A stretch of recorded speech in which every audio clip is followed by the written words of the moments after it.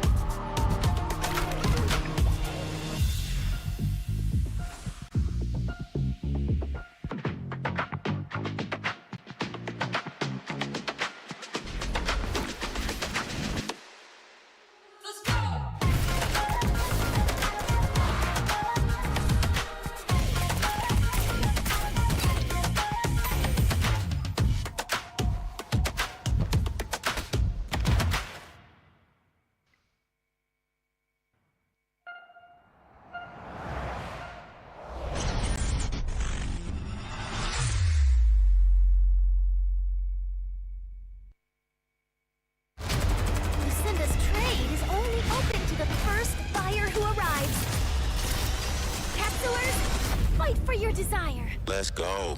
Never back down, and I never run. Coming last place, that was never fun.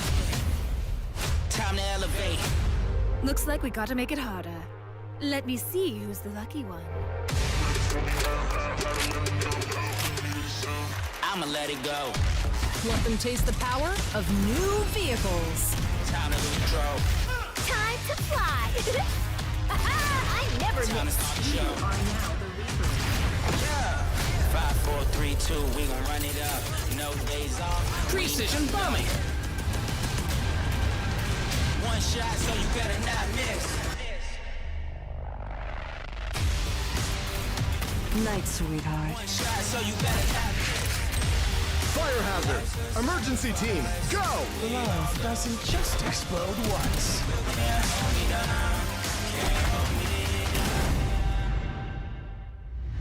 Feel the gravity of fate.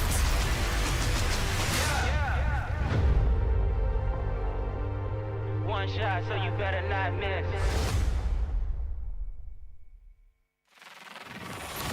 A terrifying power awakens in the dark. Machines driven by curiosity, becoming cold-blooded killers. Everything must end.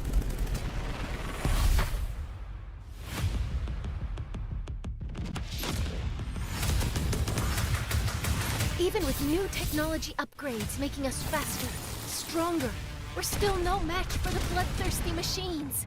But the story isn't over yet.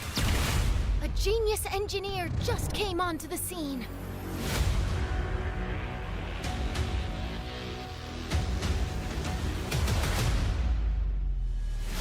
Out for the power, I'm just counting the hours. My inner beast is ready to feast. Competition's devoured.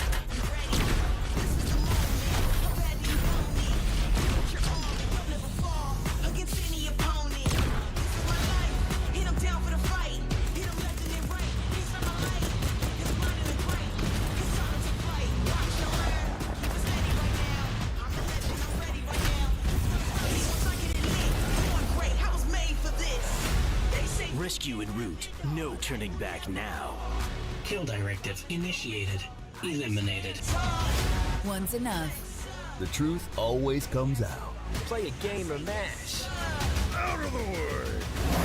great, I was made for this. Legendary. Thanks for stopping by. Mission complete. They all telling me I'm dope now. I'ma teach you a thing or two. Gotta take over the world. What does greatness mean to you?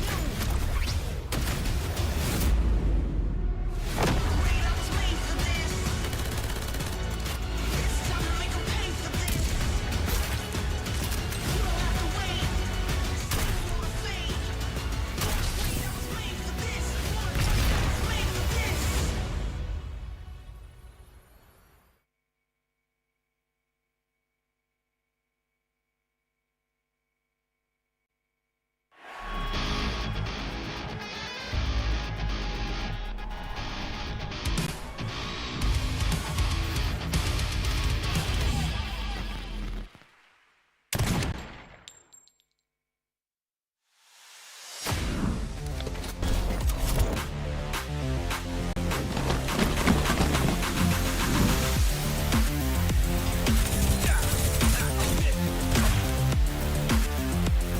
There's already a lot of fights. You have some perfect timing. They have serendipity. People just still fighting back. They're gonna move forward, and that's with a lot of the members here, and then a lot is gonna be giving.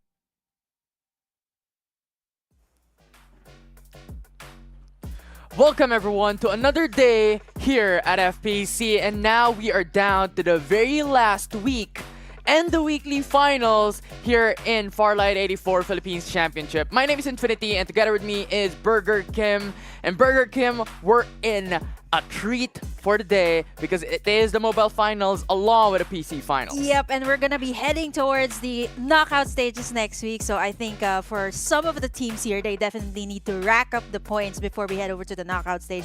But you know, we have some teams already who have stood out ever since. So we have some teams like, of course, SRN Nakage. We also have Execration and all those teams that can pretty much is on top of the list. Yeah, 100%. There are a lot of familiar names. There are a lot of new names as well on the mix as we went from week 1 up until week 4, and a lot of these teams has built their names on a lot of attributes, characteristics all throughout these 4 weeks, and I'm really excited to see like how they would perform and adapt towards the knockout stages. And also speaking about adaptation, yeah, we have just recently touched upon a new patch. Oh yeah, that's pretty interesting too. And even before the patch was released, we've seen some new types of heroes that have been used here in Farlight 84, namely Duckside. 2 weeks straight that we've seen it, and yesterday also in the semis we've seen a Duckside being used by, I think it was Beta Esports. Raul used a Duckside, and I think also Feet. What was that, Feet? No. But definitely Beta Esports has used the Duckside. So honestly, I'm looking forward to see more Sunils that has been buffed, Young as well. So I think it's very important that the teams also adapt to the new meta, because I think it's currently like, you know, shifting towards, you know, more of someone taking in front, because before we've seen a lot of Embers, right, a lot of Visionary Oceans, but yeah, the Duckside actually worked pretty well for some of the teams here. Yeah, we have seen it from last week, right? A lot of these new heroes coming into fray, and speaking of, you know, these new heroes, I'm also excited to see the likes of Bo, the likes of Young come through. But for now, let's see the tournament explainer. Farlight 84 Philippines Championship Season 1, or FPC 1, will start on August 28. This is an esports tournament focused on the Philippines region that consists of 3 stages. Here's how you can join the mobile tournament. First, you'll start from weekly qualifiers that spans for 4 weeks, from August 28th to September 24th. During this period, on Mondays, Wednesdays, and Fridays, in the afternoon and evening, there are a total of 6 time slots for your team to participate in the tournament to earn points. After the final slot on Fridays, the top 60 teams in points qualify to participate in Saturday's matches. If you are excellent enough, you can stand out from other teams and attend the Sunday matches, and eventually become the top 60 ranked teams that go to the knockout stage. In knockout stage, 60 teams will be divided into 4 groups, and each group will have a single 3-round match. The top 30 teams then will advance to the season finals. This is where the real challenges begin. Season finals for mobile tournament will be held offline and broadcasted live. The top 30 finalist teams will be divided into 2 groups. The top 7 teams from each group will enter the upper bracket, and the bottom 8 teams will enter the lower bracket. The top 15 teams will then compete in a 5-round match on the grand final day to win the total prize of $25,000 and the very first crown of FPC Mobile Champions. So, what are you waiting for? Register your team and join the FPC Season 1 right now. Don't forget to follow our official account for more detailed competition rules. Such a momentous moment for the mobile division here for Farlight 84 Philippines Championship, because it's not just about the prize pool of 25,000 USD, but also the opportunity to hoist the first ever championship title here in the Premier League of Farlight 84 in the Philippines. It'll go down in the history books as being the first ever winner of the first split of Farlight 84, which is FPC 1. So honestly, this is already worth putting in your achievements already. So I think for a lot of teams, not only is this the inaugural FPC 1, but also, you know, some organizations that have come here to Farlight 84 to build a name for themselves. Yeah, franchise teams coming into the mix. We have Naos, we have Execration, Oasis. There's just so much of these teams now coming into the open qualifiers and showing their prowess every single week. But also non-franchise teams. There are also these new names, the underdogs coming through that are really, really strong as well. And that is the reason why we were telling a lot of these aspiring teams, aspiring players that, you know what, if you want to go in, now's the time. But you know what? Before we come through, let's look at the PC explainer. Farlight 84 Philippines Championship Season 1 or FPC 1 will start on August 28. This is an esports tournament focused on the Philippines region that consists of 3 stages, and here's how you can join the PC tournament.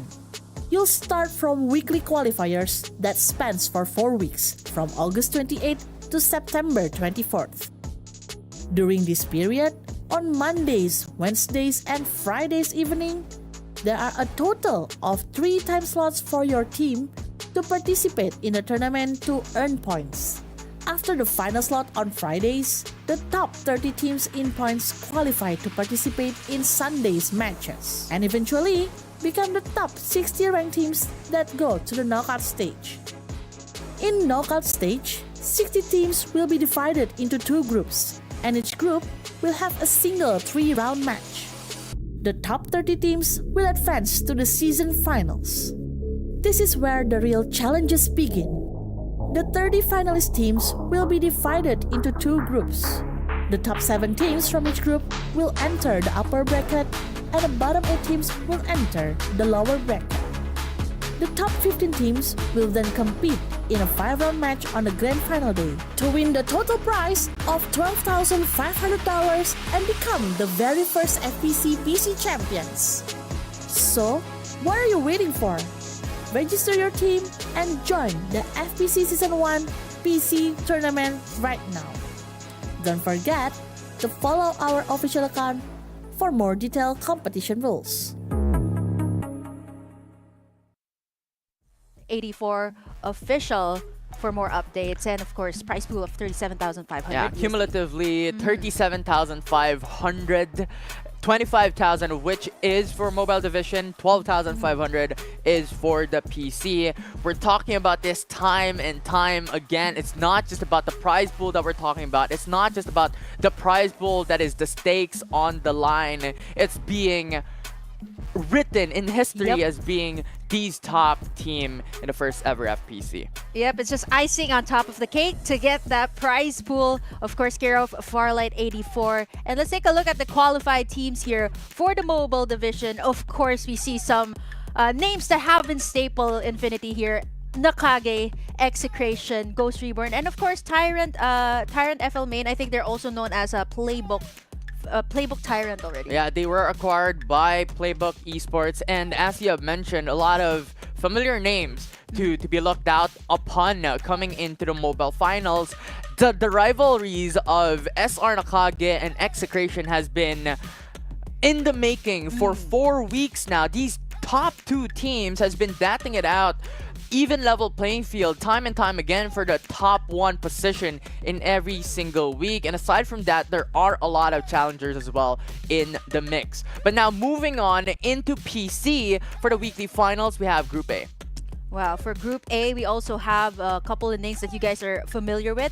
Shinigami is there, Fanboy, Hollow, Mugen Fatals as well, that has performed very well. So I think these are the teams that you have come to love in the PC division. But this is just Group A, so we're going to be having the qualified team for Group B shortly as well. So I can't wait to see these teams, especially since this is going to be the first split that we're having, right? Yeah, and not just that, you have Group B as well.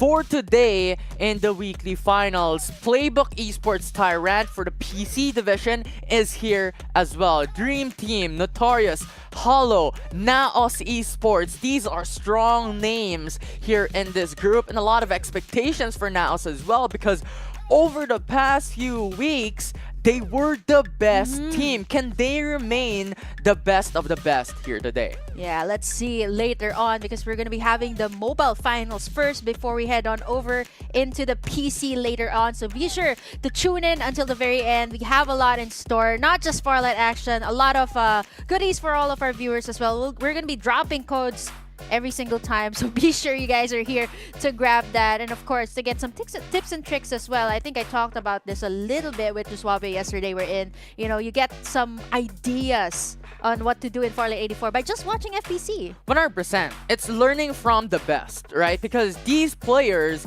and these pros are really adapting to the meta consistently, so it is the best way to refer into what can we change in our personal games, in our ranked games, in our pub games, all throughout. Regardless if you're playing on the mobile or PC division, there's a lot of learnings that we could get coming in from these weekly finals and weekly open qualifiers. Now, coming into that sort of mindset of referring to something new, referring to these pro players, we're going back into the patch notes because there are a lot of changes, not just on heroes, but also weapons. Ooh, yeah, I also heard that I think a fan favorite, the Rhino, is out. So we have actually a new gun in play. But you know what, guys? You know what else is new? Of course, you guys can get the new Maggie skin, the SR Coco Breeze skin. I believe, Infi, this is just for the Philippines, right? So just log in 7 days. Be sure to grab that skin. So just sign in every day. I'm pretty sure that's not a problem for everyone who plays Farlight every day. Yeah, just log in the game for 7 days. It's a skin specifically designed for the Philippines. It's free, so it's easy to get. So log in now and claim your SR Coco Breeze once you're able to log in for 7 days. But now going back, as you have mentioned, Rhino is out already and MG7 is coming in. Yeah, that's going to be such a big thing because Rhino was the meta for the past 2 weeks, or week number 3 and week number 4. And speaking of that, if you guys want to hear more or you guys want to know more about the meta, tips and tricks, and of course Farlight 84 action, be sure to follow us on all of our socials. That's on YouTube, Facebook, TikTok, and Twitch, of course. So don't miss out on the Farlight 84 action. Especially if you want to be updated every single time about these new patches, about updates of Farlight 84, especially here in FPC, as well as, the standings, what is happening already in the mobile and PC division. Because it's the first ever split, and I think a lot of us and even the Farlight 84 players are so happy with this. And once again, thank you so much to Farlight 84 for giving all these players a platform to showcase what they got. But we haven't finished talking about the patch, but we'll get back to that later on as we're going to be heading over to a short break first before we proceed to our first match.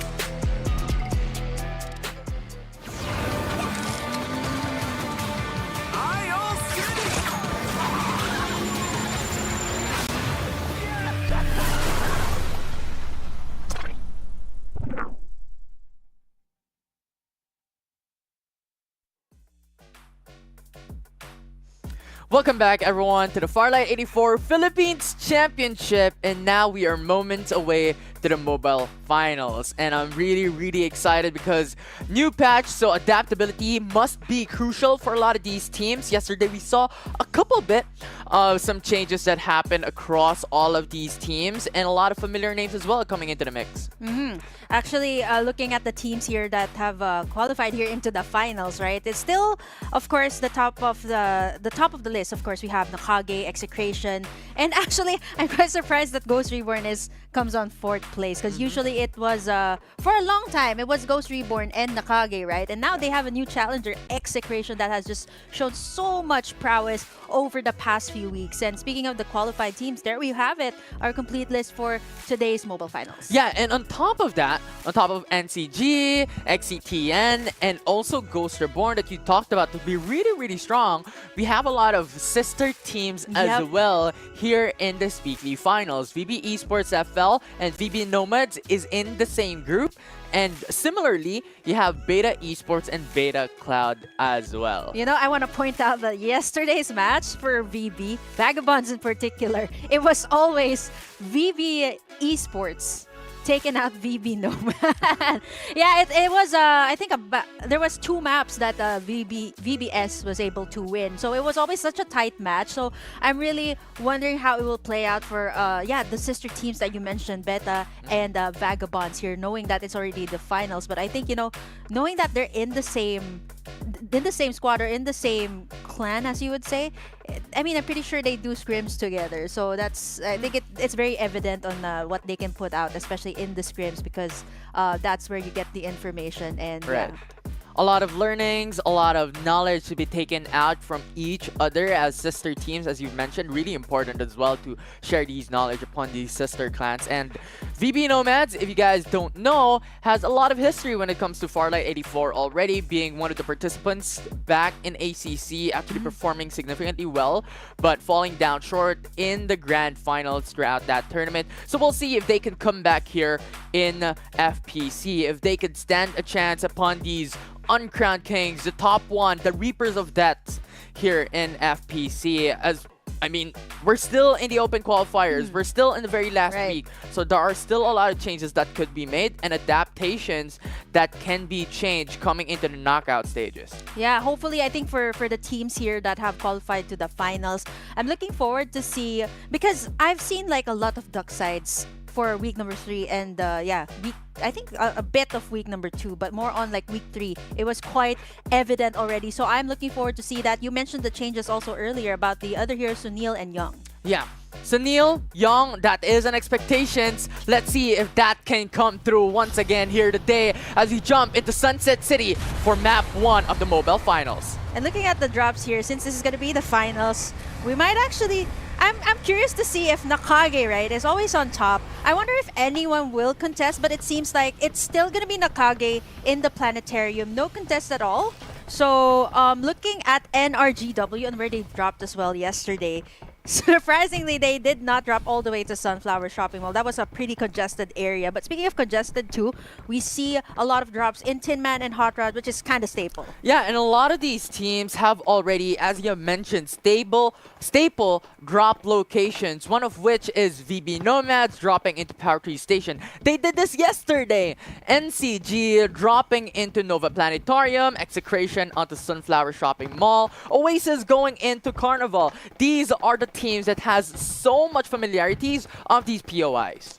Yeah, of course, this has been the thing 4 weeks straight, right? And I think all the teams who have been competing here in our weekly finals, definitely they know where all these teams would drop. And looking at VB2 here, I love Power Tree Station. There's a lot of resources that you can have, and I think the rotation is pretty much going towards like Nova Planetarium, which has also a lot of resources.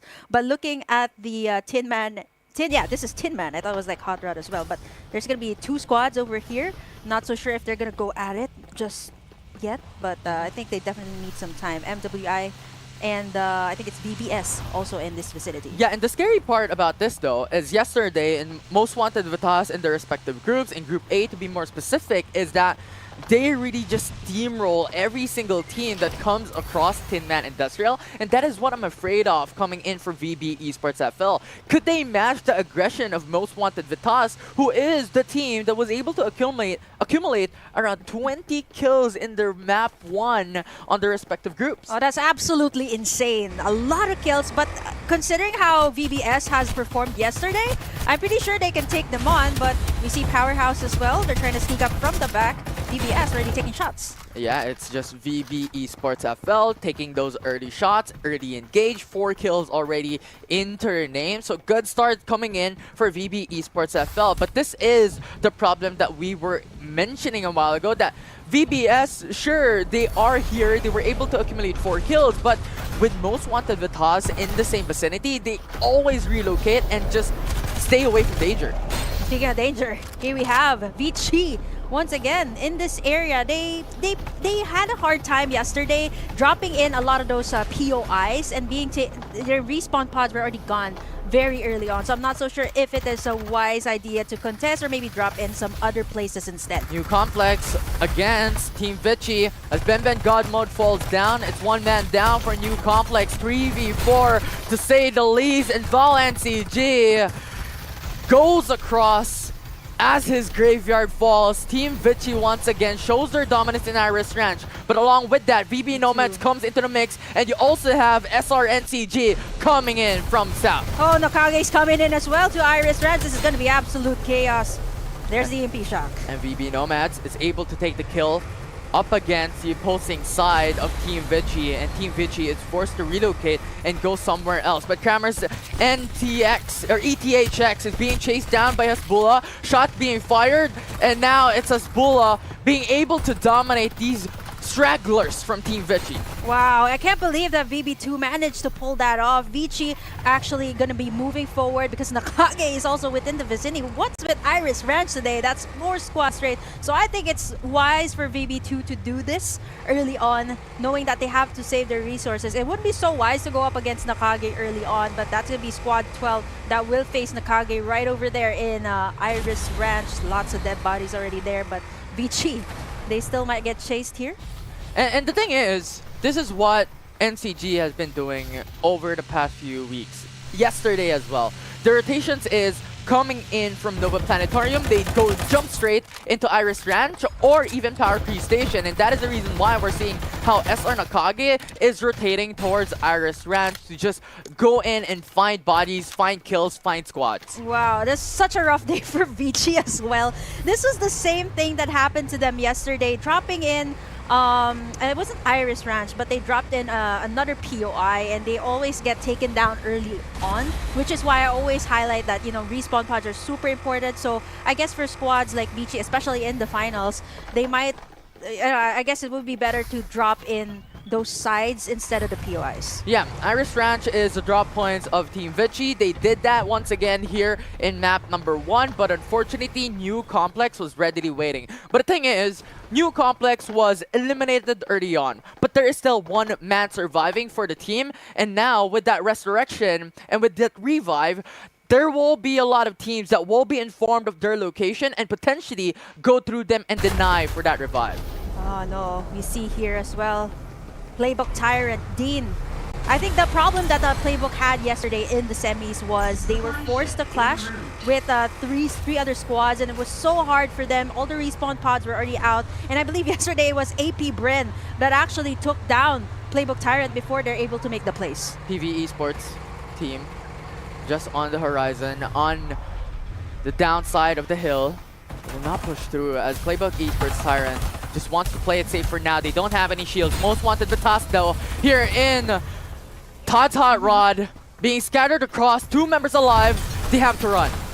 Yeah, Execration's on the other side as well. It's still not over, but Ghost Reborn takes in the kill. There's still some respawns up here, so that should be fine. But then again, you know, these are resources being taken in by Ghost Reborn early on. They are scanned, they are informed of the opposing side, but Ghost Reborn currently has level 4 shields across the board for each and every single one.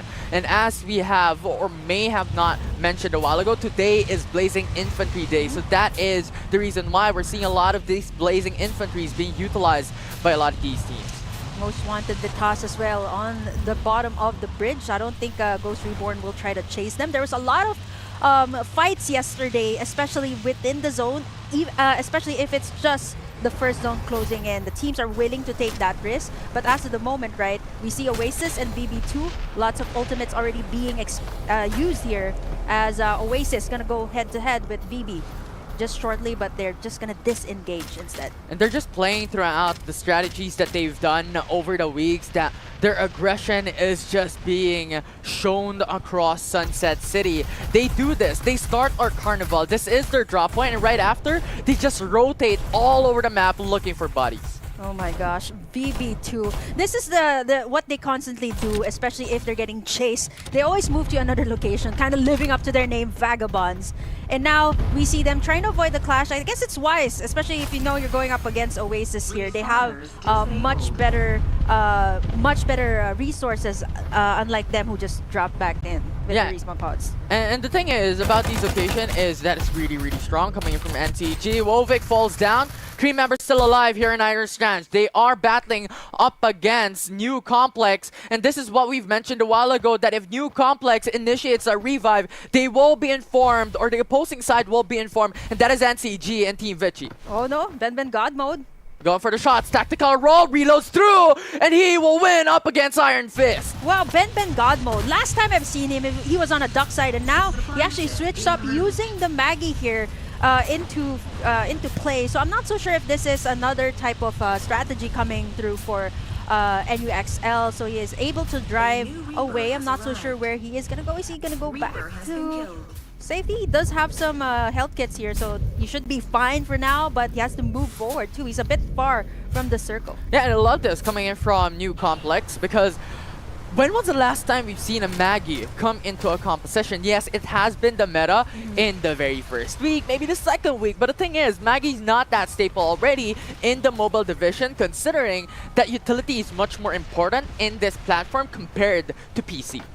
Now we see a lot of Cyphers and the Lucindas, and we see Zbeta here taking shots from afar, and so far they're trying to actually gatekeep anyone who's going to move into this area, knowing that there's going to be a lot of bridges here. So it would be wise for them to take them down before they head over to the next area. Yeah, and the thing about the location right now of Beta Cloud is that they could relocate into Tin Man Industrial or go into the northeast part of the map. So there are a lot of ways for them, and there are a lot of paths for them to relocate, one of which is Riverview Park. The big problem is that Execration is waiting on that POI. Oh man, Execration, who has topped the list ever since for the mobile division. I want to point out that Zbeta also has Lancelot in their team. So this is actually really good for their squad, knowing that Lancelot is the team captain, right? So he has a lot of experience, and he's also the shot caller. So I think that will definitely aid the Beta Esports in this situation. Beta Esports main fighting up against VBS, and VB Esports FL is just fighting in the building, going for the infiltration, but Hale with the fancy footwork will not be enough as VBS takes them down. Hot from yesterday, VBS was able to do that.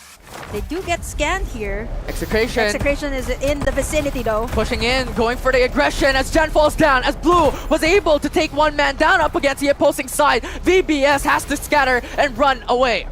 Man, all of those ultimates being put together.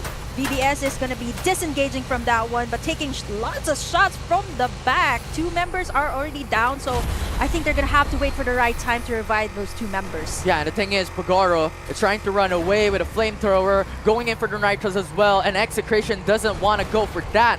But the big problem for Pagoro is that if he comes through and move forward, he's meeting a lot of teams. Yeah, meeting a lot of teams, namely NCG as well as VB2, a team that is waiting to get their revenge on their sister team. And looking at the squads here, we have 3, NCG over on the other side, and NRGW that didn't really have such a good day yesterday. Ghost Reborn right there in the middle as well. So we're waiting to see who goes in for the engage, but this is definitely such a sticky situation for squad number 4, Ghost Reborn, who's right there in the middle. Yeah, and NRG is just waiting patiently. They're playing the patience game. Time is of the essence, and NRG, if they show up, Ghost Reborn is gonna push them out, because this is the power. Ghost Reborn has the ability to just go aggressive all the time, and not giving information for them is crucial. I love how they are also giving information all across the board here for Ghost Reborn, right? Making sure that they have this area secured. And looking at BBS, they're just doing their best to drive around the area. There's only 2 of them, right? So it wouldn't be wise to go in for the engage just yet, knowing that they're incomplete. Most of the time yesterday, I talked about this with Jusuave, is they're stronger as a unit as compared to, fighting in separately. And now we're seeing them actually reviving the remaining members. That's really clever. I mean, they just bought time for themselves, crucial time as well, essential time that was able to just force another team, force Execration to relocate. But going in for those revives for VBS gives information to Execration. Yep, Execration as well moving forward here. Riverview Park is going to be such a tight area. We see EMPs already being released here. NCG hasn't made their move just yet, but Ghost Reborn, again, like what I mentioned, going to be stuck there in the middle, but they do have information. Yeah, and this was a big problem for Ghost Reborn, is that they were unexpecting of NRGW, and that just disables 2 of their members, and now Ghost Reborn is stuck in the middle of 2 teams. No, make that 4 squads if ever 12 does decide to join the party. And we see Z Beta there over on the other sides, just taking in shots and knowing that Ghost Reborn is there, just trying to make that area theirs. They aren't able to move in. There's a lot of things to consider here for Ghost Reborn. They're stuck in a situation that they don't want to be in, and that's going to be 4, 5 squads if you count Nakage, who has just moved out of that area. Yeah, and the circle is closing in bit by bit, and Beta Cloud is there in a very good position just behind the hill. Ghost Reborn with 2 members left is not in their prime and optimal spot. NRGW as well is a team that's known to surprise, and they've been camping out on that area, that side of Riverview Park. So let's see what they're going to do next. So tight. BBS falls down on the kill feed. Now 9 squad remaining into this map 1 in the mobile finals. Yeah, Repi, they're unable to do anything. They might just go for the revives later on, but Execration, this is such a good position for Macro, right? He's been gunning everyone down before they could move in. But again, this is an area that's so open for Ghost Reborn that makes it so hard for them. And we see Nakage going up against BB2 here. NCG falling down to the hands of BB Nomads. And Wovik is there as the last hope for NCG. Such a crucial moment for SR Nakage as his bullet falls down. Hartman going in for the revive, has the level 5 shield. And NCG falls in the hand of the Nomads. Nomads yesterday itching for another win. We see Execration coming in to join the party, Blazing Infantry. The uncrowned Kings once again loses their crown. Execration comes in at the right time and defeat VB2. Man, it's like the food chain coming in after that. And can you imagine NCG trying to avoid that fight with Ghost Reborn? They actually get taken down here by Execration, no other. And now we're down to our 7 squads here. It's going to be tight here in Riverview Park, and NRGW still hasn't revealed their location. Ghost Reborn, I'm not so sure how they will approach the situation, but Execration trying to wipe everyone out before they get in. And now with RP down for PVT1, 6 squads remaining into this game. It's such an unexpected moment that NCG just lost right in the middle of the game. Not even being able to get a top 5, top 3 position. Yeah, Execration, right? The team that we've been talking about. The only one that can go head-to-head here with NCG. And now, right after taking down those 2 squads, they get in the best of the best armor. That's full armor for Blue and Virus. 2 level 6 shields, 2 level 5 shields for Execration. And at this point, once again, Virus and the squad is spreading their disease in Sunset City. There's still no cure for Virus as of the moment. Still no engages as of the moment. And we see Ghost Reborn stuck again in a situation. Ben God Mode, the only one left. And he's taking a lot of damage from Z-Beta. New complex. Your last hope is Ben God Mode. But the thing is, Beta Cloud is on the horizon. NRGW can jump into that fight as well. Into the chaos if Beta Cloud pushes in. Man, I'm not so sure if Ben God Mode has anything more. He gets spotted here by Beta. And that is what we're talking about. Beta Cloud now pushing in, finding the last man standing for New Complex. And Ben God Mode falls to his grave. 5 squads remain. Man, that was such a sicky situation for Ben God Mode. Either he's gonna face Beta or he doesn't even... I'm not so sure if he knows that NRGW is within the vicinity. And now Beta is able to move in. Ghost Reborn with the last two members in the area. Let's see how they will... RFJ falls down, one man down from Oasis up against Ghost Reborn. Ludi's but down. with two members alive for GSRI, there's no chance that they go on top. And now Execration jumping into this fight as well, but a springboard At the coming in right from time! Virus. The right time, the right moment as Beta falls down one by one. Oasis is down as well, but we're down to our 5 squads, and this is such a tight area for the squads. Let's see how it will progress as Execration, they're still going at it. Ghost is gone. Beta Cloud is removed from this game. 4 squad remaining, and Execration is poised to take the top 1 placement here today in game 1. Now NRGW pushes down on Mac Pro. Ghost is gone. They are not reborn. They died here in the hands of NRG. Execration is still up. We have NRGW as well that's known to engage surprisingly, and we've seen them do that. 2 Three members squads left. alive for Execration? NRGW, now being pushed by Execration, jumps across. Araki is gone. Saito able to push him out. And now Lancelot is just trying to run away, getting to steal the hovercraft, but with He's 1 still alive. HP, there's no chance. Virus now jumping across as Lancelot falls to his grave, but now Saito is pushed out. He's gone. It is a 3v none because they will take the top 1 here in game 1. Can you see how Execration masterfully weave their hands towards their victory, coming in at the right time? And I think it's just so vital too. Before they came into Riverview Park, they were able to eliminate 2 squads, and getting in that full armor was just the signal for Execration to just be a little bit more aggressive. And you can see that in that final crash in Riverview Park, they were able to go in without any hesitation at all. And taking a look at this, it's usually Virus that lands in those final kills, but we see Blue here with 1,600 damage. Collectively, I think still it wasn't an entire effort from the Execration team. Yeah, the thing is, every single one coming in from Execration is really, really strong. Fundamentally, everyone is skilled.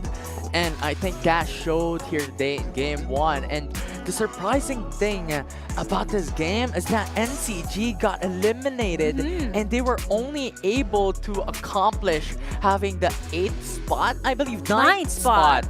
And that is just so surprising. Not being able to get so much kills is how the statement here today that, you know what, a lot of these new names and a lot of these teams can stand up to the occasion. And right after that, we see the new kids in the block, NRGW, that has been performing spectacularly ever since the last week. And can I just say, Infi, that I'm pretty sure that VB2 is so happy about this, getting to take down NCG and getting to at least have that revenge on their sister team, VBS, for yesterday's matches. Even if they were not able to go into a top 3 spot, just being able to take down one of the best teams with the rivals of Execration is already a statement to make. VB Nomads here today are just going in with Gear 6, with Nitros coming in really, really fast in game number 1. So really strong start coming in from these teams. Yeah, VB2 as well was so wise. I think I wanted to highlight that because yesterday they wasted a lot of resources, right? So I think coming into this match, they were a little bit more prepared, a little bit more calculated when going into the fights that they wanted to put out, and it's just so good. I mean, I think for everyone who placed in podium here, they're like, okay, thank you so much for taking down NCG, because honestly that would have been such more chaos actually if NCG was able to join in the party earlier. Yeah, so much things was going on back and forth from a lot of these teams. Now, you know what? For the viewers watching at home, let's look at how that occurred for Execration taking the top 1.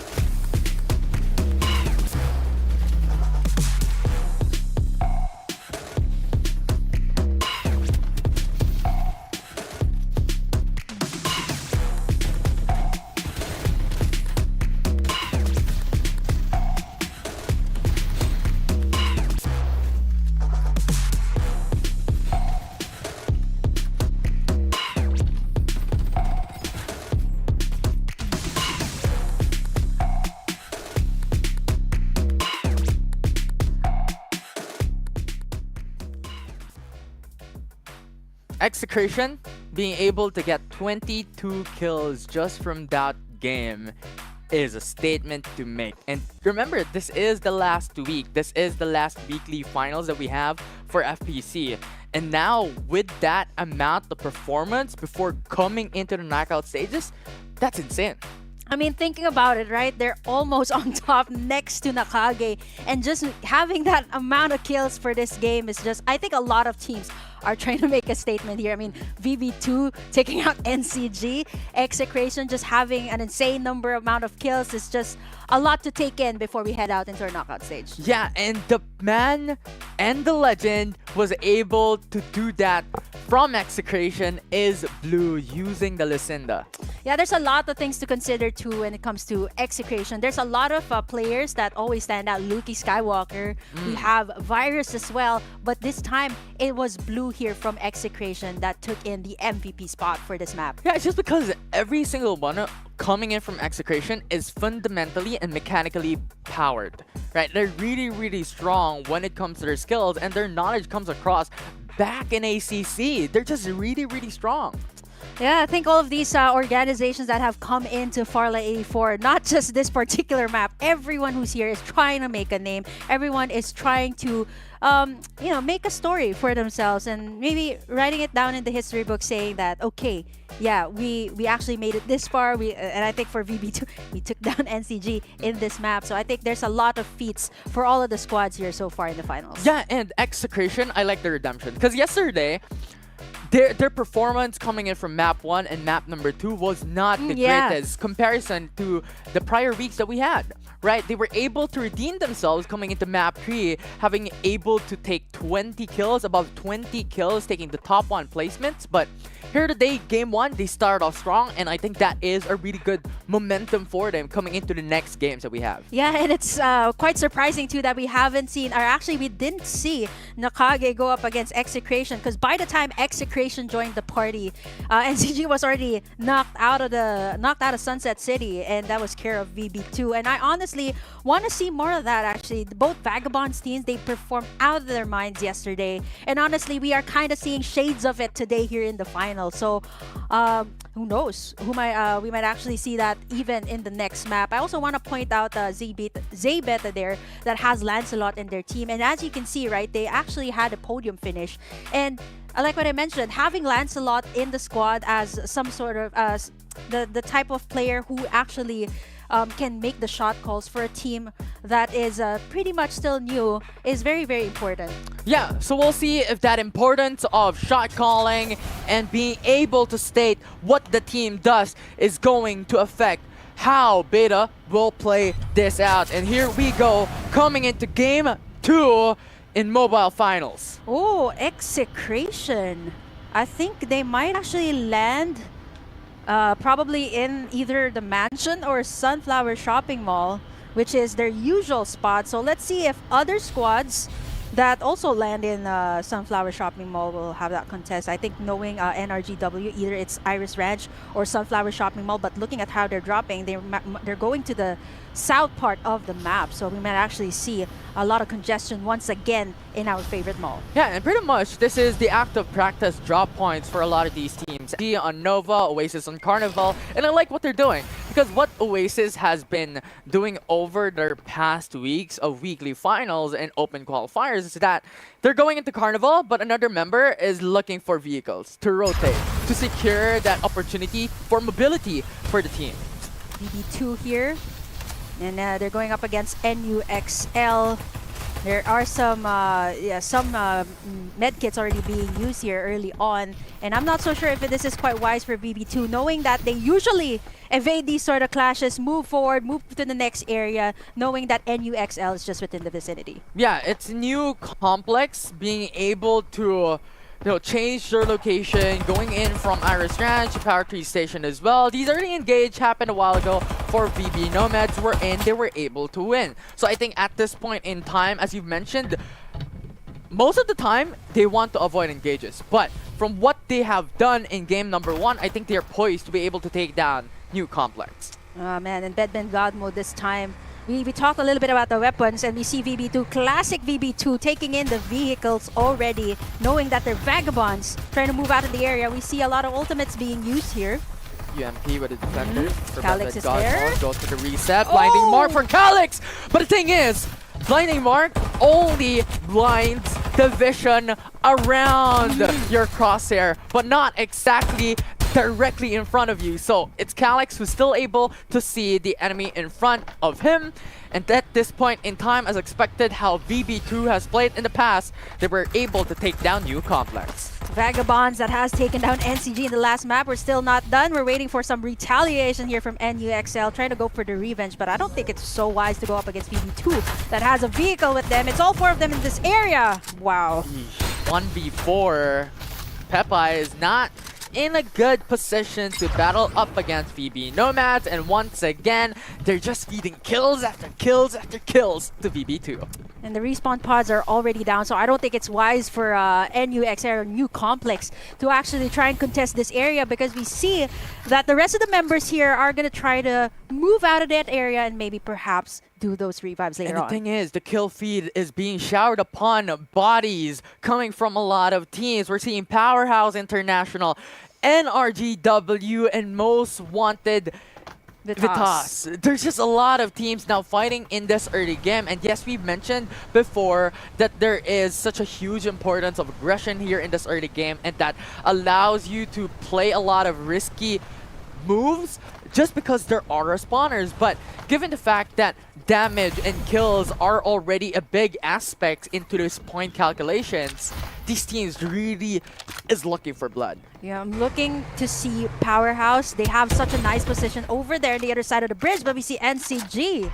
Wow, taking down the squad number 8 there, but it's still not over. There's still some respawn pods, but NCG, as of the moment, right, they have level 3 shields. They might actually head over into Execration shortly. They do spot them, but then again, it's going to be congested in this area. The rivals now fighting against each other. Blue falls down with a white dwarf coming in from Pappy, and Blue is eliminated. But respawners are still available. Execration, their rivals, they meet early on.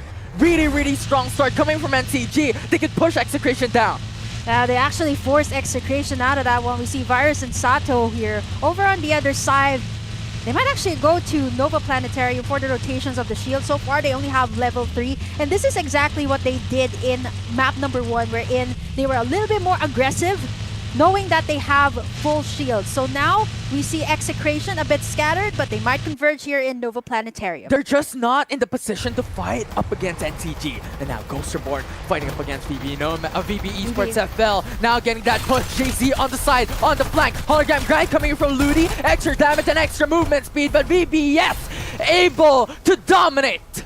Wow, the Ghost from the past being taken down by VBS. And now, like what I mentioned, Vagabonds, ever since yesterday, they've been showing such a wonderful performance. And honestly, let's see. I think they might actually gun down Ghost Reborn before they could actually dive down. So I think they should be safe. It's wise to evade VBS at this point, who has level 4 shields plus a number of vehicles. Yeah, and the big problem about Ghost Reborn is when it comes to the respective groups, when it comes to the weekly semifinals, they play really strong. They accumulate so much kills.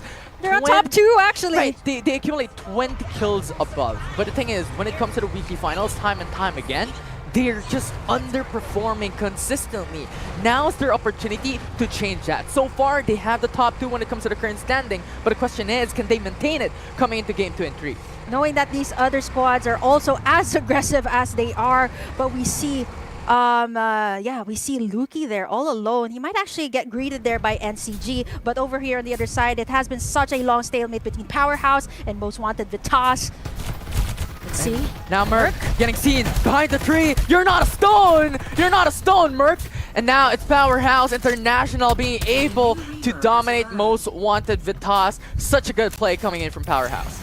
And they have pretty much they've pretty much sieged this area in Todd's Hot Rod. And I'm not so sure what the idea there for Most Wanted Vitas was to go in separately, because, I mean, pretty much Powerhouse is in this area, so I'm not so sure what their their approach was in that situation. Yeah, and the thing is, I believe it was Merc who was alone in Todd's Hot Rod with the rest of the crew from Most Wanted Vitas just on the north of Todd's Hot Rod. So they split when it comes to a 3-1 type of play and type of setup. And that is the reason why Merc was just long gone before the fight even occurred. Yeah, squad number 6 and 7 here in this area. Vici, that was eliminated early on. They might find Beta Esports here. They're going to be rotating towards the other area, but we see as well Beta and Playbook Tyrant within the vicinity. Let's see if Vici will join the party. Yeah. Although Team Vici did not go for that push and did not go for that engage, the reason why is that Iron Fist was not available. It was another team or another member as well who was gone from that fight. So basically it was 2 versus the world if ever Team Vici pushes for the engage. Yeah, 4 and 6 as well. Vici on the other side. I'm not so sure if they're going to go for the engage. They're just avoiding as much as they can as of the moment. And we see them getting scanned. So if ever, whoever takes down Vici will get the best of the best armor there. They're already on level 5. And we see PVT1 as well. 2 members still alive, waiting for the respawns. But we see Ghost Reborn over on the other side going against Vici. Ghost Reborn now pushes in. Only 3 members left coming in from Team Vici. But the thing is, it is really, really difficult for them as the long shots coming from the invader. Koya Jess is making the miracle happen. No more shields coming from Mac Pro. But the thing is, they still have the better shields. They still have the better gear level coming in from Team Vici. So this 3v4 is an even level playing field regardless of the shield advantage for Team Vici and a numbers advantage coming in from Ghost Reborn. I love what Vici is doing. They're shooting from the other side, but Ghost Reborn knows that very well. They're actually going to be disengaging from that one. They have information though.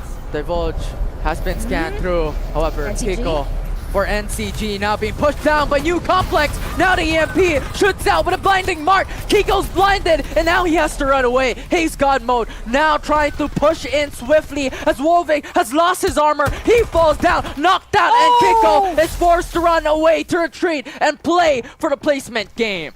Wow, they actually separated NCG there. I'm not so sure if the other one will be able to make it out. Majo running for his life as NU Complex was able to take that one. I think Wolvik has to wait this one out. It's going to be hard to go to this area because NUXL just secured that one as Majo. I'm not so sure if he's going to get spotted. He actually leaves the vehicle. And it's so surprising. Their underperformance coming from game 1 here to game number 2. It just goes to show other teams have been stepping up too. Yeah, they're always uncontested. And now it seems like they cannot play up against these new teams in the mix. My goodness, NUXL, this is what AP Brand was doing in yesterday's semis, wherein they were just waiting in the area, making sure that NCG cannot come back for their fallen comrades. And now Playbook Esports Tyrant has positioned themselves on the southwest of the Sanctuary Tower. So far, they will be the gatekeepers coming across for Squad 6, Squad 4, and potentially Squad number 5 as well. Now, NRGW fighting up against PVT1, but the thing is, there's just 3 members left from that fight, and with NRGW having a numbers advantage, it's just an easy peasy time for this team.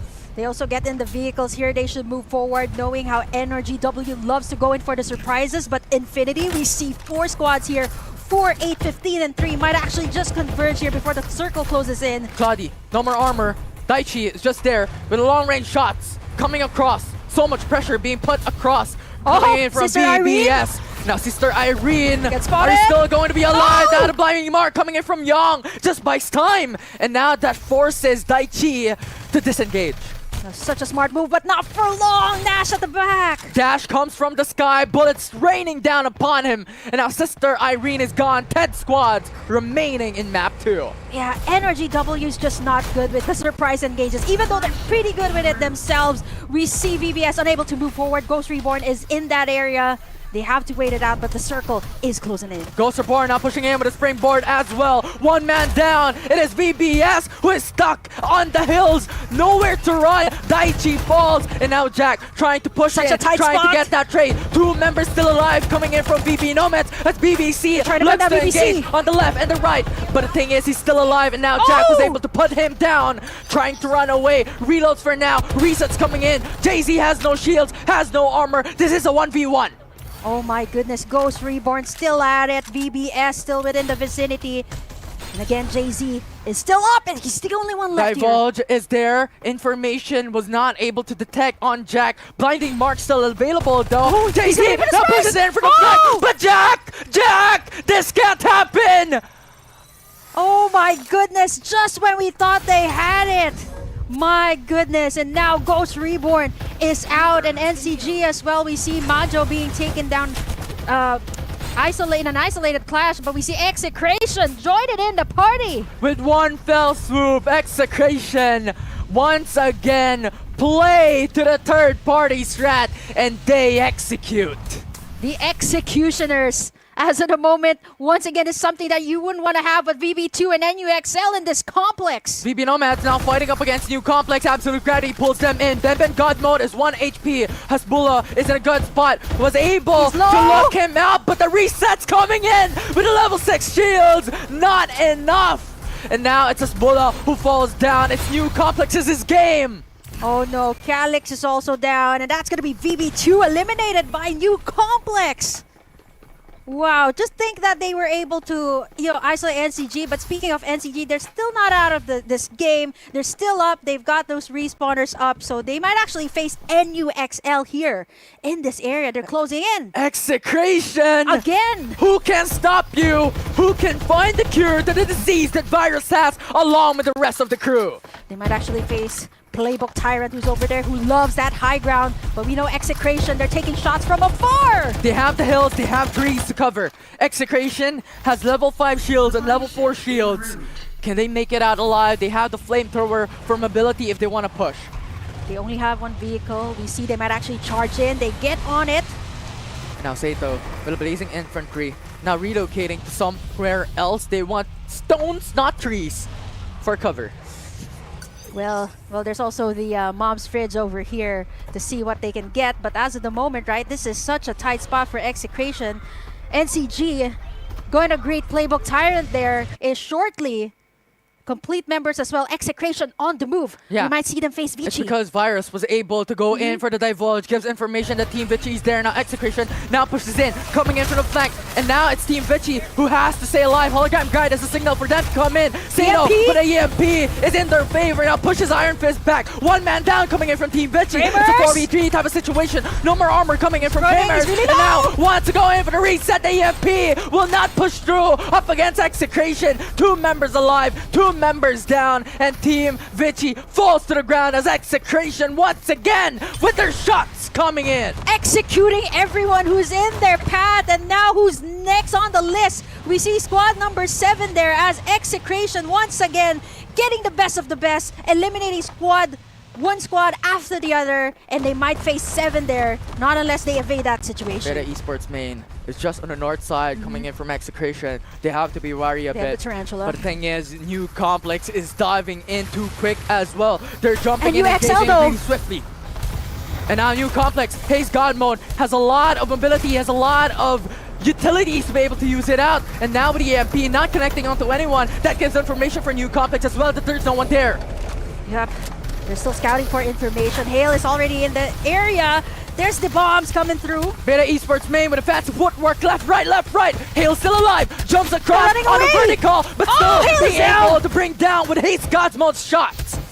No more raining down for the side of Beta Esports. They're actually forced to disengage. Beta was still able to take them down, but the thing is, Execration is just around the corner. Now pushing in, information is provided, and Beta Cloud falls down with Execration once again, executing them live. Oh my goodness, this is so bad for the last few teams remaining here. 3 squads, Playbook, 10, and Execration. Now it's all up to Execration, who has again the full armor before we head into this final circle. Now Playbook Tyrant. There's only 2 members here of NCG. Behind the hills. NCG 2v4v4. Not gonna make it out when it comes to these 4v4 fights. They have to wait for Playbook Tyrant to be able to fight Execration first. And Execration at this point is on a precipice of success to take the top 1 placement once again. But the question is, can Playbook Tyrant do the miracle? Can they be the cure of Execration's disease? So far, we haven't seen Playbook Tyrant make a move just yet, but we might actually see Execration. Having that information, NCG gonna be moving forward. Let's see how this will happen as Execration is ready to execute another day spot NCG! They're going on to the north, off the safe circle, off the safe zone. Execration has information that Kiko is just around the corner as well. NCG just hoping and clinging to the opportunity to stay alive for longer, to play for placement ranks, but Playbook Esports Tyrant is also here to play. Sato able to put out the nades. Dollars falls. Oh my goodness, Dollars! One of the main players here for squad number 10. Alongside Dean, but fortunately enough, Dean is still there. They can move forward. NCG, they're a bit isolated at this moment. Virus now going into push. There's just one way for them to escape. Virus now being pulled in by the absolute gravity as he falls down, but a 2v3 is still not in favor for Playbook Esports Tyrant. Dean is still up. Will not be able to do the miracle. 3-member staff coming in for Execration. This is a 2v3 as NCG pushes them down. Looking Skywalker is gone. Kiko being able to do the impossible. And now NCG going for the revive on Majo, 2v2 type of situation, but even level playing field for both these teams, the rivals in FPC. Oh my gosh, it's a 2v3 situation. It's only Majo and Kiko left. Execration with the numbers advantage here. Execration was able to go in for the revive, so a 2v3 type of situation. Yep. NCG is on a disadvantage, jumps across the hills, but Execration once again tops NCG. The Executioners! And this is what we were waiting for, Infinity, in the last map, and we finally got it. I'm surprised NCG was able to hold out that long. Props to Kiko as well, but Execration, with the numbers advantage, was still able to get the win once again. The Executioners, the Exterminators, whatever you want to call them, they still stand on top. 20 kills again! The top 1 team on FPC, uncontested back-to-back top 1 placement in Week 4 finals. You see other members here of Execration stepping up. Usually it's Virus and Luki. And now we see Execration. Once again, this team, who can stop them? There's just no one. No one can stand in their way. Virus with the disease, Luki Skywalker with the force. It's just a combo that no one wants to fight against. And looking at the standings here, we see actually Oasis that has such a rough day yesterday. On the bottom of the still a rough day. Yeah, rough day. I mean, it just carried over. Hopefully, we still have one more map, Infinity. Let's see what they can get. Honestly, Vici and NRGW, they always fall short if they get caught in by surprise. But now we finally see NCG here on the podium finish. That was probably, it feels like the grand finals for me. A 2v3 situation between Execration and NCG. What more can you get only here in the weekly finals of FPC? And the thing is, the big problem that NCG has been facing when it comes to map 1 to map 2 is that in the middle of the game, they're just being eliminated. And yes, they are not completely gone and out. Similar to game number 1, they were able to take the top 2 placement here in map 2. But the thing is, it was a 2v3, it was a 2v4. It was not in their position to win. Yeah, and it was also very hard wherein they got taken down in the outskirts of Riverview Park. I think they wanted to go for the revive, but it was NU Complex just pretty much gatekeep that area, making sure that NCG isn't able to go for the revives. I think that was one of the problems that they had. They were so scattered. There were almost times that they got caught, but they managed to make it, right? But then again, you know, with the numbers advantage, what can we do there? Not unless you have a Rhino. Yeah, and that is their biggest question now. Their biggest mystery is that, do we still play it aggressive? Because NCG, when they do play it aggressive, they lose their members or they lose the game. In the middle of these fights, game 1 they underperform, game 2 they redeemed themselves back a bit. Maybe this time around for game number 3 they can snatch away the top 1. And of course, Infinity, we just have to check out what happened in that match as we bring you guys the highlights for map number 2.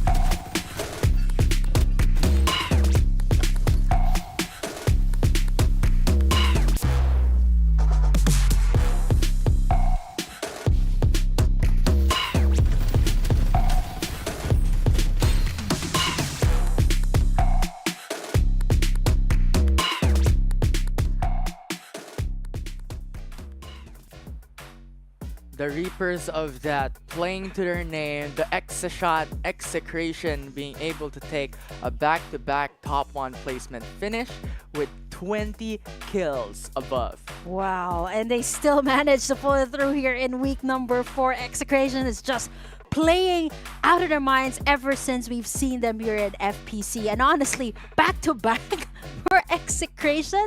And I honestly love that last map. They were finally able to go up against NCG, but not the full NCG. And I think that is always the problem of NCG as well. Again, a lot of them are forced to either isolate or, disengage from that clash. But of course, we have to see the MVP for this match. It is Sato of Execration. Yeah, Sato with 1.3k total damage, 6 kills to his name, so much potential. And this is actually the new power of having a Sunil. The extra minor damage buff that it provides for the whole squad is actually massive when you think about it, because the minor damage boost is considering onto each and every single bullet, and just it stacks on top every single time. I think it just worked so well in that final clash between NCG and Execration. You've seen that come into play, and honestly, I think this is probably one of the best as well for Sunil users, even the other heroes that have been buffed. So we look forward to see more of them in the upcoming maps, in the upcoming stages here in FPC. Yeah, it's such a great sight to see. And now the biggest question, can Execration do the first ever 3-peat back to back? We haven't seen that yet, right? Ghost Reborn was close. Okay, yeah, close enough. Yeah, close enough. They were really, really close from their respective groups. But the thing is about Ghost Reborn is that they are always underperforming in the weekly finals. And Execration right now is on that path to go for the 3-peat. I think the hunger is just there for Execration, right? Coming here into FPC. And it's just good to see this, right? You see other teams like stepping it up, not just the Uncrowned Kings NCG, but we see Execration still in their tip-top shape. Let's see if they can actually win this last map, because it seems like that is going to be the case. 20 kills? Come on. And the pattern is, across that whole game for Execration, is they always fight as a third party into that too. These engagements, right? Because they always come across wherein there were 2 members left, there's no time for them to reset, there's no breathing room, and that just enabled them to get so much kills and loot. Yep, the loots are super important, and that has been the pattern for Execration, even in map number 1, right? Coming in at the right time and knowing how to, engage, getting everyone at a situation where in they're the lowest, they don't have any armors, and that is it. I think other squads have to watch out for that, particularly NCG. Do you go in for the engage early on with Execration, or do you just wait it out until they have their full armors, they have their full loot? Because most of the time, you've seen it in map number 2, complete full armors for either 1 or 2 members of Execration. Yeah, and the thing is, I believe NCG was trying something new coming into map 2, because looking back into map number 1, NCG, as always, dropping out the Nova Planetarium. But in game 1, they rotated on top. They rotated onto Iris Ranch.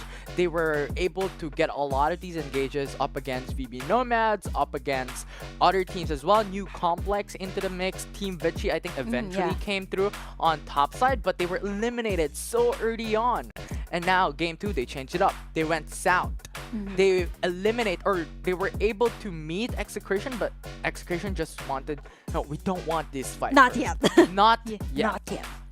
Yeah, but honestly, I think you did point it out, right? That they're trying something new. They went north then south. I'm not so sure if they're gonna try to go east at this point. Possibly. That could be another strategy, because these weekly finals, it's always the top of the top, right? The best teams here fighting in the final. So I think it's a risk that NCG is willing to take. Yeah, and now the big problem about that, if NCG goes east, is that they're gonna meet Oasis. And this happened already way past in the couple of weeks ago. I think it was week 2 when it was NCG and Oasis is in the same group, wherein NCG went to go to Carnival, but they were eliminated by early Oasis. on by Oasis. And that is the reason why they're now always consistently rotating on north and south part of the map, but right now it's not taking effect.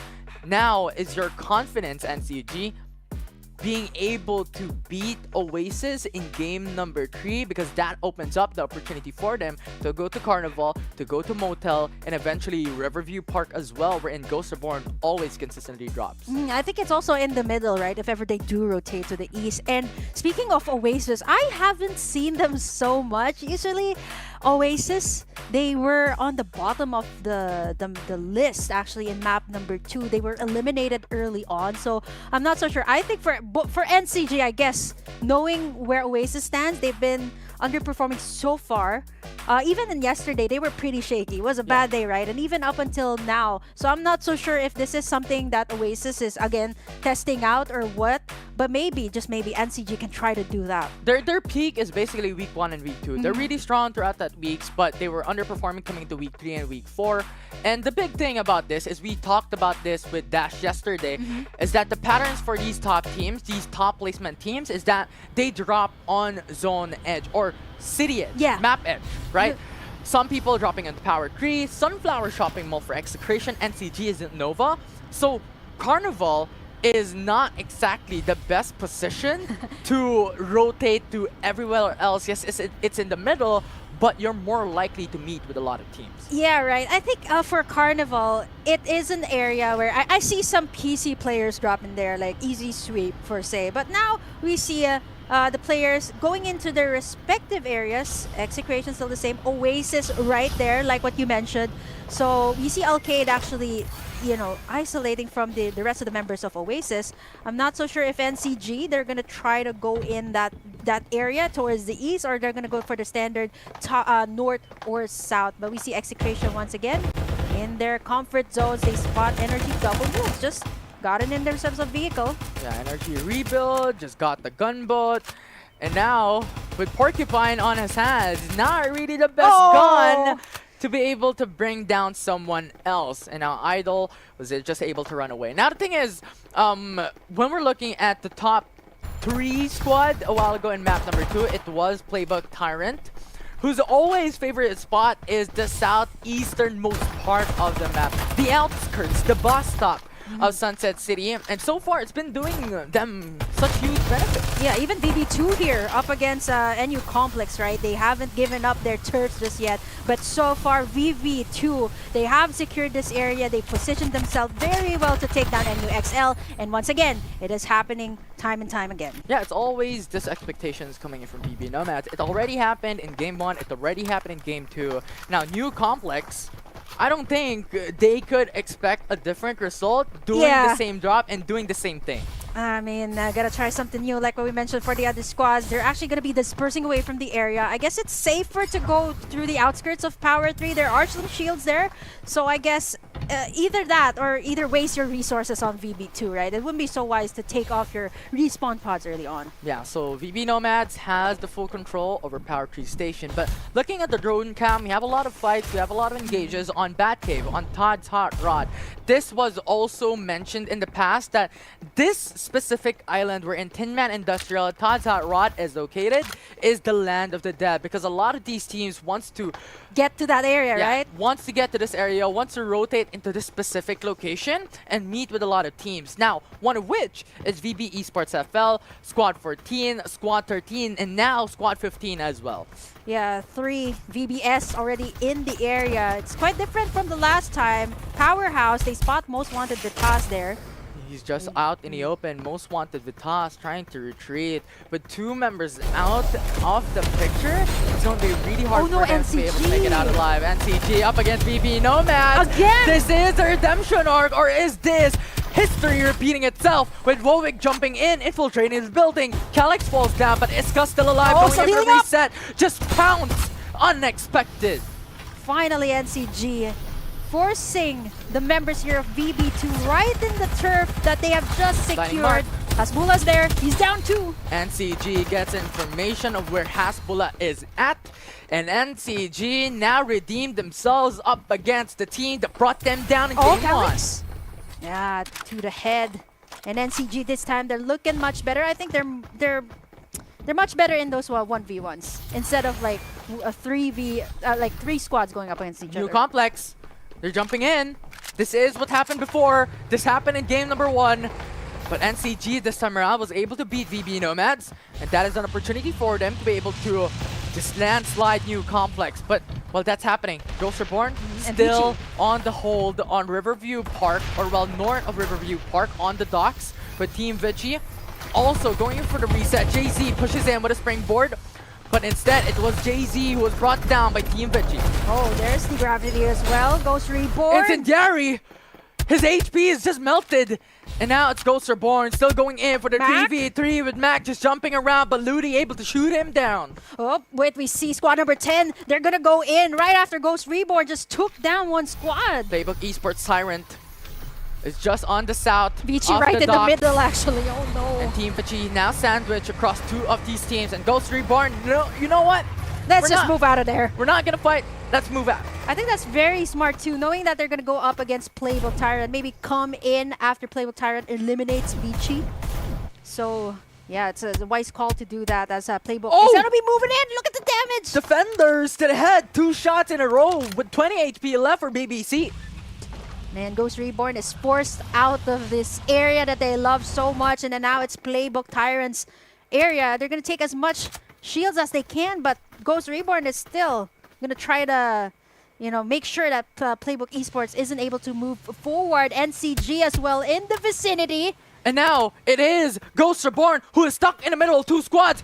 And now they have to move. They have to relocate themselves because Playbook Esports Tyrant is on their backs and NCG is on their front. They cannot fight on all ends. And now Ghost Reborn with a hologram guide enables them to move out of the way. And Ludi now jumping across, going in for this fight. Absolute Gravity coming in from Playbook Esports Macro's Tyrant down. as Macro falls down, coming in from Ghost Reborn. NCG is just on the edge of this fight as well. They have sights on Astra with no more armors left. They have to reset. Oh no, Dean as well gonna try to go for it. Pabi still alive, will Dean not is be low! able to be He's taken down. down by Dine. And now NCG has the better lead. Kiko jumps across with a springboard. Good response coming in from NCG as they now eliminate another member from PBE Tyrant. Oh no, Majo. We see VBS as well in the vicinity and Ghost Reborn. That's 4 squads in the area. Team Vici is on their rights, but Squad 4 is on their left. It is third party central. Now Jack is blinded with a blinding mark, but Kuya Jess is still fallen down as Jack shoots him down. Now Team Vici wants to stay away for a bit. Jack going in for the resets. Mac able to shoot down on Jack. Falls down, knocked out. VBS, they might get sandwiched here by Playbook as well as NCG. Depends on who wants to engage first. But wow, everyone's playing out of the zone here. Not so sure if that's going to be a wise call, but NCG, they know that VBS is there. 3 members left coming in from BB Esports FL. NCG has 3 members as well. Even level playing field for now. But now with the revives coming in from NCG, their full member squad is in the game. 11 kills already to their name. This is the moment that NCG is waiting for. The redemption arc that they have waited on 2 maps. And now they're taking shots onto VBS at the back, making sure that they can't move forward. They do have the vehicles, but NCG is approaching this very, very wisely. But, VBS is doing the same, taking pot shots at them before they head over into the circle. They grab in their vehicles. They might actually charge in to NCG, but you know what? VBS is just going to avoid all of that. But the thing that we have to remember is that VB Esports FL has the advantage when it comes to shields. They have level 5 shield on Pagaro, level 4 shields across the board for 3 members. But they are still in the danger zone. Yes, even NCG, right? I think NCG is just waiting for VBS to make the move. Yeah, and now we're looking at Beta Cloud having to fight up against BBT1. The blinding mark is there, but not enough. Lancelot is down. NCG able to bring down the IGL of Z Beta. PVT, we see a Repi. 3v3. Now Shua jumps across over the hill. Absolute Gravity pulls down on a Rapey. They have to jump across over the hills, but on his back, it's Shua who brings him down. They're still saying the devil there for PVT. I say the devil, still alive, coming in from PVT1. He's the only one left. Shooting cross, far away. And now it's 1v1. It's Shino up against Sane, the devil. Can he eat him alive? Can he tempt him to fight this fight? It's a 1v1 hiding behind the gun, but the EMP is there, and Shino can't do nothing. He jumps, but Sane the devil eats him alive. The devil from yesterday's match pulls it through and manages to revive his remaining members. Nicely done. The timing was right. The EMP and Shino had nowhere to go at that moment. And now, PBT1 able to dominate that fight. And so far, looking at the current standing, Wow, Execration 72 for Execration. as expected, with 20 kills from Game 1 and Game 2, top 1 placements across the board. They accumulate 71 points. A lot of stakes on the line for the rest of the teams, and now NCG infiltrating the building, able to put down PBE. Powerhouse in the vicinity as well, and NCG, they're looking to get in another top spot here because so far they're falling short. Powerhouse as well. Gonna try to go in. NCG, they're in very close proximity. 15. They're quite isolated here, so I'm not so sure how they will approach the situation against NCG. Now, they split across their team on a 2-unit rotation, with 2 members looking and getting information coming from NCG, and the rest of the crew going in to Iris Ranch as well, potentially getting that spot to gatekeep NCG's rotation, going into the safe zone early on. And now Chips, now going in for the loots, going in for the spoils of war. Yeah, actually Powerhouse, they're isolated here, right? So Chibs has some information that NCG is actually going to go to Iris Ranch, but on the other side, PVT and Oasis in Nova Planetarium. Let's see if they can beat down PVT1. Now the hologram guide already casted out, extra movement speed, but the damage after the gravity pulls down on PVT1. No more HP for Kurumi, and now 3v4 situation. PVT1 is on a disadvantage, and PVT1 got erased by Oasis. Oasis coming in from Carnival, and now they take down PVT1 here in one fell swoop. Get in the loots, and now they're on level 5 armor before they actually converge over there to the north side where NCG and squad number 3 is at. Now, VB Esports FL has the position onto the south part of Power Tree Station. This time around, it's Oasis who's still alive in this game with 8 squads remaining. They are poised to match up against the best teams here in this weekly finals, with NCG and Execration still in the game. VB Esports FL, top 3 squads here in week 4 finals, still alive, and gatekeeping Oasis to come into the safe zone. Yeah, I mean, if Oasis manages to take down VBS there, that's going to be a lot of armors for them to take at the situation. And knowing that Oasis, they haven't been performing so well, and now Powerhouse, this is what I was saying, they're going to have to face NCG there. Even though they didn't have they had the information, they tried to go in for a 1v4 rather, so it was a very difficult situation. Looking at this, we now have our last 7 squads here. Beta actually knows that VBS is in Powerhouse, so let's see how that will pan out. As NCG, they might actually face squad number 8 here. Yeah, and Oasis as well. Now swiftly going in onto Carnival. They know that someone is there. Energy W is now in danger with the incendiary bomb. HPs. Xiaolongbei is gonna go in. HPs of NRG W is falling down, melted out. Xiaolongbei able to eliminate 1, but there's still 1 more member alive. The danger zone is now closing in. Huge damage across and ticking onto the danger zone. Xiaolongbei has to move soon. Yep, he has to, but at least they were able to take down 1 member there of NRGW. There's still the possibility for the revive. NCG in that area. Has sights. Oasis. Has sights on Oasis, has vision and information coming through. And now Wovik goes through with a hologram guide in front. They're able to take down 1, but it's a 1-for-1 trade. It's 3v3 now. Oasis now fighting with absolute gravity with Xiaolongbei. It's a signal for them to come in. Kiko is gone, but Xiaolongbei is traded out. It's a 2v2 now. Even level playing field coming from Oasis and NCG. Poppy going in behind the tree, trying to hide, but Alcade with his shots from behind, but still able to bring him down. A 2v1. He's gonna go Majo trying to miracle to make it happen for them to win it out. But Majo in the end falls to the ground. NRGW comes in a mix with the third party into this fight with 19 kills already for Oasis, still trying to stay alive. Alcade with the 1v1. Knights will be victorious.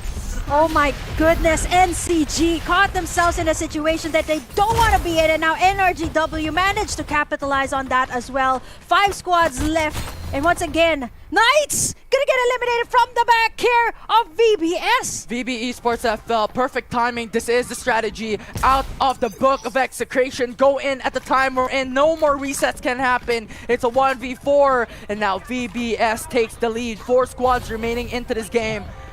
This is going to be such a crucial moment. A lot of stakes on the line when it comes to point accumulation for every single one that's left in this game. You haven't seen Execration just yet. We see them in this area, VB2 as well, and Beta on the other side. So there's the loot. I'm not so sure if Execration will try to take it, but they might actually try to have that surprise up against Beta Esports, knowing that they have been they have secured in the last 2 maps. So let's see how they will approach this situation as Beta is not willing to let go of their position. Beta has to be worried. 3 is there as well. Has to be wary of the right flank. VB Esports FL is fast approaching as well. Level 5 shields across the board. 4 squads left. Squad number 3.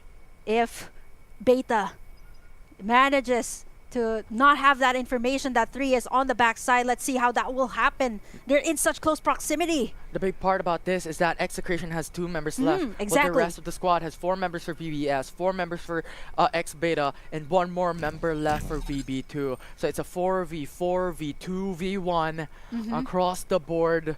But Execration doesn't know where Iska is at.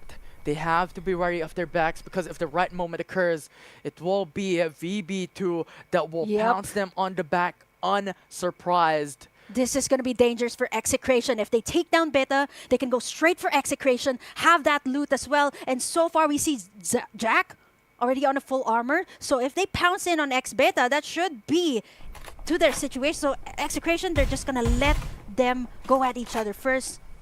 2 divulge already used. X-Beta knows the information where VBS is at, and similarly, VBS also knows the information of where Beta Esports main is at. So this is currently a battle of patience, as you still have 20 seconds for the danger zone to close in on the final position. Yeah, Execration, I don't think they're willing to risk that move on trying to go into X-Beta, but we see VB2. They're slowly moving in this area, outskirts of Power Tree Station. As we see, they're going to try to siege in Beta, but wait, hold on. Will they try to go for Execration first? They see Execration. Yeah, they do. Now Blue's armor 2 is members gone. left. Blue's armor is gone. VB Esports FL still has to be wary of X-Beta because if they commit onto Execration, Beta could come in.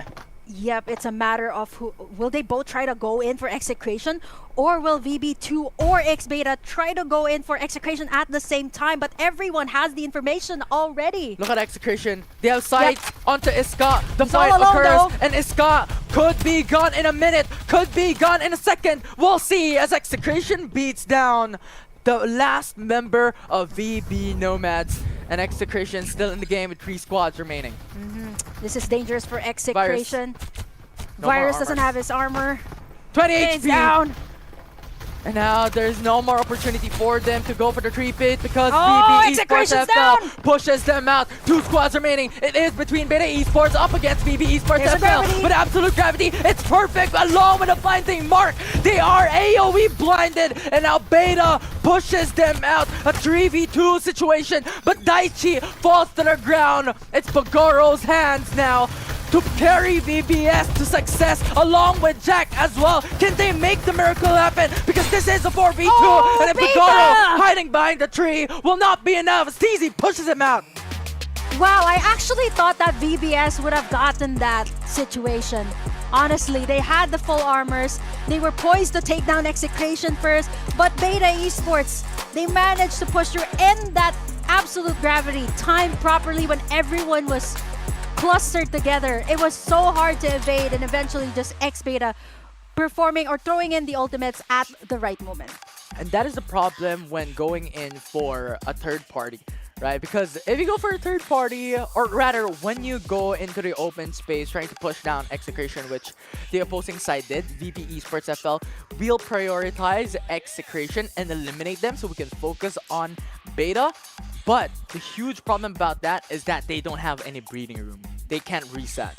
And Beta Esports just did that perfectly. Third party. And I think for VBS, they also weren't so sure if they were going to go for Execration first, take down the Kings of the Hill, or they take down Beta. And Beta was just, you know what, you guys do your thing. We'll just jump in at the right moment. And yeah, VB2 only had Iska left, so that wasn't much of a problem for anyone. Yeah, and the biggest thing about that, I think, is that VBS is on a decision-making type of thing. Situation, right? Wherein if they go into Execution, yes, they eliminate Execution already out of the game, but they have to be wary still of Beta.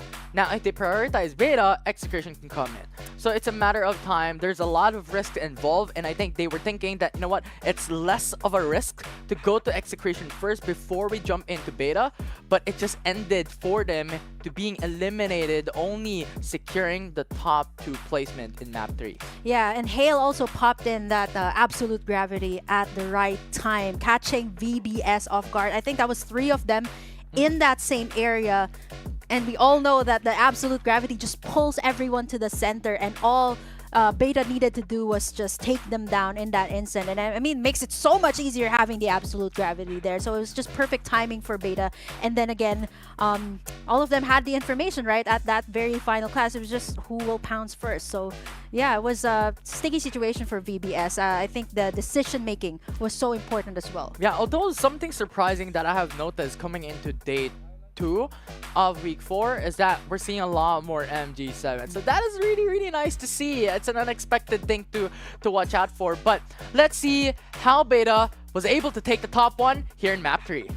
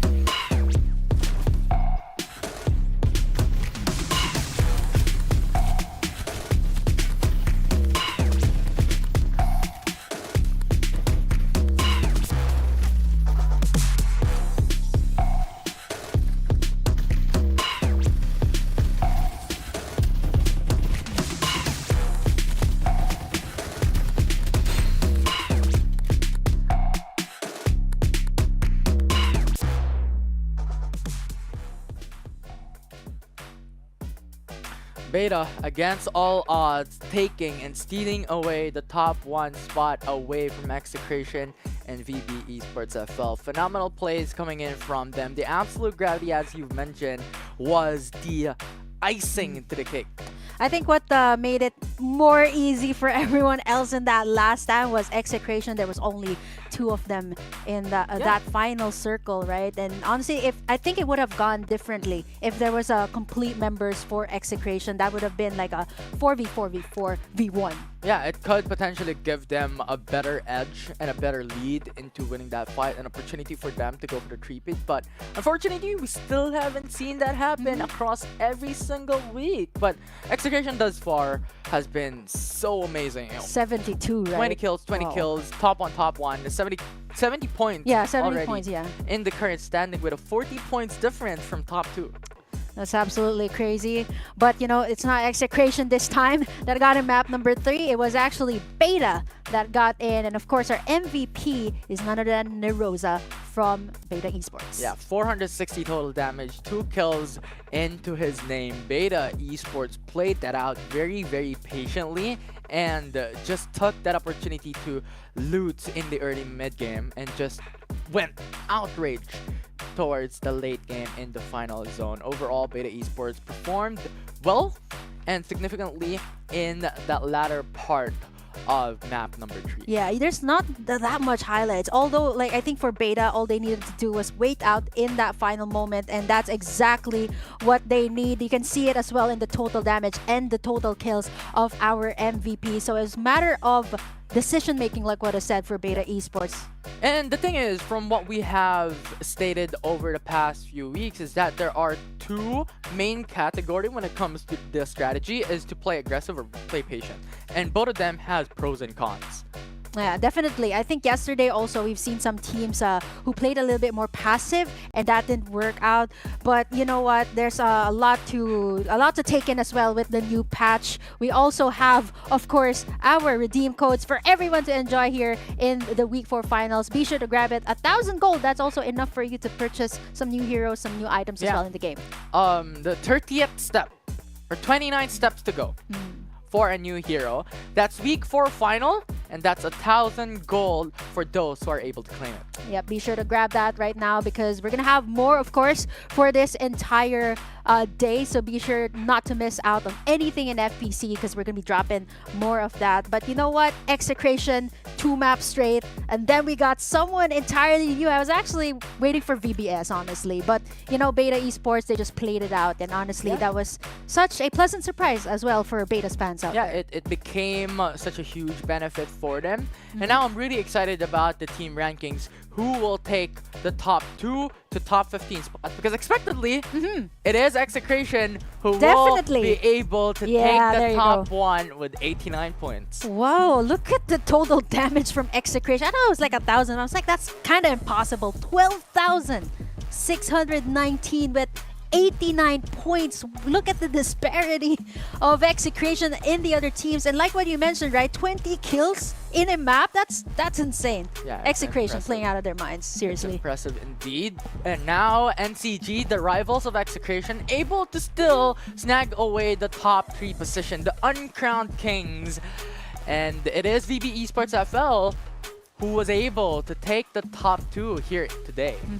And even with their performances yesterday, they've carried it all the way here. And here are team rankings, of course. I honestly was expecting Oasis to be far up there, but we've seen them underperform or eliminated early, actually, in the first 2 maps. Yeah, it's a lot of difficulties for them. We already have stated and emphasized how the drop of Carnival could be an advantage for you to choose where you want to go, but it's also a con because expectedly you're going to meet a lot of these people along the way. Wow, and as this is our Week 4 final team standings, and I honestly can't wait for, you know, when we head over into the knockout stage. It's going to be absolutely insane, absolutely chaotic as well. But, you know, looking at how the teams have played today, honestly, I can't wait to see more. Yeah, can't wait to see more. Definitely, especially in knockout stages, will be the huge stakes wherein all of these teams need to put their best foot forward, because the team that will not be able to make it out alive in the knockout stages will not be able to go into the grand finals. Easy as that, right? Easy as that. But the thing is, it's really a difficult moment for all of these teams. There's just so much pressure and there's just so much adapting that they need to do. I honestly don't know what's going on in everyone's minds, right? It's every single week is crucial in the team standing. So I wonder how they're preparing actually for all of the matches as we head over into the knockout stage, right? But Infi, now let's throw it to the interview for the Tagalog broadcast. We'll see how they would answer the questions from the Tagalog commentators. Loloko nito eh. Bakit? Si Blue daw yung kausap Lobo. namin, pero hindi naman eh. So ngayon si Luki na ba tol? Bakit si Sato laging kumakain? Ay, si Sato. Ano pangalan nito? Tama ba? Yung nasa Sino likod. yung kumakain ng twister? Tama. Di ba kasi nung nakaraan parang tinapa yung kinakain niya? Ngayon naka-twister fries ka naman. Oo, sige, dahil nakakita na tayo ng kumakain. Oh, ayan. Sino ang pinakamatakaw sa squad? Oy, may siopaw! Uy, grabe naman. Sino ang Ay. pinakamatakaw? Uy, nag-iyan. Ito po yung katabi ko sa kaliwa. Sino yan? Sino yan? Ano Sino pangalan? yan? Ano pangalan? Inuubos po yung isang kalananin. Ay, yun naman Sino pala. daw? Si Watts, tama ba? Oh. Watts. Oh, si Watts daw. Isang kalan. Grabe naman. Grabe ko naman. Oh, anong Hindi na- katanungan mo, madam? Hindi nag-share. Eto ang question ko lang, considering na, English. Ay, wow. Considering na kayo na yung isa sa mga teams na tinitingala, di ba sabi nyo kasi dati, SR na kage talaga yung pinaghahandaan nyo eh. Meron bang nagbago dun sa routine nyo, lalo pat kayo na kasi nasa taas eh, naging kampante ba? Or mas dinamihan yung kain? Anong ginawa nyo? Ginawa na. Hindi naman recitation! Batak po kami 3 to 8 hours ganun po. Yun lang po. Nagpa-practice po kami lagi. Every day, every night. Ayun naman pala. Pero yung ano nyo ba, yung practice nyo is laging squad kayo? Or may mga individual na, like may mga nagsosolo duo din kayo? Puro solo lang po kami. Solo squad, ganun po. Yun lang. Tapos pa-practice po kami Solo stream squad? pag gabi. Tapos ng tour na. Ayun. May talagang consistent sila, no? Sa ginagawa nilang performance. Ikaw, meron ka ba? Meron ba kayong gagawing kakaibang technique o preparation papunta sa knockout? Or just magiging consistent lang kayo na Ganun pa rin. na ganun pa rin? Solo, squad, screams, or may may technique bang gagawin?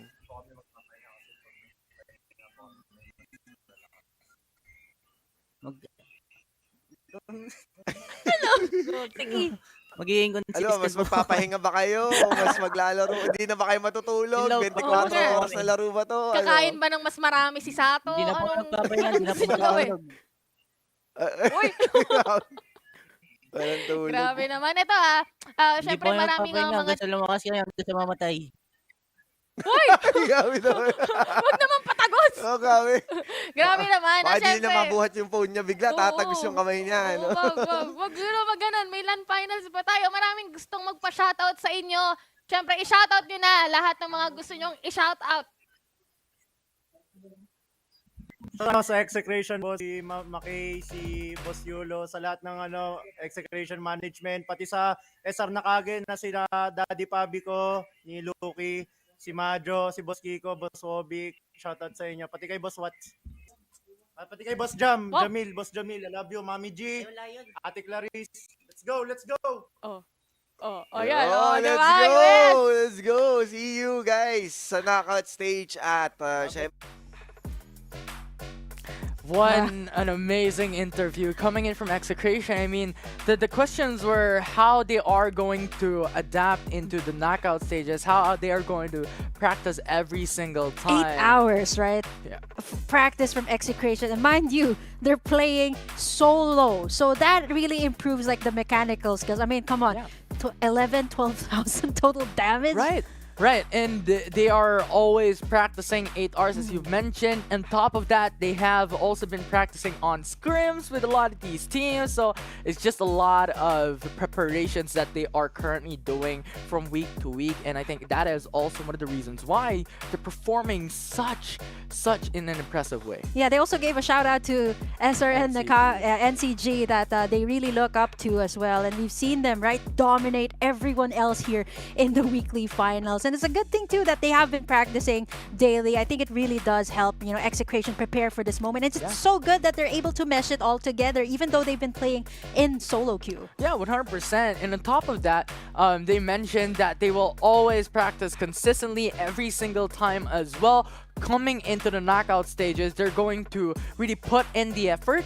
And that is something that we could expect coming into the knockout stages, that they will still perform. Oh, definitely, right? If you're practicing every day, playing FPC every weekend, I'm pretty sure that Execration is ready to take the crown here for FPC. I mean, so far, we don't know just yet what's going to happen in the knockout stage, but they're pretty much excited for what's to come. Definitely one of the fan favorites coming in to the FPC FPC. But you know what? There's something new, and there's something I'm really excited for the viewers watching at home.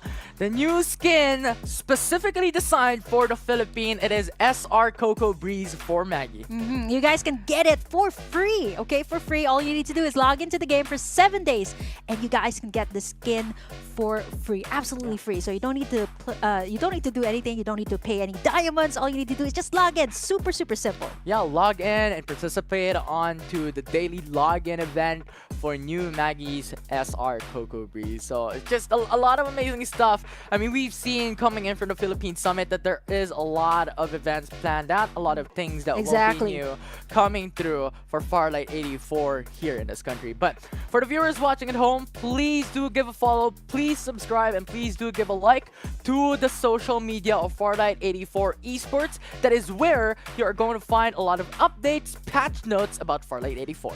Yep, especially since the meta is ever changing for Farlight 84, and we can slowly but surely see it here already in FPC. So if you want more tips and tricks, you want more updates in FPC, I'm pretty sure you guys can get it in the Farlight 84 social media pages. Yeah, and if you want to get more updated about new potential skins, new stuff about Farlight 84, what's happening in FPC, it's just the perfect platform for you.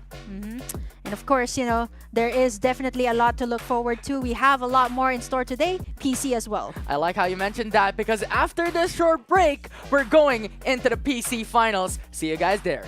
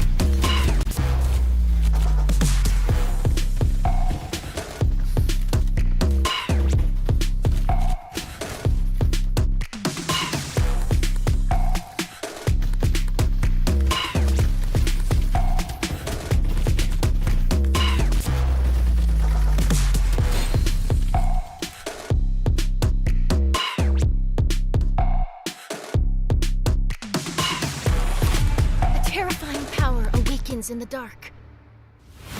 Machines driven by curiosity, becoming cold-blooded killers. Everything must end.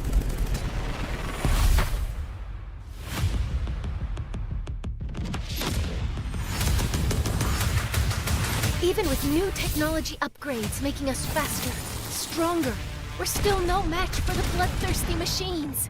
But the story isn't over yet.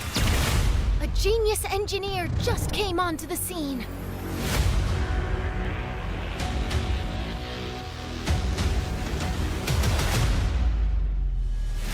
Out for the power, I'm just counting the hours. My inner beast is ready to feast. Competition devoured. You ready? This is the moment. How bad do you want me? Put your arm, you'll never fall against any opponent. This is my life. Hit 'em down for the fight. Hit 'em left and then right. He's on my light. It's blinding and bright. It's something to fight. Watch your learn. Keep it steady right now. I'm a legend. I'm ready right now. Once I get it lit, going great. I was made for this. They say Rescue en route. No turning back now. Kill directive initiated. Eliminated. One's enough. The truth always comes out. Play a game or mash. Out of the way! great. I was made for this. Legendary. Thanks for stopping by. Mission complete. They all telling me I'm dope now. I'ma teach you a thing or two. I gotta take over the world. What is greatness means to you? Great, I was made for this. It's time to make 'em pay for this. You don't have to wait. For fame. Great, I was made for this. I was made for this.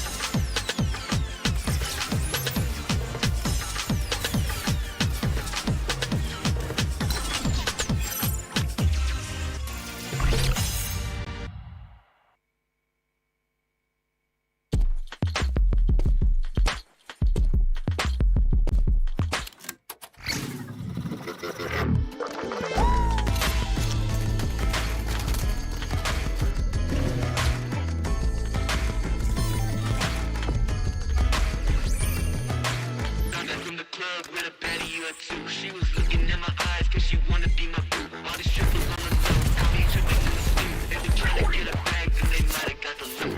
Always wanna talk, but you never want the smoke. If you flashing all the guns on your life, you a joke, you a joke. Never thought it when you never ever broke. All these pressures on the shooter who be lacking in the smoke. You a joke.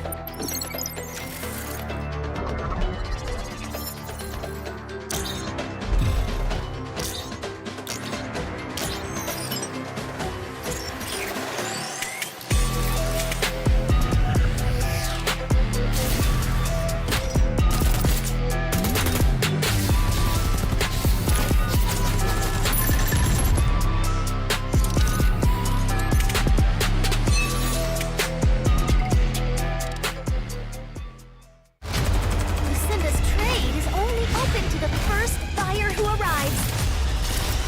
Capsuers, fight for your desire. Let's go. Never back down, and I never run. Coming last place, that was never fun. Time to elevate. Looks like we gotta make it harder. Let me see who's the lucky one. I'ma let it go. Let them taste the power of new vehicles. Time to lose control. Time to fly. I never Time to miss. start the show. Yeah. 5, 4, 3, 2, we gon' run it up. No days off. Precision bombing. One shot, so you better not miss. Night, sweetheart. One shot, so you better not miss. Fire hazard! Emergency team, go! Love doesn't just explode once.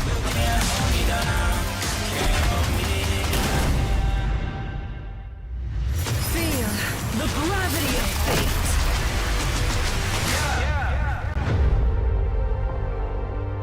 One shot, so you better not miss.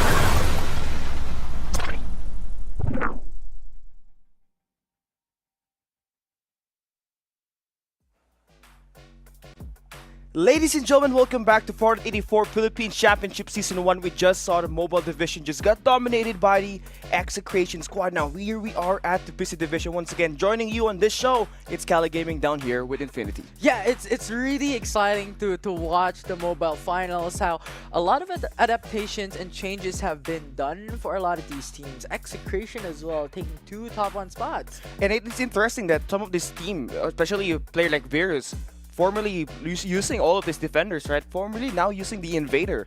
And obviously the new update has seen a new rise of trend. More particularly, a lot of young users that we saw on that mobile division. Yeah, the big problem about that is what we have stated and emphasized about the difference and the disparity about PC and mobile divisions, right? Because PC centralizes about Maggie, especially now as esports for AIM. How would that affect how Young has now lost its springboard? Yeah, potentially we will be looking at a new setup composition here at this season and at this new update that we have for Farlight 84, right? But we take a look at our Group A qualified teams. Notable teams are going to be Powerhouse Fanboys, Kitsune Daichi, as well as Mugen Fatal. What are the potential teams that you think would make a mark here today? Kitsune for sure. I mean, Kit X was so strong coming into week 3 of the PC finals, wherein they were battling up against Naos Esports and the likes. They were still able to really dominate that group, I believe, to be the top 1 in their respective weekly finals, and I believe they could still make the same consistency and produce the same performance here today. And for Kitsune Daichi to replicate that same kind of performance, they gotta find a way to replicate the performance of Snoop. That player definitely making a lot of the dirty work for this Kitsune Daichi squad. But we also got the Western Familiar here, which I believe could potentially steal away that #1 spot later on. They won 1 victory though last week, but again, that was a very solid victory where they claimed 15 points. Yeah, NUS4, it is already that familiar name coming into these PC finals, right? And I believe, as you have stated, they still have that potential. They have that opportunity to rise to the occasion. A lot of these teams, actually, have that potential because when it comes to the PC as well, there's a lot more mechanical skill that is involved. The skill ceiling is much more higher this time around. So we'll see if they could perform here today and take top 1 to top 3. We talked about the new update, right? Maggie being balanced. We saw that tactical role has a longer duration, and the tactical role actually has a short distance now. So a lot of these PC players actually utilizing a lot of Maggies and those defenders, and we will find out today what kind of trends are we going to be looking at, right? Yeah, and I think that the distance would not matter as much because the aero zoom got a buff, and that is really, really important to have more engage, more kills. And now we get to start our first game of the PC division. Once again, this is the final week before we move into the knockout stage, and a couple of familiar names that we're going to be seeing here today. Once again, looking at our flight path, it's going to be going from south to north. And Mugen Fatal actually having all the southeastern side on their hand. Yeah, this is really, really strong to be able to get a lot of these loots, and X-Fatal is informed that, you know what, we own this place. So they scattered across Todd's Hot Rod, they scattered across Tin Man Industrial, and later on, they have a lot of options. They could go into the East Island or the West Island. And here we got some couple of altercation between Vicious as well as Fanboys and Powerhouse. Definitely one of the squads that you need to actually lurk and find out and get those eliminations because they cannot allow this team to actually build up some arsenal and actually pick up the pace and take you out, right? And so far for Vicious, you find 4 players here. That's going to be an early start for them. Yeah, and the thing is, Sunflower Shopping Mall is one of the best prime positions, drop points, all throughout the game because it gives you a lot of options. You could go into the north part wherein you're seeing the Carnival, or you could go even on the west to rotate into Nova Planetarium, and even Tin Man Industrial to or from construction sites. So a lot of options coming in from Sunflower Shopping Mall later on when it comes to rotations. And those options definitely have a lot of static shield devices, talking about Nova Planetarium as well as the Todd's Hot Rod on the eastern side.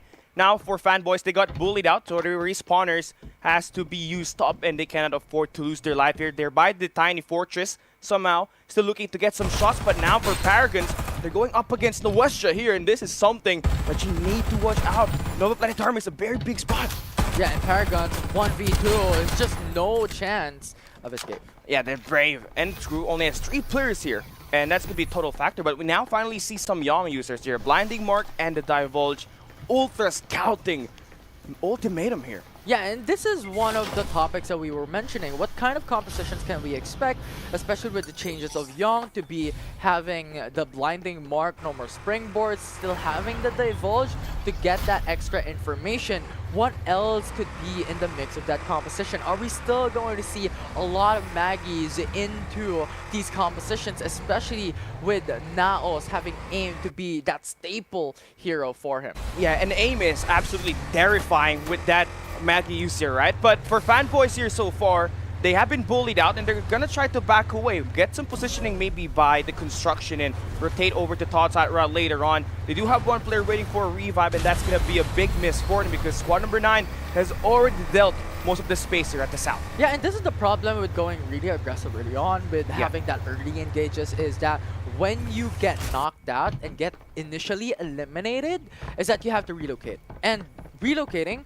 disables you of the potential to stack on your shields, stack on your weapons, stack on your gear XPs, and when you get pushed by a team that has already finished looting a POI, it's just so much disparity when it comes to advantages and benefits. And you're not going to get guaranteed to get as much as Arsenal as you can as well. And for fanboys, they gotta make up for it. Good thing they have a Momoy. And again, a Momoy user has a Hoarder drop, and that can increase your level as well as your attachments. Yeah, though it's a bit of a shocker, right? Yeah. It is really, really rare that we see a Momoy come through, and I think it's really good to have that passive in if you want to play patiently. Yeah. And I think that is also one of the reasons why we see fanboys utilizing that hero. Yeah, once you get level 7, you automatically get purple attachments. And again, for Vicious, they're looking to try to really bully out fanboys as much as they can. They bully them out of the hotel, and they're gonna try to rotate northern side this time through the Nova Planetarium, where we see Modern Fatal actually waiting for some information to get some eliminations done here. Yeah, and they don't want to fight because they only have level 2, level 3 shields. They're only 3 members, so 3v4 is not really their advantage. And now we got Kitsune Daichi up here on this buildings. They got Snoop, again, one of the key player makers for Kitsune Daichi to get this wins. It's gonna have a 1v1 situation with Madalena, and it's gonna be quick, easy work for him. White Dwarf and a Mad Rat, not exactly what you want to bring out on the gunfights. And we got another team joining the party, and Kitsune Daichi will get caught in the yak. And well, NG1P completes the siege and they get 4 kills here. I love that. The utilization of the Vision Erosion outside the building disables that vision against their opposing side, and they just have to relocate. And they covered the Vision Erosion really, really well on that entrance to just really push out the opposing side to go outside. And in the end, NG1P just cornered them on the roof. And then they get more information as well on where these potential players could rotate in, and that's going to be by the fortress beside the Riverview Park. And this guy's got only level 2 armors. NG1P, we take it with their arsenal, 3 players with level 4 armors. They can go for the pounce and take these players down one by one. A Vember still waiting for for the Vision Erosion to cool down. And he's gonna try to wait this one out, but these players have already spotted the guys on the hideout at the orange building. Yeah, CKGG has 2 members still hiding on the orange building. Yeah. There's no Vision Erosion for CKGG to relocate themselves, so if they get pushed, it's disaster. And the thing here is they're caught into the danger zone as well, so now you're getting so much damage, but it's not significant. But again, you're gonna have to be forced to use your medkits. You don't have any vehicles at the moment that could potentially help you cross the land. And here we got some players at the Iris Ranch actually waiting for some gunfights as well. There's gonna be 2 players here. It's gonna be Shinigami Tenshi Dams. He can dance with that Maggie, and we can see them actually spotting out Dream Killers. They're going in, they're pushing above on the roof. And here we got the hologram guy. This guy pops up. Still got that air resume as well as the tactical roll just in case the stage goes inside. EMP shock will be invested. And now the hop up here by Risk will get shot down, but the Vision Erosion coming in for Hades, and the UMP 99 connects. And that's going to be 1 player down for the side of Shinigami Tenshi, but the trades does go through. Dream Killers are going to be staying at the perimeter, and Hades takes Null Dogs. This is going to be a 2v4. And now going in for the revive onto Risk. Still going in for that fight. Shinigami Tenshi. They're going to have to fight this one through. They're going to have to do it arduously. Overdose, as well as Dam's guy only having this Armor's locked in as Dream Killer is able to take them down. They get to steal the Arsenal as well. That's going to be more level for them in terms of the player growth experience. They killed the dreams of Shinigami Tenshi. 5 kills already to the name of Dream Killers at this point in time. Good utilization as well for the Vision Erosion, being held back by Ares at the right moment. And this squad right here has the best potential to actually go and play the late game already. They got level 4 armors, they got some kills, and the team that they just beat down is Shinigami Tenshi. We know is currently part of the top 10 best teams in Farlight 84 PC Division. 100%, and just having that capability on beating this team is a statement to make here in the PC Finals. Now, Paragons is just hiding on the buildings with the red zone, actually giving information. Arrow zoom. They're gonna go right and die in here in this close range combat. Stewie will get stewed by Girv with that Uzi, and man, this is just all out gunfights. Another young that we see here for Hallow. Oxy able to bring him down with the White Dwarf. Still's got a defender to lock in. There's still a couple of players here at close by. And man, for Hallow, just gonna try to wait this one out. Yeah, squad 5, it's just around the corner as well. Could push in anytime soon. Third party is inevitable. You gotta find this kills swiftly to not get overtaken and be party crashed. But the thing is, they're not gonna pursue it. Dignus will be able to hold down the fort, but Reggie is still above. And he goes and pounces. The team fight is on. Close quarter combat. And it's the White Dwarf stealing the show with the help of the Invader. That's going to be Kaja and Girv teaming up to get the siege inside and finally deletes the opponents. The blinding mark was perfect. Now, Dream Killers! They go and put in that EMP shock as well. Hecate, he's got that information. He's spraying them down. Aris and Hades teams up with the help of the MG7. They get another squad eliminated. Dream Killers indeed. Another dream falls for another team. Hecate with such power coming through from that engage, and now with the EMP utilization as well, being able to give them a lot of advantage. But look at squad 11 swiftly pushing in. And it's on Westra. They only got 3 players. It's not going to be a wise decision to actually go and take down Dream Killers, who has managed to take these players out in the open. But Hecate now getting shot by the defender. Hecate will be shot down. It's going to be a 3v3 situation. They can go in and attack. Just gotta make sure that Brave and crew has got the defender role. The thing is, ultimates are also ready across Nuestra fam. Brave has the arrow zoom across all of the members as well. So a lot of opportunity for them to be able to get that push onto squad 6, if ever, because this is a 3v3. And there's still another squad actually south of Nuestra, and they are going to get pinched here. And for Dream Killers, this is a nice take for them. They got the high ground. They can spray them down with the defender. High damage output with this sniper. They got 2 to back them up and take these players out. 3v3, even level playing field. But the thing is, Dream Killers has level 5 and level 4 shields compared to Nuestra fam, who only has level 3 shield for 2 of the members. Brave. And for risk here, again, he's got that air zoom ready. They're just waiting for another shot to connect here to make this a 2v3. But you can see Nuestra now, they're going in for the siege once again. Brave will be countered by the Vision Erosion by Dream Killers. And it's the utilities being used by Dream Killers efficiently to exceptionally take down another squad. And it's crazy to think about that Hades used the MG7 to kill down 2 members. It was really something brand new, because from what we have mentioned in the past, that MG7 takes a long time to ramp up. But Hades knows that, and he utilized it well. And now here we got, it's going to be Vicious and Fatal this time. It's Envy closing that gap down. It's going to be Vox down to his low HP. His armor has been shattered. It's a team up that is inevitable. And Vicious gets another kill here, clears out the hotel. 10 kills already to the name of Vicious, not even using the ultimate of Envy. So that's really good if ever a third party comes in. But so far, looking at the minimap, it's not going to occur. Fanboys is in the Heart Island, just waiting for time, playing for placements. Yeah, I mean, you gotta be able to get some placement point at least. You cannot get a lot of kills at this point in time, knowing that you're seriously outnumbered.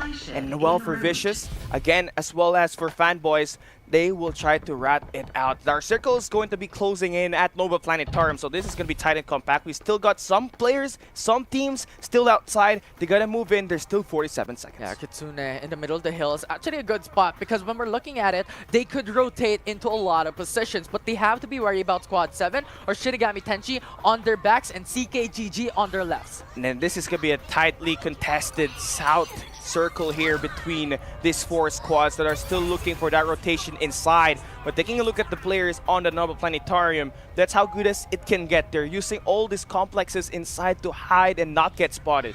Kit X only has two members players, yeah. alive. So if ever they come across Squad 7, Squad 14 can easily sweep all of these stragglers. So they have to be wary of the position of CKGG and what they have to do, because right now they're just beside Squad 7. And now Dream Killer is here looking to try to fight for a position inside of the Nova Planetarium. They're by one of the observatories. And again, 2 players with level 5 already, 11 kills to their name. And they got level 4 and level 5 player experience after all the eliminations that they had made so far at the early game. They have all their utilities ready, and NG1P is ready for some gunfights. Vision Erosion is ready as well, coming in from the Dream Killers. Could be denied by the EMP coming in from Zam. So the utilization of these ultimates are crucial when it comes to this fight. Now the question is, who will engage first? It's Dream Killers. They want to take that getaway car so that this team will be immobilized. But they got Hull W as well on the annex, and they're gonna try to really hold it down first, get that restore on that shield as well as that HP.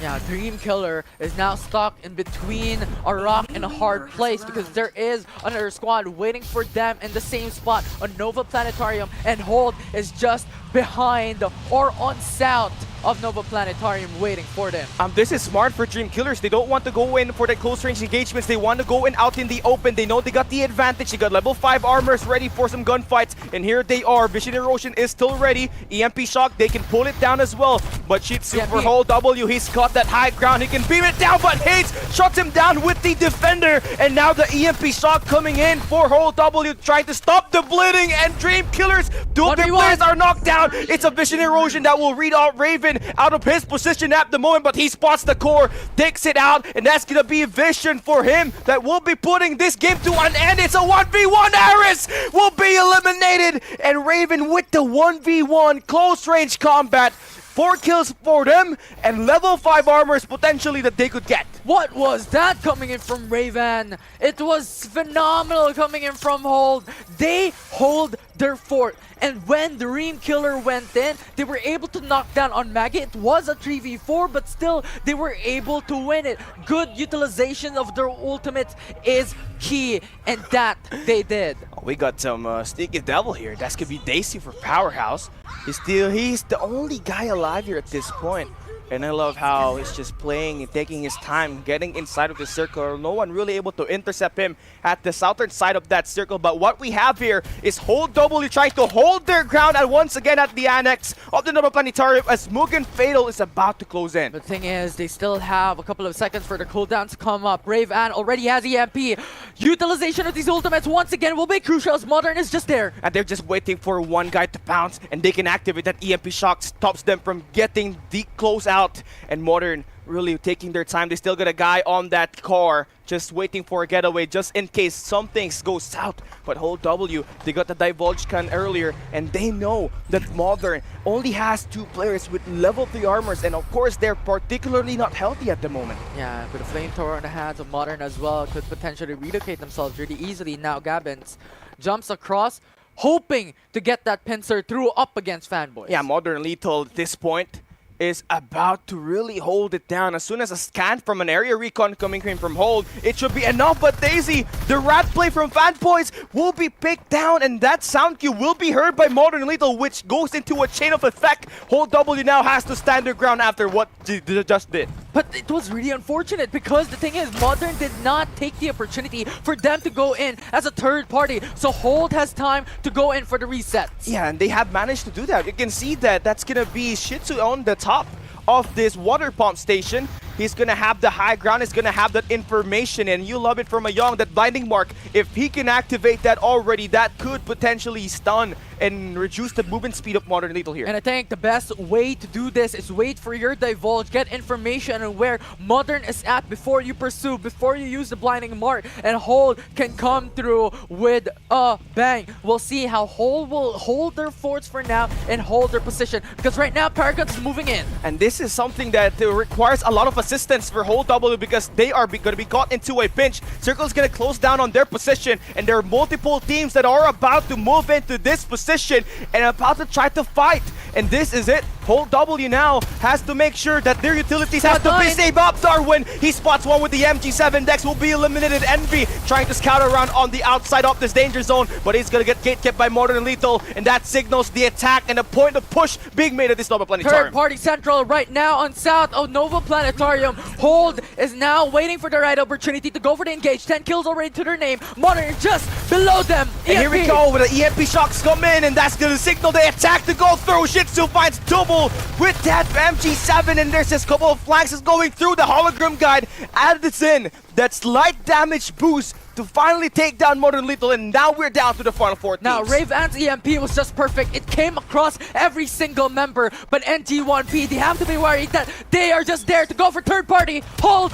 And here we go, it's gonna be Zai pushing in at the staircase. He's got some information, he takes down JB from Hold. That's gonna be a 3v3 situation. It's equal battle here at the moment, but the vision erosion going through now, and that's gonna stop the push. It buys time coming in for NG1P, denying that opportunity coming in from Hold. So far, NG1P did that amazingly on that engage, but Hold has a level 6 shield across the board. It's a 3v3 from both these teams. And there's still a couple of stragglers here as well. That's gonna be Vicious, still having 2 players. And there's also going to be one Paragon, Larkoshi, just waiting it out, waiting for Whole W and NG1P to fight it out. 4 squads remaining into this final zone. Paragon's just waiting on the corner. If a fight occurs, he can pounce. But now it is Enki along with a crew, with Vicious and Paragons around the corner. It is going to be really scary, but for now, an NG1P is just buying time for their ultimates to cool down. As soon as that EMP shock is ready to be used, that's gonna signal another contest being made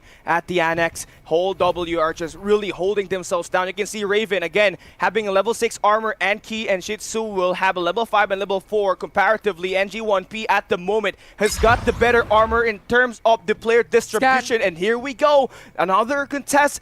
Warning shots being made. Now Divulge is ready, coming in from Young, can be used soon. Can be used by Shitsu to get information on where Vicious or the opposing side could be. But so far, the zone is closing in. All about patience game. Who comes out first will be on a disadvantage because they are going to be out in the open. Now, Divulge is ready for Shitsu. Could be the signal for them to go in. And G1P has been scammed by that blinding mark. Who lives, who dies, who tells their story. 4 squads are remaining. 9 survivors are left in this matchup. EMP shock is going to be used up by Vicious just to try to stop that push. Several times that the scans has been worked, but no one has dared to put in an inch of fight in them. But the vision erosion will be dropping here now this time. Now with the Divulge there as well, NG1P wants to buy time, goes outside, and now they're pushing in Hold. And here we go, it's a 3v3 situation plus 2 players with stragglers here from Vicious Phoenix. ready. Hold, TikTok Shitsu with the MG7. He takes down Zai. Raven goes out of the zone. It's going to be tight and come back. It's a close range combat at this point out in the open. And Raven gets one more player down, and Whole W stands their ground at the Annex. Multiple squads there to contest, but no one is able to take them down, ending up with 70 total kills. Patience game is the name of the game for Hold.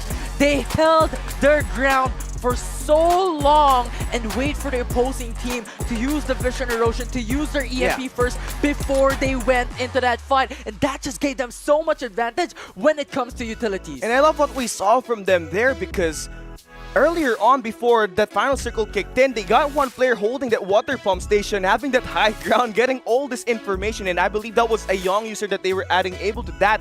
And again, easy info, and I love the patience that we just saw from them. They just really waited for that final circle to close in. Yeah, and they just waited for the right opportunity. That is always the key coming into these fights, especially when it comes to the very last circle. Who uses the EMP first, who uses their utility first, can be cancelled up by the opposing EMP. Yeah, and again, that's just like the overall narrative of what just happened here to Specific Division. All the teams waiting for that EMP shock to be landed first before they actually use that hologram guide to go for the push. Yeah, and so far we were talking about the type of compositions that we're seeing, and Young is still staple along with all of these compositions. Maggie coming in from time to time. Ember is coming through as well. So I like that difference that we're seeing when it comes to composition in every single team. Yeah, I mean, the only odd hero that we just saw in this entire game was that Momoy pick by fanboys. Yeah. I mean, I love that you get to reduce the time that you restore and recover your health points, but again, doesn't provide you much of an impact in terms of those team fights. Yeah, and I think the reason as well to why this is such is because they're playing for time. Yeah. Right? If you want to play for time, Momoy can give you loot, Momoy can give you arsenals to really have that potential to go out and in the late game, in the final zones. But unfortunately, fanboys was just eliminated one by one throughout the early mid-game, did not have that opportunity to play for patience and play for placements. It was really unfortunate for them. They dropped by the Sunflower Shopping Mall and then they got bullied out by Vicious. They had to use their respawnings to go down to the tiny fortress. They did get several loots there, but then Vicious came in and rotated just to try to take them down, and they were just running the whole time. Yeah, it was really unfortunate for them. They weren't able to really find a position for them to hold out, to find a position for them to buy time, because initially when they dropped, it was Sunflower Shopping Mall. They were fighting up against a lot of these teams already. They were initially eliminated, and then they transitioned and relocated onto the southwest part of Sunflower Shopping Mall, and then once again they were pushed back, forced to relocate once again. But they one thing that they did though is try to play the rat strategy, right? They were able to place at the top 5 with Daisy actually holding his own at the annex until he was able to get picked down by Hold'em's area recon. But now with that, we take a look at our highlights and got you up real quick.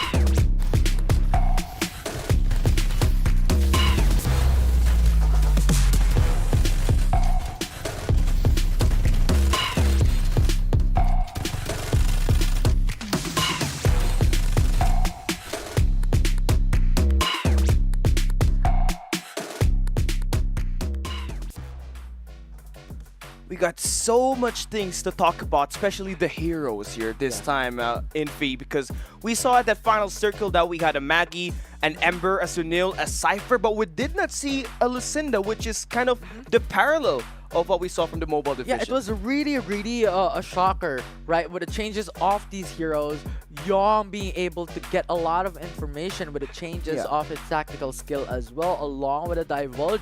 And I think that became a much more priority for a lot of these teams, because if we remember how Execration have stated in the mobile that we need information first before we jump through. And I think that also applies here, and that is the reason why Yom became much more eye-watering for a lot of these teams to prioritize. It's very important that you have a Young at that late game, especially more knowing that the Divulge can scan that small circle and get you all those information, and that's why we've seen that staple to happen here as well, right? But again, more importantly, we did have that Maggie balance up, but we still got a lot of them here today. Yeah, we're seeing every single time, like after a fight, a couple of seconds coming in, it resumes already up. Yeah, it's crazy. It's really crazy. Now we get to take a look at the MVP of this matchup, Whole W. This team stood their ground for like a whole 3 circles. Yeah, I could not expect anybody else to receive the MVP because on the latter part of that fight, Raven Sick with the EMP shocks always consistently hits the perfect location, right? On one of the latter moments when the final zone was still closing in, he was the one who placed the EMP across 3 members to enable them to win. It feels like he has a watch all the time because the timing was impeccable. And Raven was able to clutch up a 1v1 as well to keep his team alive while they're on rotation to the annex of the Noble Planetarium, which I believe was a big factor, and he really deserves this MVP, right? Yeah, 100%. How much benefit he provided for the team and how he changed the tide of those engages. Now we get to see them actually putting up a great fight at that map number 1, but could we see a repeat just like what we saw at the Mobile Division Finals where Execration went back-to-back? They definitely have all of the qualities to do so. Yeah, Hulk's just really strong. And now the big question is who can stand against them and who has the opportunity and who has the potential to really fight even level playing field at this point in time.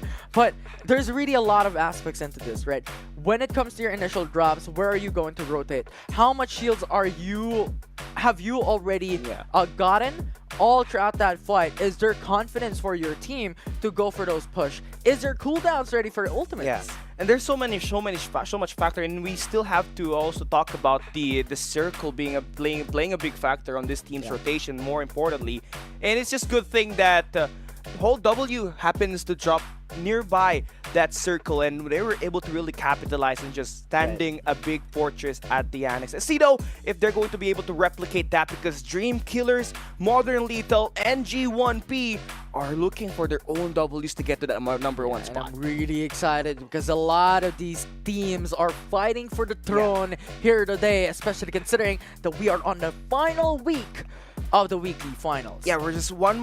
Next week, it's going to be the knockout stage, right? And let's see if we're going to have any bounce back games here. More importantly, I want to note that Kitsune Daiichi, the Week 3 PC Division champs, were not able to really put in a big significant influence here in the map number 1. Yeah, it's unfortunate because they were eliminated early on, and that is the big problem, right? If you are dropping in the middle of the map, you are going to meet a lot of these teams, and you are more at risk of those third parties coming in or teams just denying of you to rotate. And there we go. Kitsune Daiichi still getting respected on their job at the motel and at the abandoned buildings. But more importantly, we got so much condensation happening at the Noble Planetarium.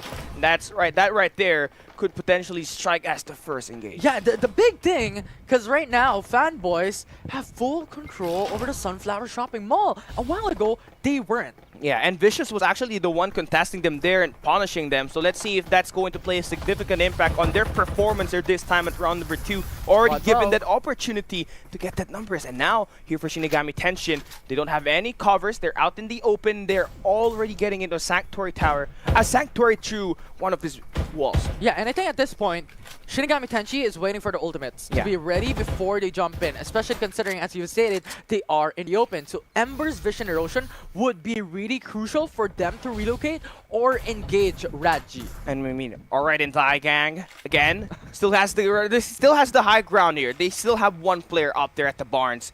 They do have that information that the guys are still holding one of the sheds here. And Kai's is trying to close out as the point man here, trying to scout out, get some information on his team, but he's getting shot at and has to back away. Yeah, from far away, it is Shinigami Tenchi who's just shooting him down, but so far no one's gonna get knocked out. This is really important because right now the ultimates are getting ready for every single one. And at this point, Kai's Divulge is gonna play a significant impact on how are they gonna try to approach this more often than not. You also got that hologram guide ready as well from their Sunil user, and again, still playing it kind of passive.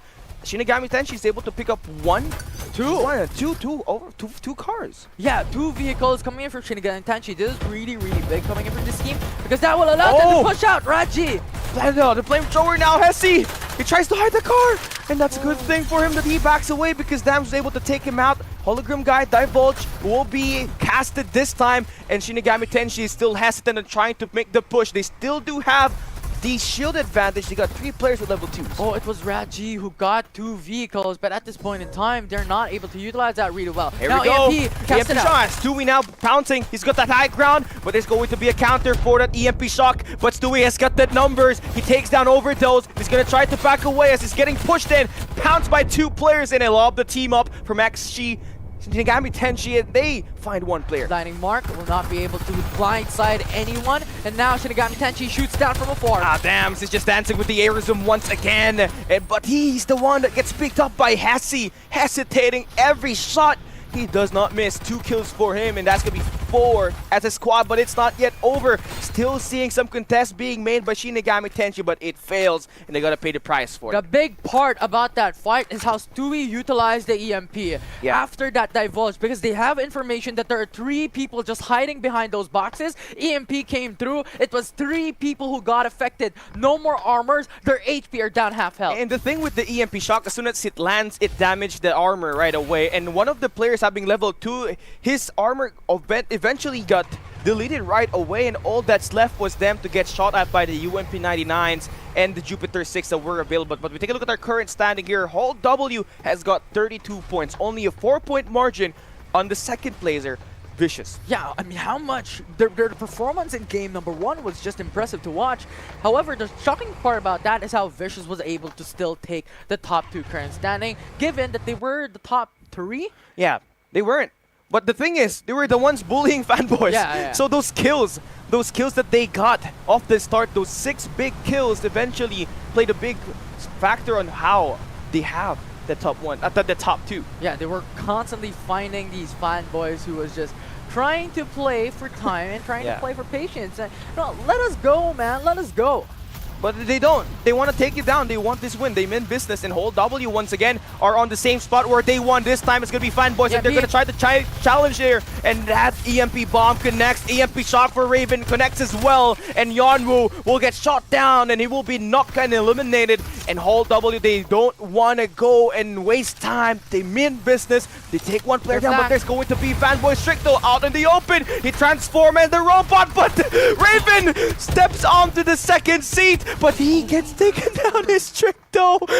That guy pulled a reverse card. You sneaky little thief, Raven. That was crazy. It was Fanboys who had the blazing infantry, and Raven, you know what? Go ahead. I'm just gonna ride behind the car, and you're just gonna lose the enemy in front of you. I mean, the problem there for Stricto, he kind of panicked a bit. He stepped out, and the next thing he knew, he was the one that got burned and barbecued. Yeah, he was just finding. He was finding Raven. Where you at? Oh my god, it got stunned. And Hold W continues to go for that defense at the Annex. We do have a couple of players at the motel at the moment. And here in the open, it's Kitsune Daichi and Vicious. They go with that level 4 armors. It's going to be an equal fight. They're going to try to take the Sanctuary off of the gantries. Kitsune Daichi waiting for a perfect moment. Amaru's really low into this fight, so they have to reset first before they fight on Vicious, because at this point in time, it's even level playing field. Actually, it is Vicious who has the better lead. They have level 4 shields across the board. And there we go, flips happening with the vehicles. You don't get to see that in any other game, but here, for Serendipity and crew, they're gonna not try to waste their time and go for those attacks. It's gonna be a worthless fight. They're outside of that safe zone, and more potentially could be third-parted by any team if they decide to go for the engage. Yeah, EMPs are ready for Serendipity, and it's Vicious who just doesn't want to go for the fight. But now, looking at the drone cam and the fight occurring, and that's going to be NG1P just taking down Modern Lethal, and that's just so unfortunate for them. FaZe and crew could not really fight back, and for Vicious on here, just sitting like a villain, waiting for an opportunity to spot some information and get an opportunity to get inside of the circle. Yeah, and they do not want to fight. Squad 14 is now relocating themselves towards the bridge for them to just go across over the island, because safe zone is now, or danger zone rather, is now closing in, so they have to move pretty soon. And again, at the kill feed, it's Mugen Fatal just getting eliminated here 1 by 1. NG1P has got the numbers. They were able to go for the squad wipe. That's 8 kills for them that they were able to garner up. And at the Sunflower Shopping Mall, they reign supreme. Yeah, the southwesternmost part of the map, it's NG1P, was able to accumulate 8 kills already. But now looking back at Vicious, EMPs are ready, ultimates are ready for them if ever they want to fight Squad 14, and that they did. And there we go, they're closing it out.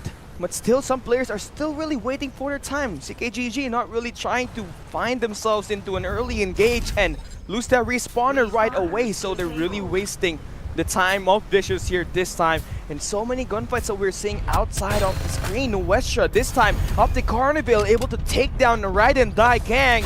They're gonna force them up and go into the skydiving state as Nuestra goes for the heal. Yeah, it's amazing how they were able to fight a 3v4 and still able to win. This is just a statement for them that, you know what, numbers disadvantage doesn't really matter.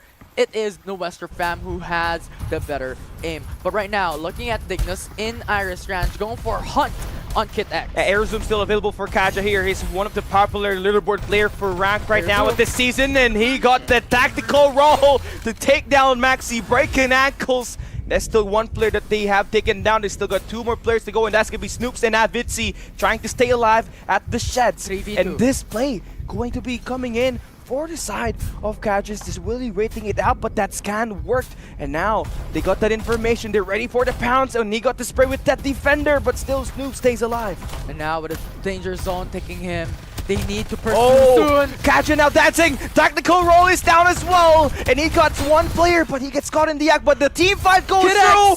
And Dignus will be able to get that kill. And that's them costing one player to knock down though, but they got those kills. They were pretty much on the optimal type of position there for Dignus. It was a 3v2, so in the end, it was Kitsune who had a difficult time into battling them out. They had the numbers disadvantage, and that is the reason why they were eliminated. 10 squads remaining into this map. And fanboys, you can see them by the motel. Their respawners have been used. That means they came into an engage and lost. That's why they still got this level 3 and level 2. It's going to be a big blow for them, knowing that earlier they were the ones having all the arsenal at the Sunflower Shopping Mall. And look at the hold. They're still here. They were in this position since a while back, and they're holding it like it is theirs. And so far, it is really good for them because this is their position wherein they won a while ago. They know the specific location like the back of their hands, and so far, no team wants to go across them. And this is a very tactical spot for them because they get to spot the players that are going to be at the Nova Planetarium and are going to be on the south on that Sunflower Shopping Mall, which it's so actually provided the oversight with that water pump station control. But now for Modern Lethal, and that's going to be them up against squad number 10, and that's going to be Dignus actually going to take them down. Yeah, and there's a lot of potential to go for third party. The Western fam is just around the corner, but they have the barrier of Dignus. And again, there's just so much chaos happening on the map right now. But Modern Lethal and one Paragons are going to be close by here. And the Vision Erosion for Dream Killers have been invested. Hologram Guide still waiting for use. And where for Hades is going to try to enter inside this time with the AK-77 and the White Dwarf. Can he do something with it? He takes the guy down with the MG7. But Wawa able to get that straight with double SMG setup, able to beam that guy down. And they stand strong and they get to heal back Darwin,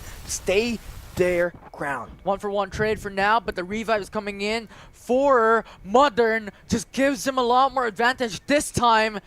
It's going to be such a risky move now for Dream Killer to be able to outrage in Sunset City. I mean, the two-player players that are waiting for a revive happen to be inside of the observatory, and they cannot get that easily. They gotta fight their way in, and hold W now. They got the rematch that they wanted to be with NG1P at the annex of the Nova Planetarium, and they are able to get the kill. Yeah, they're able to get the elimination of this squad, so that brings it down to 8 squads remaining into this game. And now Modern has to be wary of their surroundings because there is a lot of squads on the vicinity. It's squad 6, it's squad 8. Yeah, one Paragon as well as the Dream Killers. Again, these two squads, they may not have that same sign-up numbers, but they have that opportunity. They have the skill to actually try to clutch it up. Now, so far, Dream Killer waiting patiently. I think the most difficult time for them if the zone closes in 10 seconds because they are now forced to jump into the open and Modern is waiting. Yeah, and Huawei, they got that obviously that head glitch advantage coming in by the windows. They still do had some numbers. They still do hear the gunshots happening at the south of their location. Dream Killers, now that the circle is closing in, they gotta make a move. You can see that incendiary grenade bomb being used by one of the Lucinda users from Modern Lethal is gonna help them spot that information once again. And you can see now Hecate and Aris trying to make some move, and they're getting shot, but they have not been damaged yet. And this is what we have mentioned a while ago. Now Ares lost a lot of chunk from his armor. Rank, he's got that good obvious position here. He's waiting for some players to go and attack. EMP shock now gonna be invested, but the scan will not have any players recon. And now Ares has no more armors left. Zone closes in. Vision Erosion now cast it out. And that's gonna be a big information for Modern that the fight is gonna be on their side. Modern Lethal now still trying to stay alive. Dream Killers out in the open. The MG7 from Darwin just gets one more player to deal with, and that's gonna be Hecate being able to deal by Gabe, and that's gonna be down to, we're now gonna be down to our last 7 squads. Yeah, it was really close. Dream Killer hoped that the Vision Erosion would come into their favor, and that they did. But the thing is, Modern was prepared. They went out of the Vision Erosion, went out of the window, and at that point, it was just death standing in a way of Dream Killer. Now that, as you have stated, brings it down to 7 squads. We got some Rocket Tarantula action going here. One Paragon are going to be bombarded. Vicious are going to be close by. They're getting that shot to come through. One Paragon's now left, nothing to do but to back away. Circle is closing in at the same exact area where Whole W won at map number 1. So this is definitely their domain, and the action continues at the Annex. The fight for position is going to be real on this one. Divulge is there as well. Scans coming in. One PRG is just around a corner up against Hold. A lot of third party that can occur as Vision is there around the corner. Now Modern moving in. Yeah, they are holding their ground once again. This has been their spot. They got an MG7 to work with. They got the Defender for the oversight and the White Dwarf to delete the players up close. Raven finds 2. Wow, the MVP of map number 1 continues to be the deal breaker here as he continues to pounce and take enemies out of their way. The Lone Wolf coming in from Modern. You still have Wawa in the mix along with Darwin as well. That could potentially change things up, but this is a 4v2. So much disadvantage to their name. And the thing with Whole W, they haven't used the EMP shock yet, but now that they do, they stun Wawai. That is gonna be them trying to fight back, but Anki tops Wawai, and that's gonna be Shitsu confirming the kill onto Darwin, and that brings us to 6 squads here. And now that will eliminate one of the squads behind Hold. Really good for them, but the question is, how will they perform right now with one PRG just on the buildings beside them? And this is going to be a deja vu for Whole W. Can we see them go back to back? One Paragon, they can contest. They are healthy. They got 3 players with level 4 armors. Larkash is going to be the guy that will have that level 5. What matters here, from what we saw on that map number 1, is the utilization of the ultimates.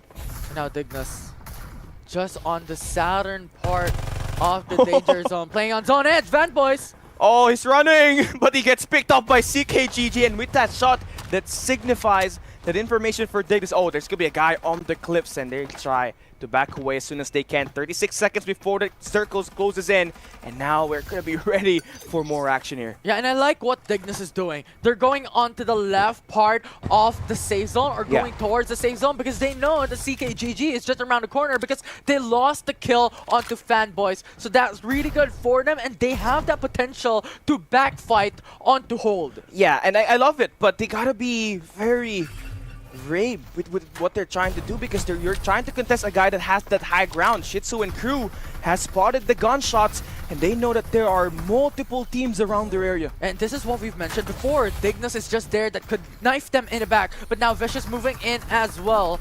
Has the hills in their favor, has stone for natural cover. And now Vicious slowly closing that gap down. They got the defenders to help them try to navigate and take some of that armors down. They got the hologram guide to bounce, and there comes the springboard. They're pushing in real nicely just to get a cover inside of these buildings. But they have to reset for now, because Jin has no armor, no more HP as well. CKGG is just behind them, and now Vicious is stuck across 4 or 5 teams. And MV's got the defender on. Again, he has spotted CKGG. They are obviously so down when it comes to their health points. They haven't restored yet. They are so focused up on moving in the circle, and one PRG could have gotten that info as well, that there's gonna be so much teams nearby their location. And look at CKGG, just waiting for the right opportunity. 1PRG as well is waiting on the corners of this danger zone. Yeah, there's gonna be 5 players, five squads left, 20 survivors remaining, and hold W. Can they stand their ground for the second time today? 100%, they could definitely do that. But the big problem is if one PRG pushes in out, Dignus can follow through as well, Vicious can follow up, and that is the reason why the whole W is now putting themselves in a position wherein they could play on the edge of the zone because they do not want to get pincered by all of the teams right now. And here comes the attacks. Vicious able to take down 3 players from CKGG, and whole W now decides to go in for that third party fight. Not yet over here. We got 1 squad down, but there's still 1 PRG on the left side, and that's Dignus on your northern area. And this means business, because this is gonna be a moment where you define history and put yourself in at the books.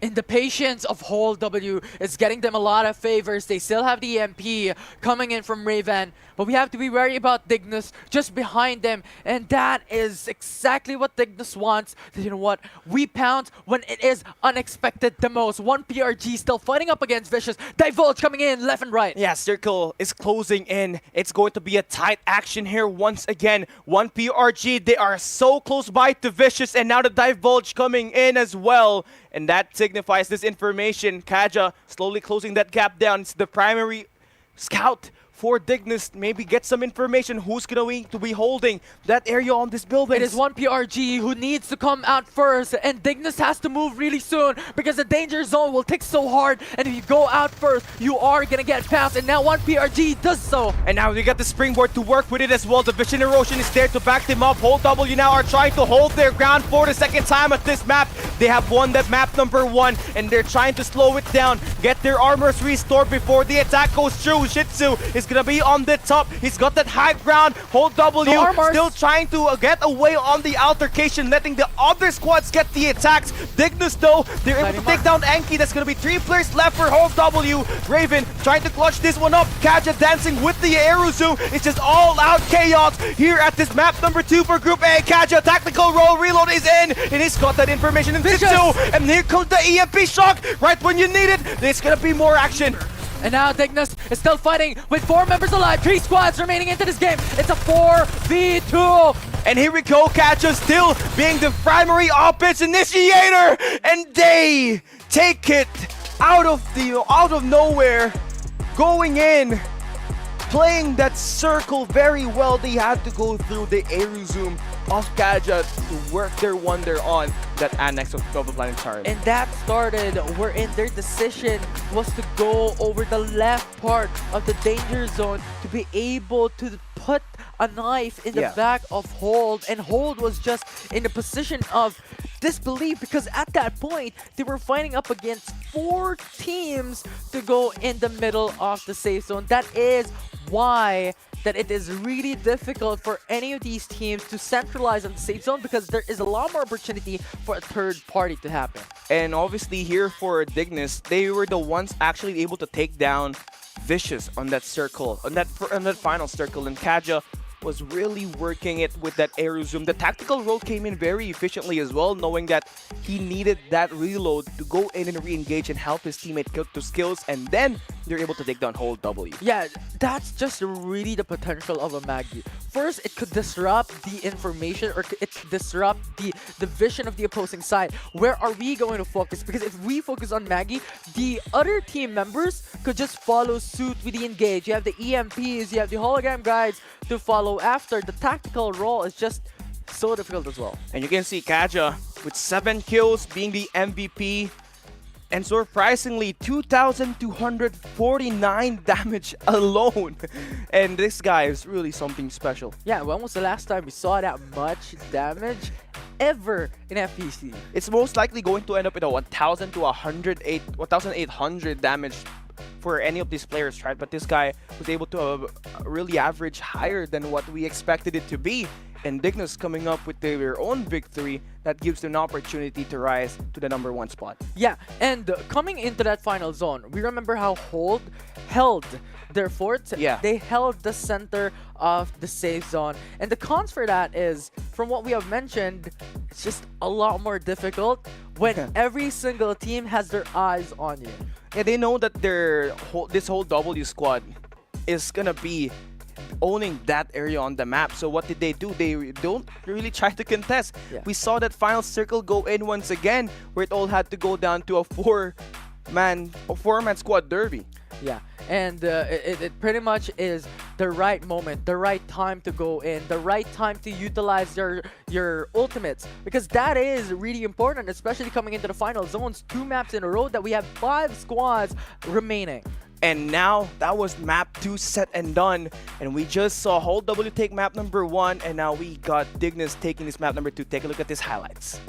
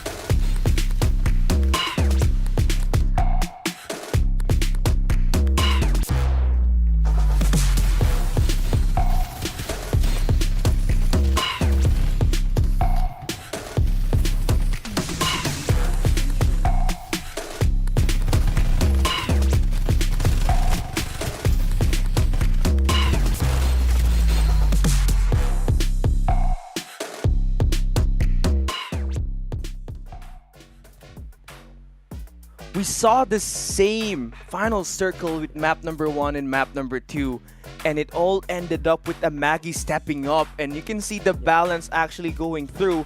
You may have that tactical role nerfed, but the arrow zoom was really impactful, especially when they're up close. Yeah, because it allows you a lot more opportunity to go for the engages. Yes, there is longer cooldowns for other ultimates in a composition such as Cypher, Ember, Lucinda, and whatnot, but the Maggie just allows you more breathing room with the arrow zoom. Yeah, and again, Kaja was able to really utilize that well, and he is going to be your MVP on this match #2, dealing 2,249 damage on just that map particularly. Just shows how much this guy is gonna be a beast. I want to see him actually step up once again to get that map #3 win. Yeah, 7 total kills as well to his name. So much benefit that he has given to Dignus into his team. And once again, I really like to see how Dignus would be playing the next map as well. Are they going to play it a bit more aggressive, a bit more safely? And I think one of the expectations as well is we're going to see a lot more teams once again on that final zone. Yeah, and the thing here with the FPC division, the pacing that this team tries to take is very slow compared to the mobile division. That's why at that final circle, we still had 5 teams, 20 survivors. It was pretty much a turtle race in the end, wherein everyone was clinging to the hopes that you guys could fight first and we could go third party instead, because really that is the ongoing strategy coming in from mobile and coming in from PC. Yeah, I mean, once you use your ultimate, it basically sets you to a do or die moment, right? If you do manage to line up your ultimates and use it, and then you get third party, you don't have anything to back you up. Yeah, there's no more opportunity to counter EMP. Yeah. There are ultimates coming through. So it's really important to utilize it really efficiently. And that is also going to show onto the EMPs. If both compositions has EMPs, who EMPs first will have a more disadvantage coming into that fight. Yeah, because that EMP shock can be EMP'd by another EMP shock. It's just a counterplay. And we saw that actually earlier by the time we entered that Nova Planetarium Annex. And now we do have map number 1 and map number 2 set and done with. And now we get the final map of this Group A FPC Division. Another contest being made. Looking at the map, South Vicious went back to Sunflower Shopping Mall to contest Fanboys again. And it's 3 squads this time around. It's not only 2, it's not only 1, it's 3 squads. And I love how these squads are just prepared for this gunfight. Ju Eric was able to get one on his own, but that definitely is not going to be the point of contention. Remember, take a look at our circle at the moment. Nova Planetarium still going to be contested. Yeah, Nova Planetarium, you have 2 teams more specifically onto fighting in this POI, Modern and Nuestra. And then Shinigami Tenchi, once again, they have the sole control over the land of the dead. Tin Man Industrial Todd's Hot Rod. And I love the amount of arsenal that you can get there, man. You can get all of the meta weapons there. You get the static shield devices, and you can grow your player XPs with the amount of loot boxes that are going to be available on those 2 points of interest. Yeah, and a while ago we mentioned about having a lot of teams dropping onto Sunflower Shopping Mall, and it was X-Fatal who was able to eliminate Fanboys and Squad 9. Yeah, and here they are again trying to really give this team a really tough fight. They forced Fanboys to go to the heart-shaped island. Then they got Vicious to drop into the tiny fortress. And Mugen Fatal definitely are one of the squads that you really have to look forward to, especially with Sayasha on their lineup. We take a look at their current standing here. Despite of the loss that Hold W took on that map number 2, still remaining strong with 60 points at number 1. Yeah, and so much stakes coming in from NG1P, 1 Paragons, and also Dream Killers to be able to fight for the top 4 current standing, or even top 3 in this weekly finals. Yes, it's amazing that the Dignitas really are trying to fight their way in. They had a solid map number 2, but that map number 1 was really lacking, and they got to make up for it here this time. Nuestra, they're going to have 4 of their players already in. RTZ, the main ace, is going to be in, but Modern are going to have that EMP shock invested in. The arrows now for Gabe to get this shots going through inside of the observatory. He's got that Ryuzi that can delete players up close, and he gets to help his teammate find more kills. 1-for-1 trade, but they lost another member. Rank is down. It's a 2v3. Yeah, now this guy is actually needing for some restore, but he has to stand his ground. Still alive. He takes down Daisy. He's going in, but he gets knocked down. And now it is RTZ still alive, going in for that fight. Wowai steps up once again, gets this early 3 kills, but there's going to be another guy popping in. And that's going to be a close quarter combat, AK-77 in hand with the help of his teammates. Get those trades to happen, but still, Nuestra has 1 more player in Brave trying to clutch this 1v2 up. He's got that Maggie used up as well, and he's got the backup to help him try to work this way through. Yawai and his crew really taking their time here, not really going and pushing right away. Yeah, the thing is, Modern has the advantage when it comes to armors, when it comes to weapon loadouts as well. Nuestra is just using Mad Rabbit. And RTZ, can you stand your ground? It's going to be a 1v1 here, up close with Darwin, but the team up now goes in. Wowai is there, Rank going in as well, and we got a new Reaper. Wowai knocks down 4, and he's going to be the guy you wouldn't want to mess with. Modern took control of Nova Planetarium, has fully killed the opposing side, but the thing is, there's someone else waiting to hunt them down. Squad 9 is just on the annex of Nova. And squad number 4 is going to be close by as well, and this is not a good spot for him. They have been scanned. The Divulge is going to be that momentary significant ultimate that would be used by Whole W to scan what kind of arsenal does this team have to, so that they can go and push. Vicious has information on where Modern is at. And here we go, Rank and crew are looking to still hold down one of these observatories at this Global Planetarium. Vicious, they only got 3 level 2 armors, and this is not going to be a great fight for them, knowing that Modern has been able to lock down one squad here already. And they're just getting sandwiched because you also have Hold just waiting on the sidelines. If ever a fight occurs, they would hear it and they would get information. Yeah, third party, just like what Vagabonds does on that mobile division. Be that party crasher this time. Again, Nova Planetarium is where they are at best. And Vicious doing the right thing, not going in for the contest. Go to Power 3 Station, which could guarantee you a lot more of that static shield device. Yeah, because it's not just about not going in for that fight, but rather they don't have ultimates to utilize up against Squad 13. So they really have to relocate for now, and Hold does the same thing. Yeah, and that's going to really unearth this early game. We had so much contest happening at the first 2 rounds here at Group A, and finally we are seeing some action for Fanboys. They're going up against Dream Killers. They're using that Rocket Tarantula to pressure one of the players. Now, Hecate goes down, only 1 HP. Oh no, he's by the trees. Gunboat for Joe Eric gets that pick, and this team will just pick up their third kill for now. Level 3 armor already though. The rest of the crew is coming in. Squad 6 is just around the corner, so they could go in and take those kills up and running. But 1 member down is so much of a disadvantage for Dream Killers to pursue a response. Yeah, squad number 1, Kitsune Daichi is still here as well, using that Rocket Tarantula to go and pressure and destroy one of the vehicles in this open area. That Rocket Tarantula can really deal the damage. Powerhouse Fanboys is just sandwiched across a lot of these teams because Kitsune Daichi is just on the sidelines, could go and pursue a push on Riverview Park. Yeah, level 4 armor is here for Snoop, Amaru, and Avid. See, Maxi-kun still working his way up for a level 4 purple armor, but this team, if they can go for 1 takedown, that could eventually lead them to getting more of the shield's experience to level up. Yeah, and even then, Maxi-kun has the divulge, so that could be the information that Kitsune wants later on if they want to really push. But they don't know that Hades is just there. Yeah, he's just sitting like a duck waiting for a scan. Oh my. He's just inches away from getting scanned by that blinding mark, but Maxi-kun still hasn't spotted that guy. And now we got Fanboys trying to hold their ground. They got this construction site being held down to the T. Yeonwoo is going to have that high ground control. They still do have 2 vehicles just in case they want to Mamba out. Yeah, 100%, because the thing about this is if they're just stuck here, they really want to go somewhere else. Kitsune! And needs to be a kill coming through. Amaru with the White Dwarf has only got this on his up close, so he's gonna really have to work it efficiently and nail down the shots. Dream Killers, the other squad eliminated. They are not Dream Killers, it's their Dream who has been killed. And it's going to be squashed as well. Kitsune prepare for another fight with CKGG. Jello Nade, Aero zoom out, tactical roll still working.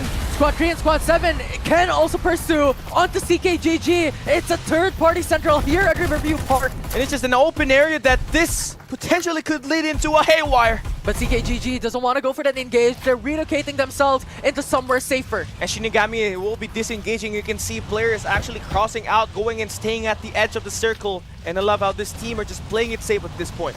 They have to be wary of their backs as well. If they want to go in for that push, there's a lot of risks involved. We're talking about aggression here. We're talking about how aggression could lead you to success or could lead you to a disadvantage and a loss. It's a double-edged sword, right? Once you used up all of your ultimates, it's basically done and done. We got some action at the Power 3 station, but Shinigami Tenshi has gotten that number. He may have spotted the guy on the rooftop, and Mugen Fatal has one of their players actually able to take down Kitsune Daichi Amaru. Yeah, and Squad 7 knows that information that Shinigami Tenshi, or well rather Mugen Fatal, is on Motel. So they could push this out. They have ultimates ready, but from the far away distance, overdose. Oh, he gets still picked up by FaZe with that Invader. It's one of the new weapon update that really saw a huge rise of every player using an Invader at the damage it uses, and no recoil on the long range, which basically grants this as an AR sniper. And now Mugen Fatal successfully being able to hold the fort, being able to hold the motel, and Shinigami Tenshi is just forced to relocate. Yeah. It's forced to go somewhere else. They cannot find any good position, a power position that could stay at. They have been rotating over and over again, and at some point, you're gonna get caught into that, right? But you can see them now moving around the Carnival on the map. They have Squad 13 very close, and that could potentially lead to another gunfight for them. Yeah, Kitsune Daichi with a one last member or 2 members rather, Maxi-kun can get pushed out. He's hiding behind the threes, and obviously that's not a good spot. Oh, now he does move into a cliffside, and this is a very good spot. It's his sandwich on the middle, and that's gonna be a very hard spot to spot him, but the LEDs on his hoodie could eventually lead to his demise. Ooh, but unfortunately, Mugen Fatal was not able to see them, so far Maxi-kun is safe, but he cannot use the medkit. But there you go. Oh, that was really close for him. He decided there was a blinding mark fuse, but it wasn't able to really scan Maxi-kun, so allow that Fatal who will not check their corners here, and that gives an opportunity for Maxi-kun and Snoops to regather themselves. And they could go for the revives, I believe. It's Kitsune Daichi or Maxi-kun will be able to have that opportunities to go in for his teammates, but now 1PRG holding their force under review. Yeah, Mugen Fatal. Again, they got Vox as well as PKBK that can deal this damage. They got Young investing the Divulge as well. Maestro now. Armor shattered. 1v1 on this close range. Rooftop control will be made by Tempest as he takes down PKBK. That defender really dealing the damage up close. But they get scanned. They got that information, and Lord Kashi has to back away and get some regen. Mugen Fatal now pushing in along with the rest of the squad.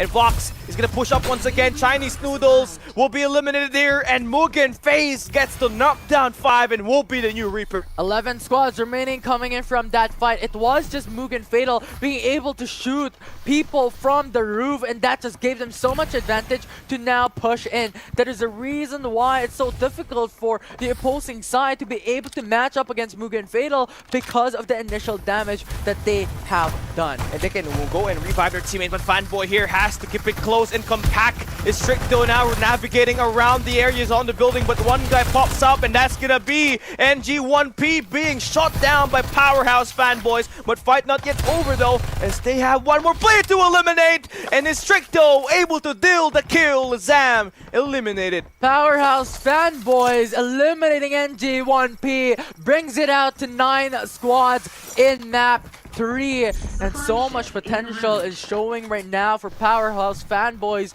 They are now on the redemption arc coming in from map 1 and map 2, wherein they did not see so much of a light in the day here in Sunset City, and now they were able to accumulate 9 kills or 11 kills, and they get level 4 armors as well, which is the best, man.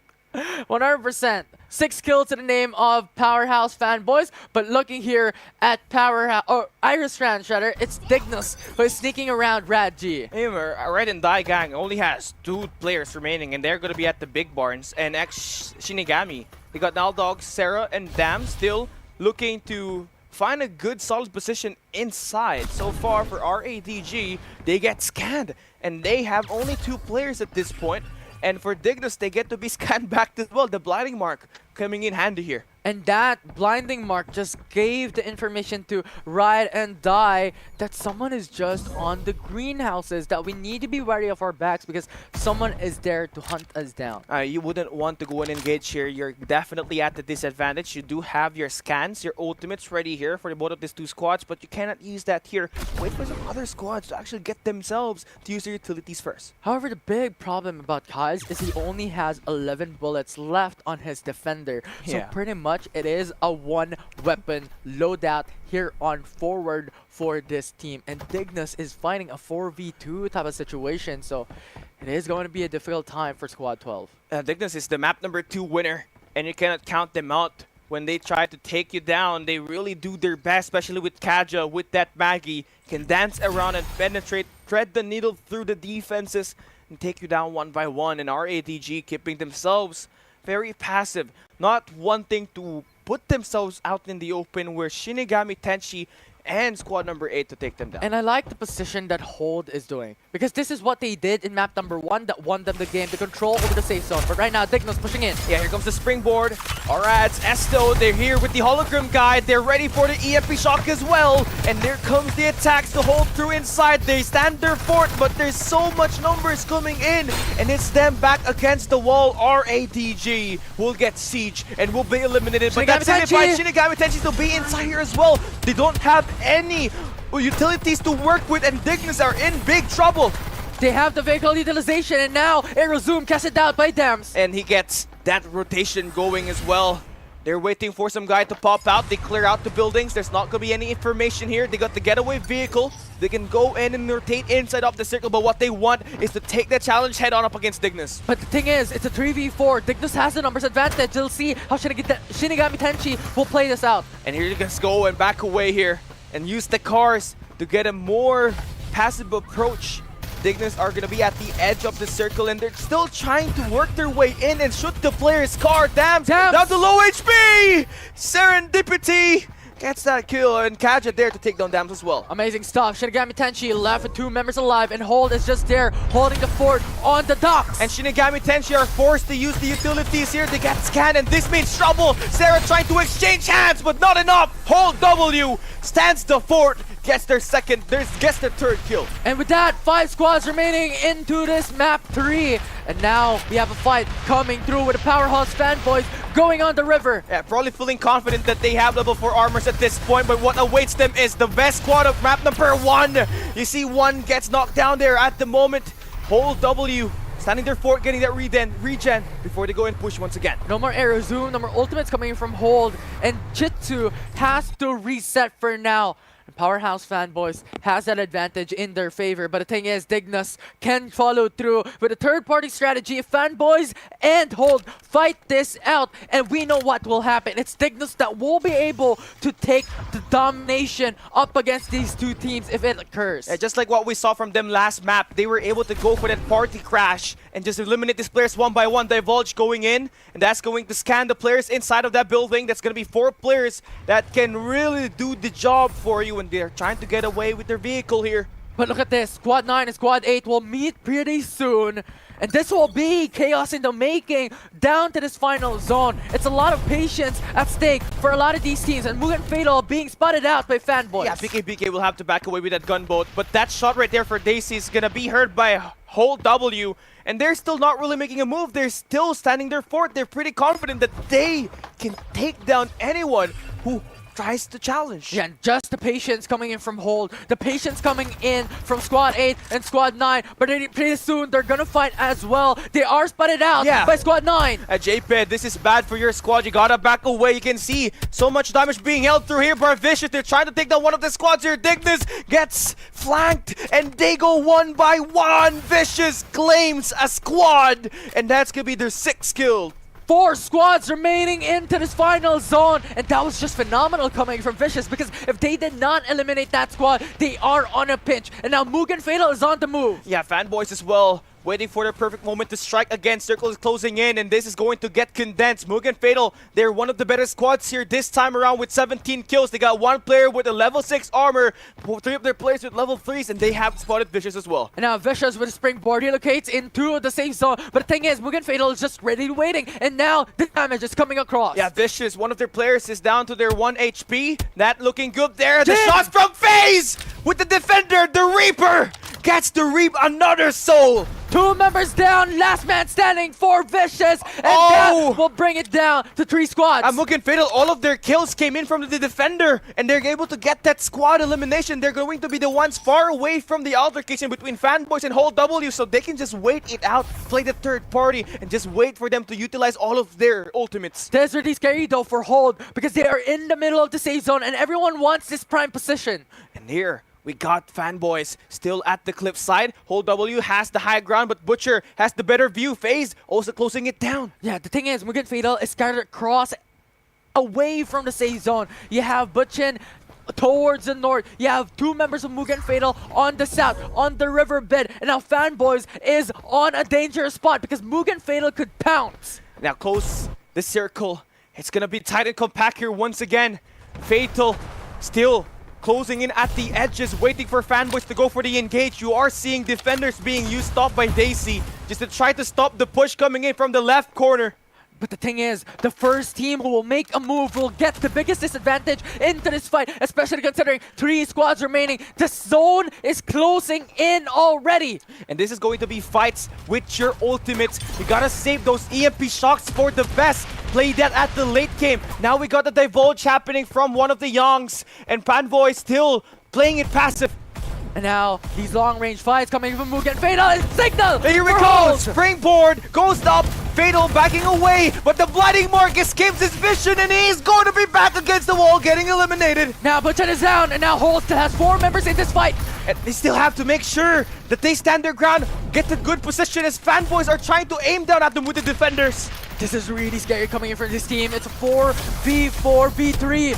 And here comes the shots coming into the long range. Joe Eric able to take down Enki. Hold W, the map 1 winner will be shot down. Fanboys are looking to turn the narratives around with them trying to take this win. Arizona is ready for Daisy, so this could be the potential for Fanboys to be able to make a mark. Here comes the dance. Daisy now swings out, finds one. EMP shot connects back against the wall. It's gonna be your boys from Hold W. It's the dance coming in for Daisy that takes it away with the help of Yonru. They get their first ever victory. This best of 3. The patience coming in from Powerhouse Fanboys. They were just hiding behind the building, and we mentioned it already. The first team that will go out and engage a fight will get the biggest disadvantage. Fanboys. You saw the patience there. They kept getting scanned, they kept getting shot at, but what they did was just unreal. So unfazed of the moment, just worrying about utilizing that ultimate at the late game. Because the thing is, it's a lose-lose situation. If anybody engages onto Fanboys, it is Fanboys and the team who engage will get the disadvantage. It was really a battle for Trey here. Joe Eric probably had a lot of the kills at the late game up against Hold W and was really able to convert with the help of Dams there at the late game. And we take a look at the positioning here. One thing that we did not see make the difference was Dream Killers. They were one of the winners last week. Yeah, it was really unfortunate that Dream Killers this time around was underperforming here in this PC finals. But I think it's just a lot of teams that was able to adapt much more quicker into the patch and just overall adjusted their playstyle to fit here in this final weekly open qualifiers. Yeah, Fanboys, again, they don't have that usual team composition. Remember, they still had a Momoy at this map number 3. And again, we saw an attachment hoarder job actually being activated at that final circle, which helped them again maybe get those attachments. And the thing is, we have talked about this already, about the Momoy. Powerhouse Fanboys playstyle is to play it late. It's to play patiently and buy time. And that they did when they were able to just stay alive up until the very last zone. They were able to win because that is their strategy. Momoy is there to keep giving them a lot of these loots and wait for them to be able to go for the reset much more quicker, and that just gave them so much benefit. Yeah, not only does the Momoy have that hoarder drop giving them those attachments, right? But it also gives them that shield experience that can help them upgrade their armors, and it obviously helped there as most of their players having a level 5. Yeah, 100%. And I think it's just the breath of fresh air with these new composition. And I think a lot of these teams are also adjusting quite significantly well. Yong is really the prime hero right now with a Blinding Mark and Divulge. The Divulge, the Blinding Mark were seen at that matchup, right? At the final circle, it was really the difference. And now we get to take a look at our highlights here at this final map.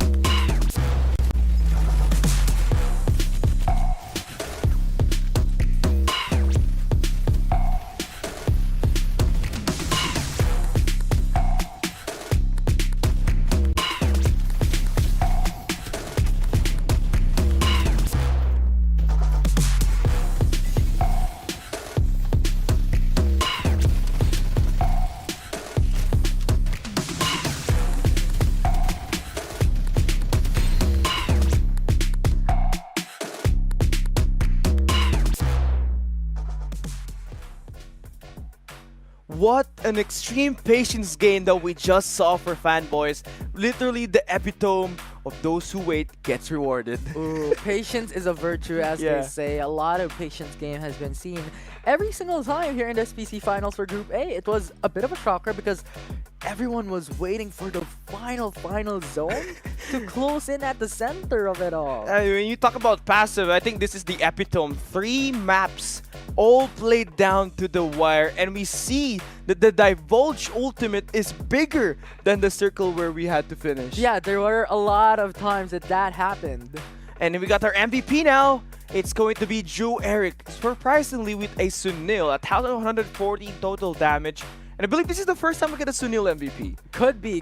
I believe so as well. It's just Sunil is really strong. Yeah. And I think here in this PC, it's a lot more complex when it comes to the team composition. Because it's mobile, you have Sunil, Young, Cypher, Lucinda. That's the staple. Yeah. This time around, we're seeing Sunil and Young come through. We're seeing Momoy's come in, Maggie's coming through. So it's more so how creative can you get and how comfortable can you be. What's interesting for Powerhouse, again, they got a Sunil, they got a Momoy, they got a Maggie, and a Cypher. That's 3 support roles that they have in their composition, and they managed to make it work. Yeah, they definitely did. That goes to show, you know, their comfortability in this type of composition. Momoy as well, her passive, typically we don't see it being used that often, considering how aggressive and how fast-paced Farlight 84 could be. Yeah, and we just saw the epitome of fanboys there, really utilizing their personality.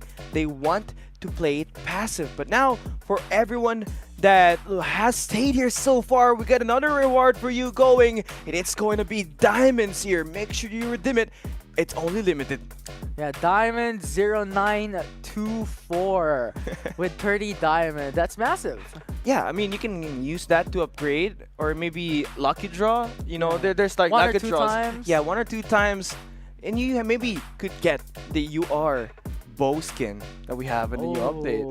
That's really nice. And yeah, so far, if for the viewers watching at home, just click on the triple burger or triple line menu and go to CD key and type that in. Again, you have to type it fast, and you have to be caps sensitive. All has to be caps on that lineup, right? So now that we'll head with, hopefully you guys get to activate that. And Group A officially set and done. Yeah, it's amazing.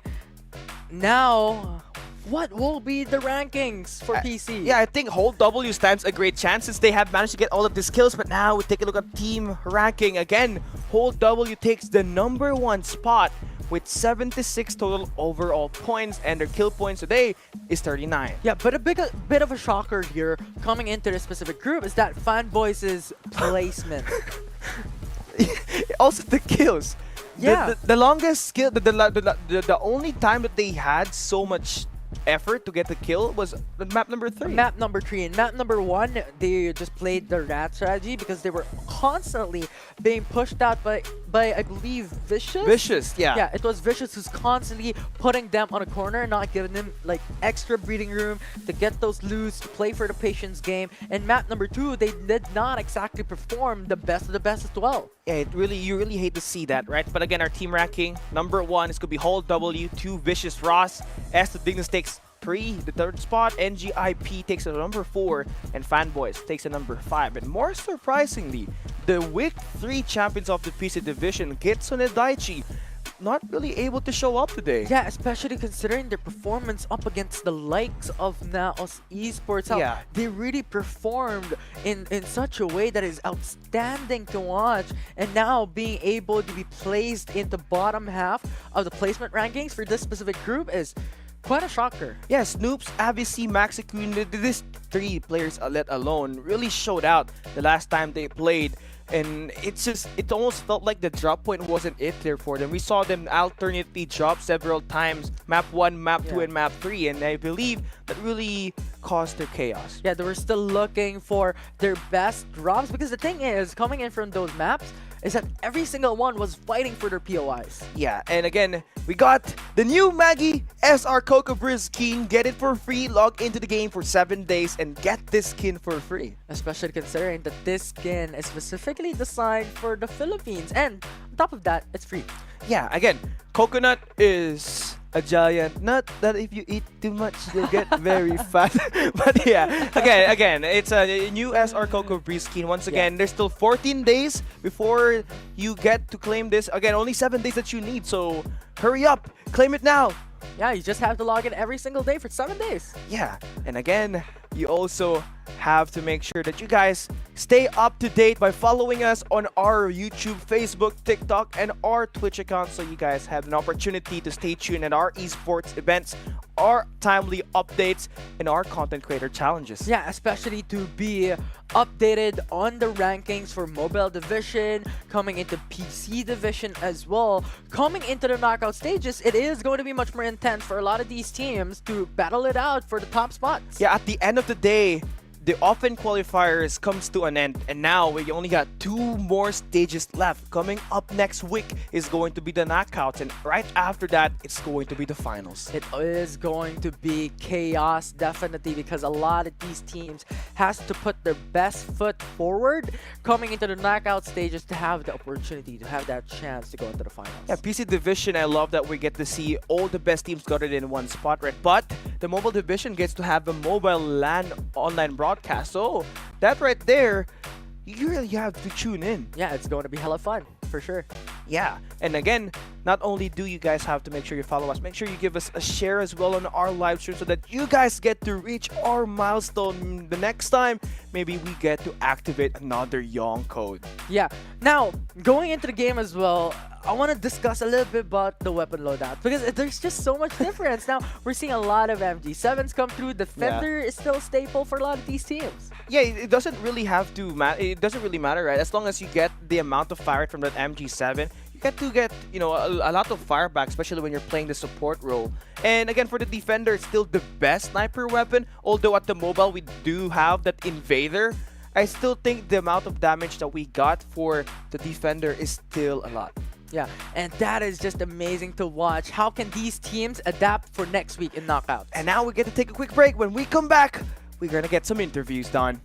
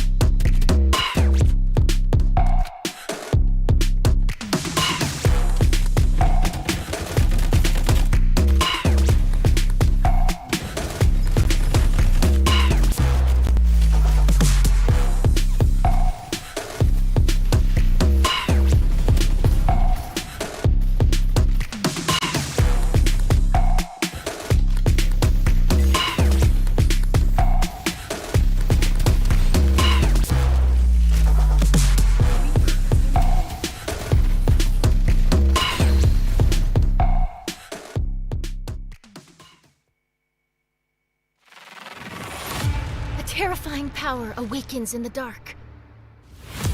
Machines driven by curiosity, becoming cold-blooded killers. Everything must end.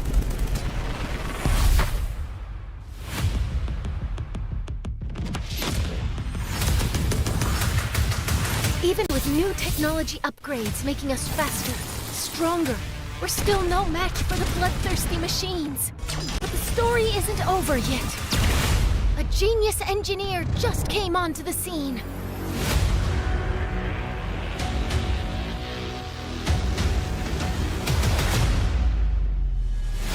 Out for the power, I'm just counting the hours. My inner beast is ready to feast. Competition devoured. You ready? This is the moment. How bad do you want me? Put your arm, you'll never fall against any opponent. This is my life, and I'm down for the fight. Hit him left and then right. He's on my light. It's blinding and bright. It's time to fight. Watch your learn. Keep it steady right now. I'm a legend. I'm ready right now. Once I get it lit, I'm on great. I was made for this. They say Rescue en route. No turning back now. Kill directive initiated. Eliminated. One's enough. The truth always comes out. Play a game of MASH. Out of the way! great. I was made for this. Legendary. Thanks for stopping by. Mission complete. They all telling me I'm dope now. I'ma teach you a thing or two. Gotta take over the world. What is greatness means to you? Great, I was made for this. It's time to make 'em pay for this. You don't have to wait. For a fate. Great, I was made for this. I was made for this.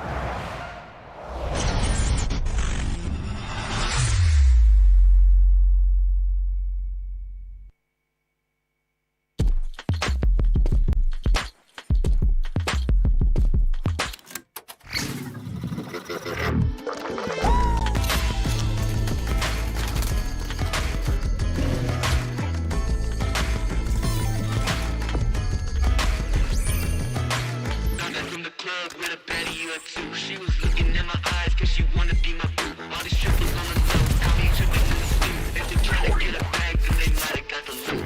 Always wanna talk, but you never want the smoke. If you flashing all the guns on your live, you a joke. You a joke, never thought it, you never ever broke. I be pressing on the shooter who be lacking in the smoke. You a joke.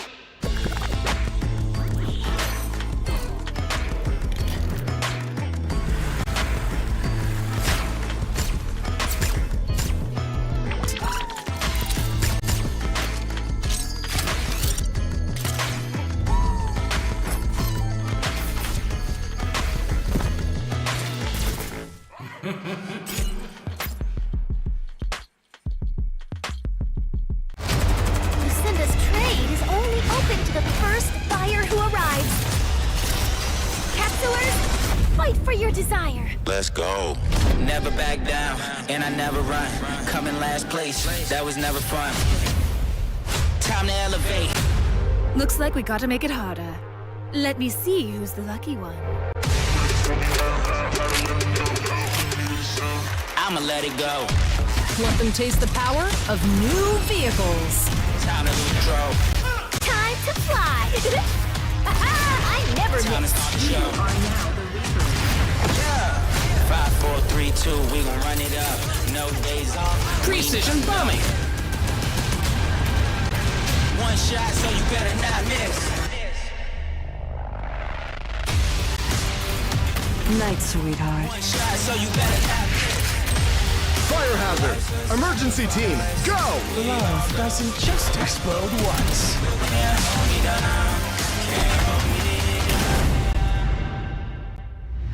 Feel the gravity of fate.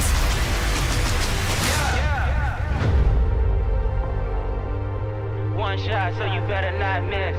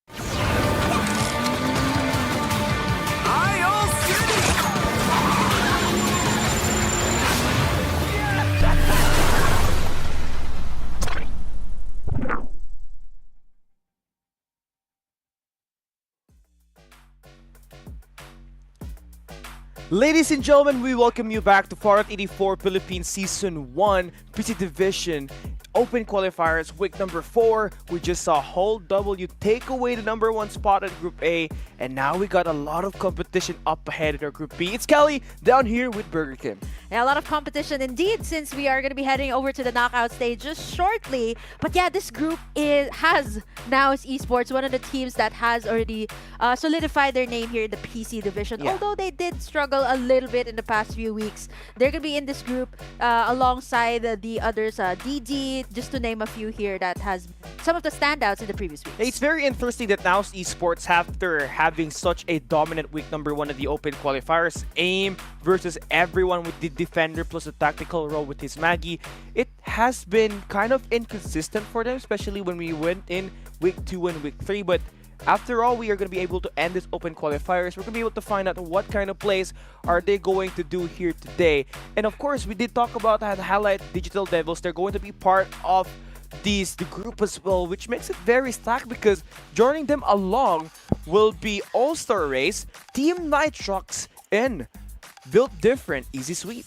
Yeah, DD, Naos, and Playbook that has made their name in the mobile division, and now I have yet to see their PC division. Yeah. And I think this is going to be really interesting too. There is Nitrox, and Easy Sweep is also in this group, by the way. And one thing more than likely that we have as well is Mantas Esports. There's just so much stack going in here at this Group B.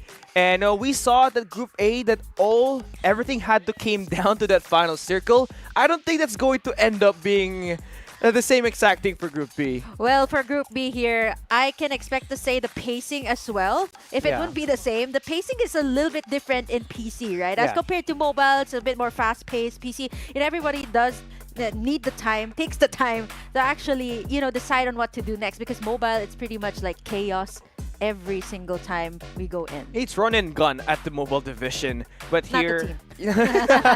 at the Spacey division, it was kind of very, very slow. But before we head into the action and bring you the chaos, let's take a look at the reward we're gonna be able to send to you guys after being here for so long. Here's a Jetpack Blitz redeem code. It's gonna be Lucky Blitz. Make sure you go in. It's gonna be only limited. For the first 1,000 viewers, or for everyone who is watching out for the codes here in Farlight 84 in FPC, this is it. Grab it. I'm pretty sure there's going to be a lot more in all of the maps that we're going to be having today here in Group B. And going back to that, we're seeing this group to be a bit more. Last time we saw Now's esports, right? Everybody was trying to take them down. I'm not so sure if this is going to be the case here in our first map for Group B. Yeah, I mean, Now's esports totally going to be one of the teams we have to watch out here today. They're looking to try to bounce back after that week 1 disappointing, after that week 2 and week 3 disappointing performances. Now we get to see them go at it here at this weekly finals. Group B for the PC division. It's going to be them dropping at the Power 2. That's going to be their initial drop here today. Ooh, not the Power 3 station. And looking at Power 3, it seems like it might actually be another squad that will drop there. And looking at our squad as well on the bottom side, that is going to be squad number 7. Shinigami actually having the entire Tin Man plus Todd's Hot Rod all to themselves. Now this is going to be Group A map number 3 that we just are watching here right now. But of course, we were going to show you guys the literal Built Different map. This is going to be Group B for real. We did not get to see the initial drops of the teams, but we do get to spot Now's esports going in to their initial drop at the Power 3 station. Yep, they're going to be heading up against Kaduliman, another squad who is already in this vicinity. So I am not so sure if Naus will try to contest for that spot in Power 3 or just let squad number 12 just take it for themselves, knowing that there's a lot more resources here as well, instead of having that same situation last week wherein Naus was always caught in the middle, caught in between 3 squads, and they were eliminated quite early. And they're going to try to not waste their efforts and go in head-to-head versus squad number 12 in Kadalima. And they're going to try to get all of the vehicles that are available there. Again, it's blazing infantry, which means the flamethrower is going to be in the mix as well, and you get to see them having 2 flamethrowers already. So mobility-wise, they can rotate anywhere they want to with all the arsenal that they have managed to build up. Now, Kadiliman, knowing that Naos is already out of this this zone, this area, this is going to be their turf for now. And knowing Power 3, this is an area that has a lot of ins and outs for me and a lot of good places to, you know, cover in case this is the last zone that will be closing in. A lot of shields as well. Are they going to go and chase Naos there, or are they just going to take their time and get in the resources that they need? Yeah, at this point, you don't have any vehicles, so you're just going to have to try to wait it out and get all of this arsenal to build up, right? But here, for Easy Sweep, their drop point has been contested by squad number 13. Interestingly, someone is ready for some gunfight here. They already have the flamethrower. They're being shot at the moment, and this is going to be them backing away. Oh no, look at the damage coming through from that. And squad number 13 is just not going to let Easy Sweep have an easy time in Carnival. And honestly, I guess that's the best thing to do, knowing that Easy Sweep loves dropping there. There hasn't been any other different drop points for Easy Sweep. And looking at this, Easy Sweep, speaking of them, they actually take their vehicle on the other side, but look at that Mantis! They're being chased by Mantis Ragnar! They can close the gap down with the flamethrower, they can go for the attack, Divulge is going to be used as well! They get to have the arsenal read through. Don P trying to get that revive, but will get caught in the act. Hologram Guide will be invested by Mantis Gaming. They definitely have all of the arsenal in their favor here. He's just using the flamethrower to delete all the players, and 6ix9ine gets reversed card by Worry. And it's Easy Sweep, the fight's not quite over. They still got to take down Ragnar. Oh man, they're trying to go for the revives here, but Mantis Gaming is not stopping as of the moment. Squad number 11 is in the vicinity as well to join in the party. Yeah, Notorious, they're just going in to get these kills. Easy Sweep cannot get any peaceful timing at this early game. They have been chased. They have been running for like the past 3 minutes. And now they're going to be obviously meeting their end here with Notorious actually trying to chase them down. Wow, Notorious and Mantis just going at it for Easy Sweep. This is definitely not an easy time. I mean, they haven't been able to get as much loot in Carnival. And right after that, that was 2 squads going up against them. And these 2 squads are not just any squads. Mantis Gaming is part of the top 10 of the PC division. And you also have Notorious, who's slowly on the rise to be one of the bigger squads as we move in at the knockout rounds next week. And you expect them to really get all kills as much as they can so that they get to boost up, get to be part of the Group A top leaderboard. Yeah, that's going to be just 1 squad down here as of the moment. There's still some respawners in. And we see here Riz, or Raze rather. Yeah. They're coming in from the pick of the litter here in Group B, having the Tin Man and Todd's Hot Rod at that. Yeah, it's interesting that they're going to send out a different team here this time. It was Mitchell Gaming and Screwed back then, but this time they're going to have to work with what they have. Dream Team this time on the Riverview Park has got 3 squads on the map. Could not get their ultimate being readied up as well at the moment. Notorious in your dream, about to siege inside. He's waiting for the best gunfight, and he's got the high ground with his teammates. Yeah, Notorious at that time, that's the best thing that they can have the high ground, knowing that squad number 5 has the vehicles, and now they're on the move.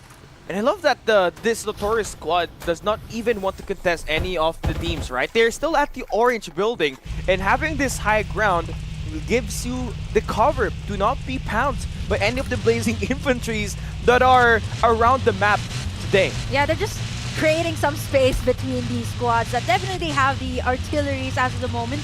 They're not going to contest for it, and we see it that Vision Erosion. Yeah. The Carnival drop.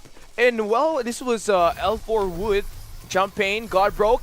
Oh, this is a very known team. Out, actually. Yeah, and they'll be able to bully them out. Buladas and crew has the high ground. They also have the better shield armor here.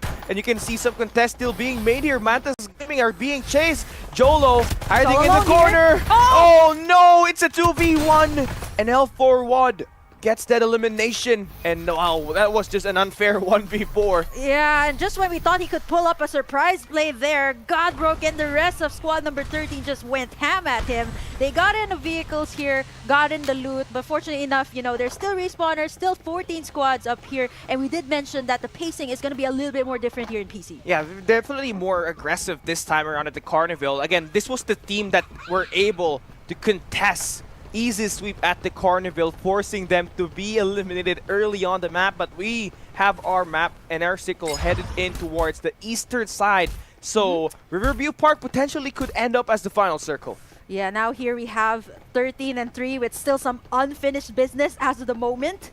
Let's see if they can be able to bounce back, knowing that Mantis Gaming, Godbroke might actually make a surprise play here. They're a bit scattered here for squad number 3, but on the flip side, we see as well, now Esports. Yeah, taking all the skills, Cos with the bang.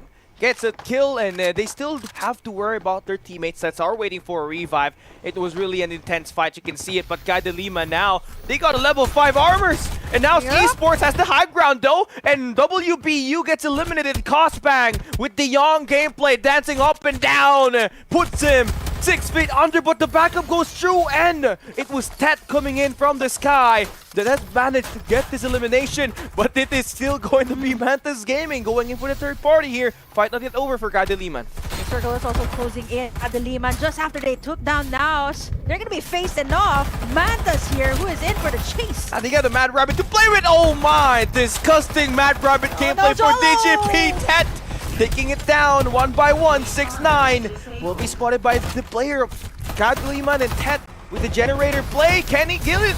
There's No, the he does backup not. Oh, the EMP shot goes through. Another squad going in. Tyrant Playbook Esports are here. Wonder and Raph has already 6 kills here. Still got some players on the corners, and they get to clear it out for now. Just when we thought that Mantis Gaming was going to be able to take over that situation, now they actually force Naos Esports to be split up in the map, and it's wise too that they didn't go in for the engage, knowing that there's going to be Playbook Tyrant here. Wow, full armor for Wanderer. This is interesting. I mean, this is all the loot that we saw coming in for Guy de Lima, and remember they had like level 5 armors, and it all just took one time for Tyrant to get all of these eliminations, then clear it out. You can see that Mantis Gaming are still very much alive, but it's going to be Naos Esports. They have to fight here at the Carnival. But you know what? 15 Playbook Tyrant, they're gonna go around the corner. They might actually just face squad number 6 Naos, as well as Mantis Gaming, who is fighting on the sides of the zone. Carnival is here, but not so sure if they're gonna force it out. This is still just the first circle, so it's not as much damage just yet. Yeah, but the thing with Naos Esports is that all of their players have used up all of their respawner. And the thing with Tupac right now is he doesn't have any of the medkits available on the match, and you can see Playbook Esports still going back for seconds, and that's gonna be them able to really put in the pressure, get that kill through. And Naos Esports, the team that we have managed to talk about at the earlier segment, seems to be that second team to go down early at this Group B round 1. Squad number 4, Digital There Devils. we go. They get taken down. Naos Esports.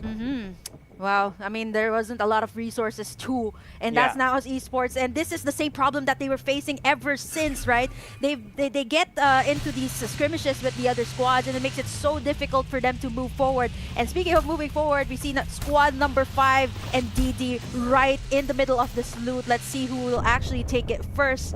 They might have to move out, but on the other side though, it's a big kill. It's a big kill coming in for Wraith, as they have managed to go in and EMP shock the enemy that they have dealt with, and they get to revive their teammates, and they get to pick up the loot as well of the teams that they have eliminated. But Nitrox is still trying to close in that gap. That's not going to be a friendly sight for you. They got a vehicle to work with, and that's going to be Lin about to pull it through. Weirs are going to back down, stay away from the absolute gravity and the EMP shock wombo combo, but they are currently caught into a pinch. Set up the place has Team 7, and now they have to deal with Nitrox as well, the number 1 team for Group B. They're looking in for the kills, and they're going in for the conversion. Nitrox was able to capitalize on that moment, and now they have to take down the ones on top. Squad number 13, they're looting as much as they can. They got this vehicle, but it's still not over. They get the fights in there. Nitrox already got 5 kills here, not as much as healthy in comparing to that shield armor that we saw earlier at the guys holding the checkpoint, right? But it still is going to be playing a significant role. They're building up for that late game. Nitrox, squad number 13, right in this building. It's going to be really hard for Nitrox or whoever is in that open area to move forward. And now looking at their minimap, we see that Nitrox actually is going to be moving forward. Squad number 5 though, and DD is a different story. Here we go, Vision Erosion. That's going to be the hologram guide invested here by the Digital Devils. They're going in for the Trolls. They take down one player, and Chuya gets to find more of that. It is all down to Wiz. Last player alive. He is able to clutch up onto Chuya, but he's down to his 1 HP. And Corby gets the elimination. Another squad will be wiped. You see how well DD was playing this, waiting it out in that high ground, eventually getting a spot on this squad, and eventually jumping in at the right moment. And now they get to loot their armor before they get in and head over into the other circle. You hear Nitrox. Here we go, in third party for Notorious. It's gonna be In Your Dream now, trying to stay alive at the rooftops. But Nitrox is just too good. Lin with the EMP shock destabilized every movement that we can see for Notorious. You can see all of the players for Notorious is down. It's all down to Import, but Middle the God fails to convert the kill, and it's not yet over. Notorious Import has to clutch this one through. Another siege will be made. Absolute gravity will be invested. Lin is closing the gap down, and we have a new Reaper. Lin gets 5 kills. Just when we thought that they were going to be able to get the revives, a lot of plays after plays coming in, and Nitrox is the one coming up on top. The absolute gravity right there on time, and instead of Notorious, it's actually Nitrox that gets in the revives. And what's great here is that only one player went down for Nitrox, so those who are trying to build up and cooling down the duration of their ultimates is gonna be a big factor for that. But now we take a look at our map here. Tyrant Playbook Esports at the upper ground of the Pixar's garage. Then you got Hal W holding the Riverview part. Yeah, that's going to be really sticky for 3 and 4. Whenever they come out, it's going to be 15 that they have to face. A lot of armors though, but they have to move forward. It seems like DD, they know he's there. I think they're just scouting the area. This is really difficult, right? Information is so important, but I guess it wouldn't be wise because there's a lot of shots coming from downhill. So they wouldn't want to waste all of those shields, all those health packs as of the moment, and that's definitely something you need. 8 squads left. We see Mantas also in a sticky situation. Squad number 9, it's only Alpaca right there. There's a tent over there that you can move in, but they know that DD is right there. I kind of feel bad here. You get to see a great lookout. Mantas Gaming, they're kind of broke. Their car just broke down. Digital Devils, they're kind of rich. You got 3 Blazing Infantries. Then you got Alpaca. Barely scraping by. Has no teammates to work with. Also doesn't have any vehicles to traverse the land. Yeah, it does have some shields, but it's not as much, right? So you have to be a bit more frugal with that. Knowing that the squads on the other side, they got the vehicles, I think they know! And it's down, Alpaca's down!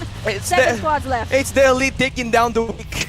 Digital Devils, Singod, and Crew gets their 5th kill. Yeah, they're in the momentum too, right? DG was able to take down 1, and as of the moment, they're thinking of a way on how to go down south, knowing that Nitrox is there as well as squad number 15. How will they move forward? Not unless Nitrox is going to charge in on them, but it seems like DD is going to be the first one to make the move. It's a bad spot for Digital Devils to be in. Circle's closing in, and Nitrox is being the guy holding that high ground. They got the orange building locked in. Too. Yeah, they're ready for that gunfights. If they want to take the challenge head on, they can do it anywhere, anytime. You just have to go in for some shots. Circle is definitely pressuring Digital Devils to move in. Absolute gravity will be invested here, and that's gonna stop the push being made by Digital Devils. But the EMP shot goes inside of the buildings, and that's gonna be a counter EMP. Middle the God beams down Yui with the defender.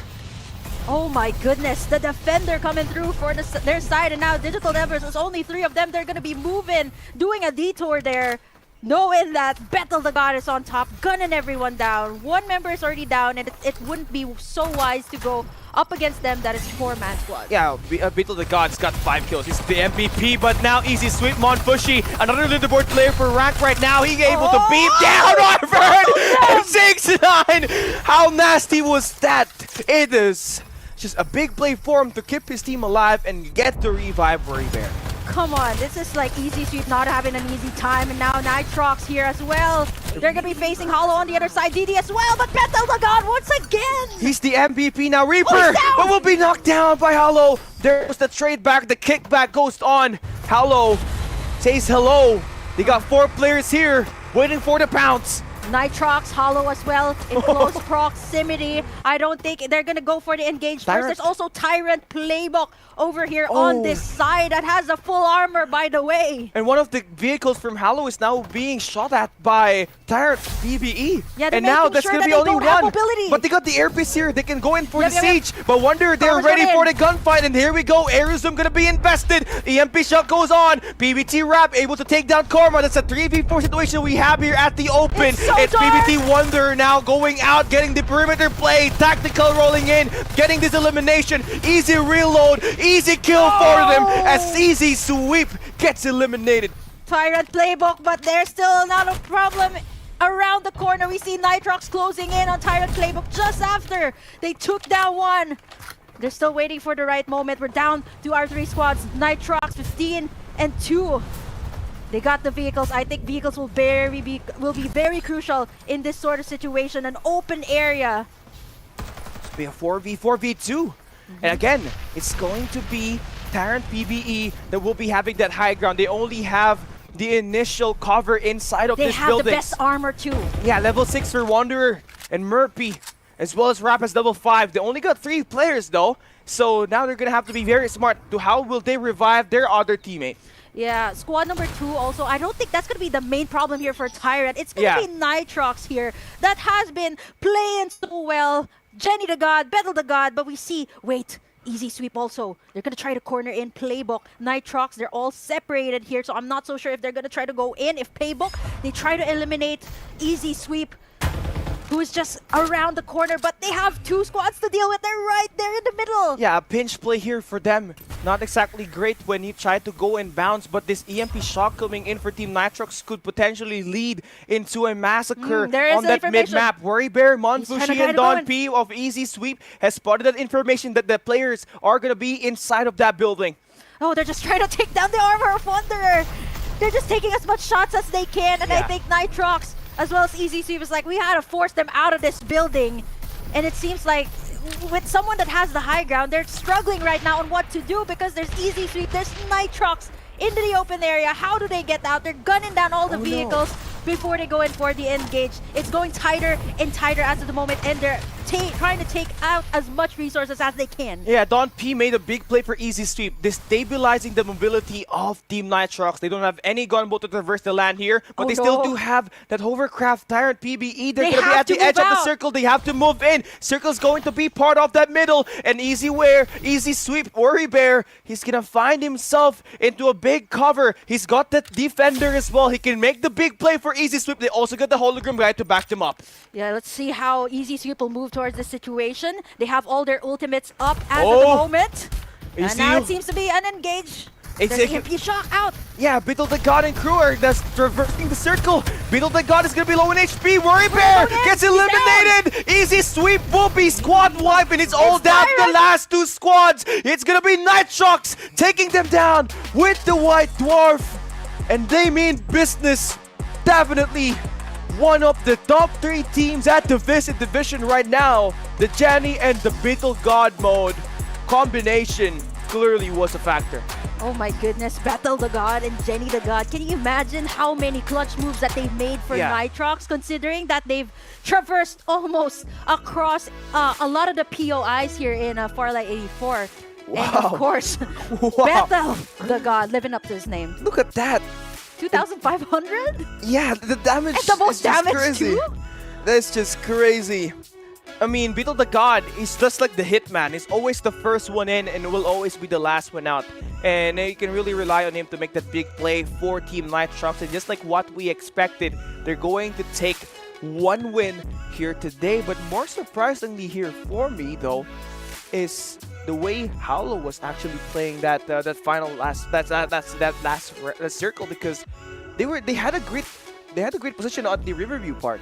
Yeah, I think the thing too was the 40 was the first one down, and the 40 is the one who is making the plays usually for Hollow. And looking at our podium finish here, it is actually Easy Sweep.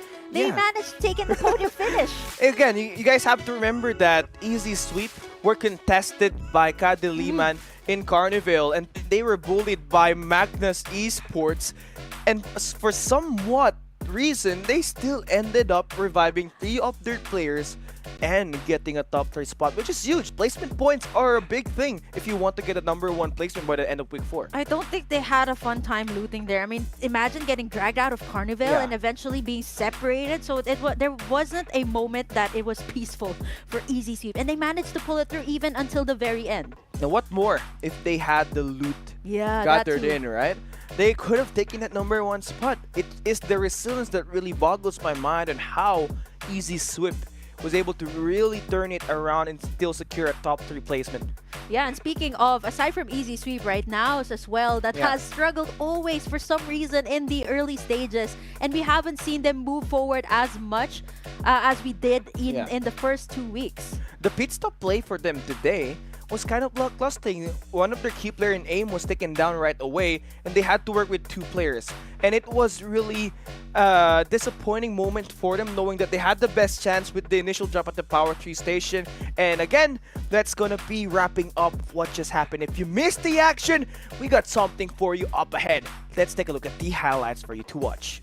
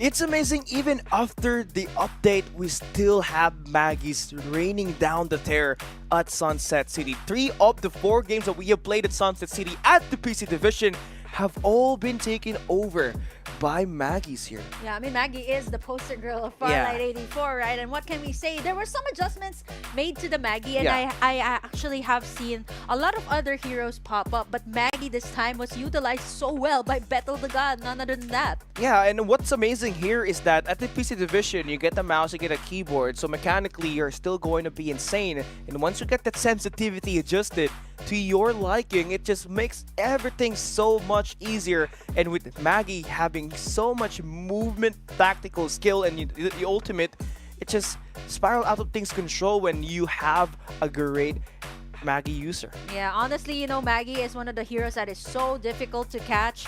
And speaking of Maggie, I think our MVP is none other than Battle the God. You've seen how many moves he has clutched, and he was so difficult to catch as well. Not a lot of players can take him down. Yeah, it's amazing that Battle the God has continued to be relevant in terms of playing this Maggie, right? I mean, we saw one team earlier use one Maggie, and it was the MVP. Got 7 kills and 2,000 damage, and Battle the God was able to top that with 9 kills and 2,514 total damage. Can really ask for Battle the God to be that primary playmaker for you every time that there's a clash. I can't remember what the gun that Battle the guy was using. I think was it the White Dwarf. It was a White Dwarf and a Defender. Defender, yeah. So I mean, defenders are still a thing, though. Yeah. I think even though it was, I think this week we're starting to see a little bit more different guns, AK-77, and also even the Invader. It's just amazing that this team's still sticking to that sniper meta, right? At Mobile Division, we had so much teams adjusting to an invader instead of a defender. But what these teams really love the most is their range. You can get an 8-time scope on a sniper. And that means the best. More zoom, more shots, more accuracy. More accuracy. And you're on PC, so yeah. How much more accurate can it get? The bigger the screen, the better you take them down. Yeah, and imagine if you're playing on an HD screen. What better? Yeah, definitely your aim will be much better in the PC as compared to. I've tried both PC and mobile. Yeah, which was harder?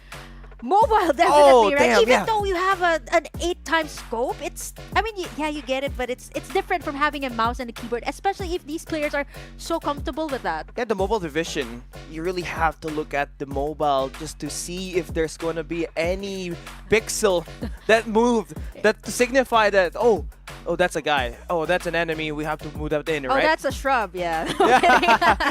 Is it? Yeah, is it? Because mobile, it's so hard to tell, right? And honestly, big salute to mobile players. But now, of course, this is the PC division. We're going into map number 2, Kelly. Yeah, again, the defending winners of that map number 1 is going to try to take that in and really soak it to go back to back. Now, let's see the flight path here. It's going to be from the northeastern side going into our southwestern side. Earlier on, there's a lot of congestion over on the west side, and looking at now, wow, okay. Earlier, it was Kadaliman trying to contest the area of Power 3 Station, and now I think it's going to be Naus's area. They're going to have the pick of the litter there, and definitely have that area all to themselves, not unless Mantas is going to rotate towards that area. Yeah, obviously for Naus Esports, they can pick up the flamethrowers that are going to be available at Power 2. Then they can also get the potential flamethrower by the water pump station at the Power 3 station. And if Battle the God is all alone too here. Wow. He's not afraid. I mean, gunfight-wise, he's got the movements to back him up. But now again, looking at the Carnival, easy still sweep. The same. They will be contested once again by L41. Yeah, is it gonna be them chasing L41 out this time? Earlier on, they were the ones that were able to siege the area. But as of the moment, let's see how they will be able to take over the situation, knowing that there is another squad trying to contest this area. It's also the Sunflower Shopping Mall, the comfort drop here of Hollow, but they have to face Dishband. Hollow, again, they're like the kings of the South, execration. But at this PC division, they can really bully anyone that dares to go in their way. Dishband is going to feel that pain. There's only going to be 3 players on their side, but they got some good prime position. If a guy enters this building, he's going to be being beamed down by the Invader and the AK-77 from Chase. I'm not so sure if they have some information. Oh, and speaking of that, just as we were saying, now Hollow has the information that it's going to be Dishband in this area. Let's see how they will try to siege in that other warehouse. They got Karma setting up a play here at the top. Oh, there's also a vehicle on the other side. So we see Foco giving some information to Dishband. And he's being shot at here, not in a good spot. They got to pull out the Vision Erosion to try to lit Foco inside and heal up. But now we do see that Absolute Gravity go in, as well as this Vision Erosion from Dish. And we can see them still playing it passive. No kills, no bullets have hit so far. Yeah, Dishband is just okay. They've used up all the ultimates. Smokes as well. It's going to be them trying to gun down Hollow. Oh my god, Chase, can you hit that shot? It's just a pixel that you're just seeing. Oh, but and no. Chase gets ganged up, but here we go. Another Absolute Gravity invested by Karma, and the Fnatic works. Spams him like crazy and just gets deleted right away. They still have a vehicle though. Foco is forced to drive away from that situation. And now we were talking about Hollow. This is their empire. This is their territory. And even in the outskirts of Sunflower Shopping Mall, the mansion, they have proven to take in this area. But Mao Mao in the area, he's all alone though. No, Jupiter 6, you have it. You have the arsenal, but it's a 1v2. You got traded. And you have to be going back to the sky to relocate with your teammates who are going to be at the tiny fortress. But squad number 15, that's going to be Tyrant Playbook Esports. They're trying to cut that rotation down to take down Foco, who's got that Blazing Infantry. Oh, this is a lot of sales and going on in the Sunflower Shopping Mall. Highly contested area. Knowing that this band has to actually disperse away. All of them are scattered out as Hollow has this sort of high ground. They should actually be able to spot out Tyrant Playbook over on the other side that's trying to get in as much loot as they can. They spot out Chase and can no longer be able to dash out of that one. They got 2 vehicles here too. Oh, make that 4 for Thailand Playbook. Yeah, not much you can do there for this band after going down early up against a squad like Hollow. But here at the Batcave, we got Digital Devils, Corpy, and crew able to spot down Wraith. It's going to be Zars and Alpaco close by. Corpy now closing that gap down with the Ember. Has no vision erosion, but he gets the pressure in, but the EMP shot lands, and Corpy gets outplayed! Outmaneuvered! And just when he thought, well, there's the rest of DD to back him up, fortunately enough, I think he didn't expect that EMP shock to come out. He's like, there's only one person, I can take him on. But fortunately enough for DD, there's that backup. Tyrant Playbook. It's going to be a very great action here. They just want more chaos at this point. Digital Devils are going to be engaging on an early team fight up against Tyrant, who's got level 4 armors ready, but all of their armors have been shattered, and they gotta back away. The good thing is they have these flamethrowers to mobilize themselves and traverse this land, but you can see Digital Devils trying to close them up. Tyrant has one of their players actually caught into an island gunfight. Murphy pulling in that vision erosion, but that's not going to be enough. Singot trying to do best to get this kill. Oh, he's just using it to heal himself up, and he gets spotted! Back against the wall, it's an Ember! Mirror matchup! Corpy gets that kill, and Murphy gonna get eliminated. Okay, yeah, he thought that was enough time to get himself to heal up, but DD was just so aware of the map. There's the thing though about the vision erosion. There's just so many ways to disengage, but we see DD is still going at it. Yeah, Corpy and crew pulling out that EMP shock, but they're the ones that get countered here first. Absolute gravity to be there, but the counter of the vision erosion helps them stop the bleeding and get themselves to go and act together. All-Star Race has 4 of their players alive. Singod, 4 Digital Devils are still on the sky. They have to wait for him to back up and get that info up on the sky. And All-Star Race able to force them out, and I love that play from them. But some of the players of Digital Devils still going in for the push. Yui and Corpy not going to be able to do much, as this Ken backup is going to play a significant fight for All-Star Race to finally get this one over with. But they get shut down. Oh my goodness, DD still being able to manage out of that situation, but not for long. Okay, sorry, I thought Wraith was going to try to go in, but they actually dispersed from the area. Nice move coming in from DD. I thought that would have been All-Star. Yeah, and for Digital Devils, they were able to clear out the bridges, and it so happened that there's a loot crate that is gonna be dropping. Oh, so they were all trying to go for that. Yeah. And so that MG7 that's gonna be inside is gonna emphasize more of the firepower for Chuya. Chuya is gonna get the pick of the litter, but Nitrox is around the area. They do spot down Chuya. And that's gonna be the map 1 winners, trying to chain it into a back-to-back. They still have easy sweep gonna be at the corner at the Sunflower Shopping Mall. And that's going to be a tight and compact battle for Team Nitrox. I don't think they have spotted the team. They're trying to close it out. Backside. They're trying to get a move onto Nitrox. There's EMP shock. And Hologram Gun has been invested as well. Team Nitrox are ready for this gunfight, and now they're sieging inside. They spot the players up top, and Kaden spraying them down with the White Dwarf, just trying to go for the delete. Build that gun, and he's moving in as well. And the third party is gonna cost the team some time. Easy sweep trying to move out. Yeah, he's doing well because Nitrox, they have used up all of their ultimates, and now they're gonna be the ones caught into a pincer maneuver as we see them actually trying to stand their ground. They have the high ground, but Digital Devils are in for a fight.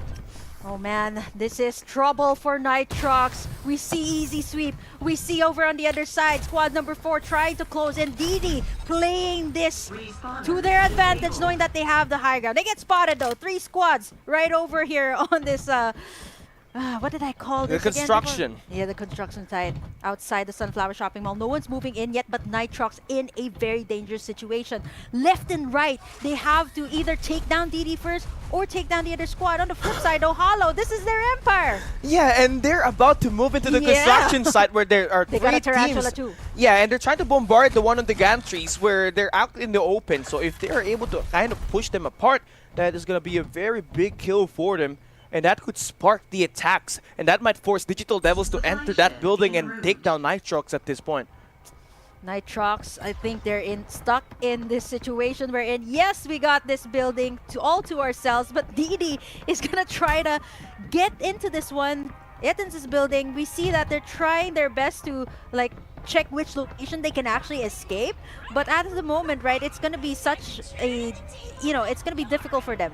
Easy sweep, or is it gonna be DD over on the other side? So as of the moment, they're hard stuck in this area. And the thing here is they don't have the high ground, literally. They got the gantries being locked down by Digital Devils and the orange warehouse being locked down by Easy Sweep. And the only thing that can help them try to take the push is if they try to isolate one of these players. And Digital Devils already has one player waiting for a revive. That's going to be a 4v3 there if they try to take it head on. Yeah, so it's actually wise to do that. DD is not going to be moving forward just yet, knowing that the numbers advantage is going to be onto Nitrox. They still have to consider Easy Sweep on the other side, but we see that Nitrox is slowly moving in towards DD's areas, knowing that they have the numbers advantage. Let's see who's going to pounce first. They have the high ground, and Easy Sweep as well is waiting for whoever is going to come out on top of that one. And this 3 squads that are waiting for a challenge at this construction site is part of the top 10 of the best teams in the Fallout 84 PC division. And Murray Bear, the super content creator, have managed to pair up with Monfushi, which is the super sub. Biddle the God out of nowhere beams down Corpy. Again! Digital Devils down to their last 2 players. They gotta get that revive, but Biddle the God has got that angle on the guy that just got taken down. This is so insane. Everyone just has to crouch down because they know that Jenny or Bethel has their heads. They're going to try to get in. Are they going to try to go in? No, they're just trying to just get going to that force pressure. them out of that situation. Yes, stop that team from getting that revive. Yeah, they aren't unable to move as of the moment, and DD is just watching their every move because they know that Nitrox is in that building trying to gun anyone who peeps up. Oh my god, Easy Sweep is still keeping that pressure up until Nitrox. You can see the 2-2 split. There's 2 players trying to get that information up against Easy Sweep, and you get 2 players holding that fort down up against Digital Devils. But we take a look at our current standings. It's Nitrox on top. number 1 with 27, Tyrant 21, very close. Or are they going to try to gun down the vehicle, make in some diversion play? But, Nitrox is also keeping up the pressure. If there's pressure on the other side, they have all the more reason to pressure DD here, knowing that there's only 2 of them unable to get the revives on the other 2 remaining members of DD. But there's another problem as well. If 7 decides to move in, that's going to be a problem for Digital Devils. Sin God trying to bounce in. Okay, he goes back up. But I think Battle the God knows they're trying to get an angle here, and it's so difficult, right? There's a lot of cover, not unless someone can. They don't have any springboard. The problem here at this moment is it's just taking too long. Tyrant Playbook Esports is actually trying to traverse the land as well at the south. Singod now getting eliminated. Just one more player. If you can call in that absolute gravity that can pull the guy down below, and that's gonna mean trouble for the side of the squad. Just when we thought that the high ground was much better, now DD finds themselves in a situation that they're stuck in. They're unable to go down, and Jenny the God is just not letting go of the situation, making sure that DD is eliminated by this time. Playbook Esports now. Yep, they're closing in Playbook as well. Esports trying to keep it safe. They're just waiting for Chuya to get eliminated, and before they go and pounce to right Ila, in the head. finally able to deal Digital Devils there. That was probably the longest stand-up. Yeah, that longest stand-up that we ever saw in the entire Group B so far. And you can see the loot being dropped here. That's going to be more attachments, more level that will be growth. Will be grew here by Nitrox as they try to keep their bag deep for the late game. Again, another pincher move onto Nitrox. There's so much pressure on the squad. Tyrant Playbook on the other side that has taken over the spot of DD. But over here on the other side now, and wow, Dish is still alive. Mama. Right in the middle of Mantas and Naus. I'm not so sure how he can escape that. There's going to be a lot of information here. Now, as the circle is slowly closing in, Nitrox still in this compound, unable to move out, making sure that they have the space all to themselves. Well, they aren't able to do as much, right? Because 2 squads, making sure that they're right there in the middle. Yeah, again, on the kill feed, AIM has managed to take down Mammoth Disband, officially disband after that matchup. And again, that's going to be one more squad eliminated here at this group round number 2. This could be down to our 9 squads with 31 survivors remaining. Nitrox are still busy trying to take care of Easy Sweep that has that orange rare. I mean, when you take a look at the other side, the right side on your screen, that's Now's Esports with And 3 players with level 6 armors. That's insane. If they do decide to move in here, there's only one way to go, and that's going to be Easy Sweep that they're going to be facing first. So at this point, Nitrox is like, okay, fine. Either Easy Sweep and Nows go up against each other, and if Easy Sweep does fall, they're going to have a hard time trying to take down Nows that has the full armor as of the moment. So it is going to be a 4v4v4. Not so sure who is.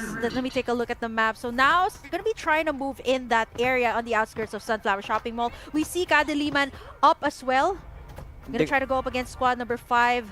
They might actually try to go in for the gunfight before the circle closes in. They're waiting for the cooldown of the divulge here. Now they're going to try to take the up. push. Springboard is up. They're going to try to close the gap down. And that's going to be Flares with level 4 armor. So you can take the kill on True. You stopped that EMP shock. And now you get the hologram guide to buff your damage and your speed for a short period of time. And the vision erosion will not help Kadiliman get out alive as they get killed by the Dream Team. Their dreams officially shattered. Notorious is there as well in the vicinity, but hold on now, Esports. They're gonna try to take down Dream and making sure that their dreams are annihilated here as we see the EMP up. Now Cosbang now hops down. He is currently there's out a circle in for the life count. Cosbang is down. Rookie gets that White Dwarf kill. Now Esports just fumbled. One of their players gets caught on the danger zone. Cannot get that revive, so now you're down to your last 3 players. Now, this is a situation that is favorable for the ones over on the annex of Sunflower Shopping Mall. Now, Esports going to try to close in, making sure that Dream is unable to move forward. Aim! The defender play gets that top Reaper spot once again with 6 kills, and he takes down Lonely VJ as well. This guy is for real. Now, there's not enough time to actually do those revives as of the moment. There's only one left for Dream over on the other side, and we see AIM once again making in the place. Oh my goodness, and it's gonna be another squad he's gonna be targeting. It's gonna be one Nitrox in the area as well, and this time it is gonna be a another person. Wow, Tyrant. Wow, this is literally taking a swim, literally. How can you climb that? That's actually my favorite strategy. Tyrant, again, they do not have like the best of arsenal, and you can see the circle actually closing in by another cliff, so they can use that cliff to actually stay alive and get another placement points. But again, circle is in. Nitrox and Easy Sweep have stayed in the same building for like the last Probably 7 minutes. Probably 10 minutes already. And they're not letting up, right? And Betel the God, as of the moment, has the best armor here. We see that D&D Online has already tried to reposition themselves. Tyrant Playbook will not be joining the party anytime soon. They're still going swimming. And now Esports closing in as well on that area. They might actually surprise Easy Sweep there. Someone that they expected to come from the back, and they're here to join the party. Now Esports, all you have to do is just to get inside of that circle. Now you're going to try to drop on your vehicle, go on foot, and not get spotted and not get beamed down. And you can see that they have, again, level 6 armors.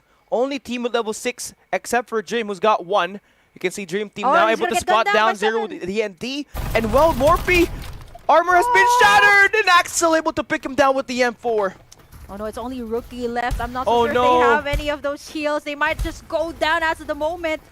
And the circle will be closing in here. We still have 5 squads. No, make that 6 squads remaining, as now it's going to get gunned down there by D&D Online. They're forced to move in. Yeah, they have the high ground in 2-pack. 2 Ela takes down In Your Dream. Now we make it down to here to the last 5 squads. Playbook Esports still on the water. 0 DND still's got 4 players alive here. They can just wait for the other squads to go and take each other down. Easy Sweep has now made the rotation over to the rooftops of this construction site, and Don P has managed to get spotted by Now's Esports aim. He just got danced on, but Monfushi gets that trade. 0 DND is in a position to go for that third party anytime they want. The ultimates already.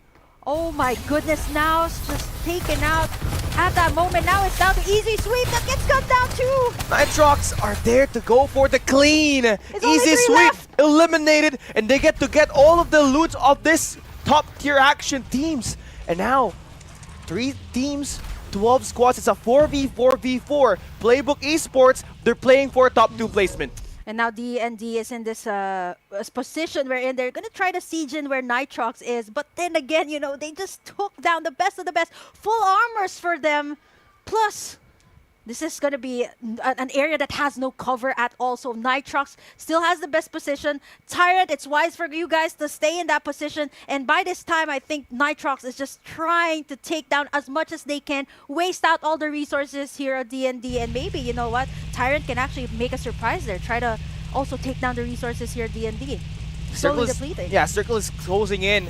And Nitrox has to make a move. An opportunity for them to go back-to-back and dominate this Group B round number 2. Yep. They have Tyrant playbook here, 0 D&D. They're going to be able to meet Tyrant PBE first. Is just trying to play outside of that circle, but they all get taken down playing the rat play. Now it's going to be a 4v4 situation. It's all down to D&D. Okay, Nitrox has managed to pounce. They got the playbook esports down, and now we're Iskaela. He gets taken down with the help of his teammate. Jenny the Gun will be eliminated. The MG7 is going to be a big factor here. Nitrox are down, and it's going to be 0 D&D being the underdog, getting that victory.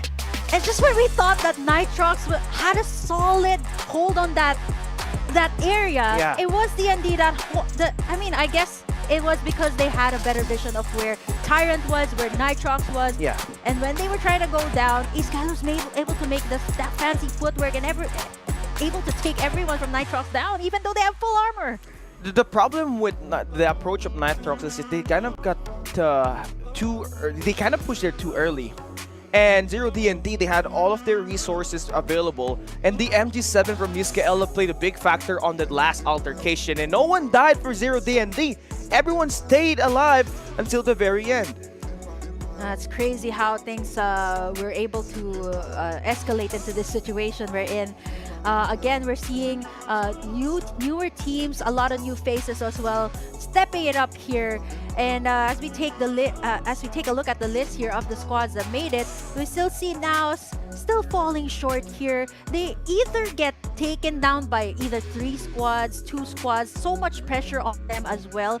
And a lot of outmaneuvers by the other squads. And speaking of outmaneuver, I think Nitrox completely outmaneuvered, even though they had the full armor there. Yeah.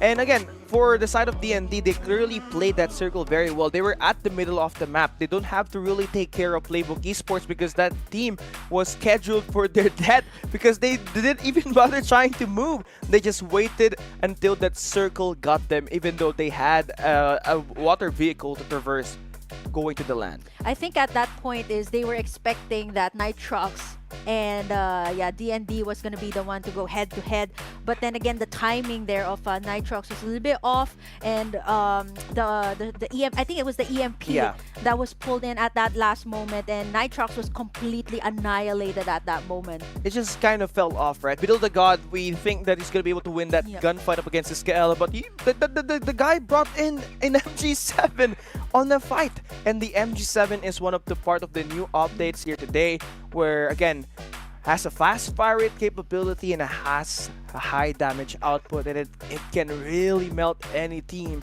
if you try to take it head on. Yeah, this is why you see a lot of the teams going in for the loot, and I think for D&D too, they played it out really well. And in the previous weeks we've seen a lot of the Rhinos, and still the MG was able to do the work here.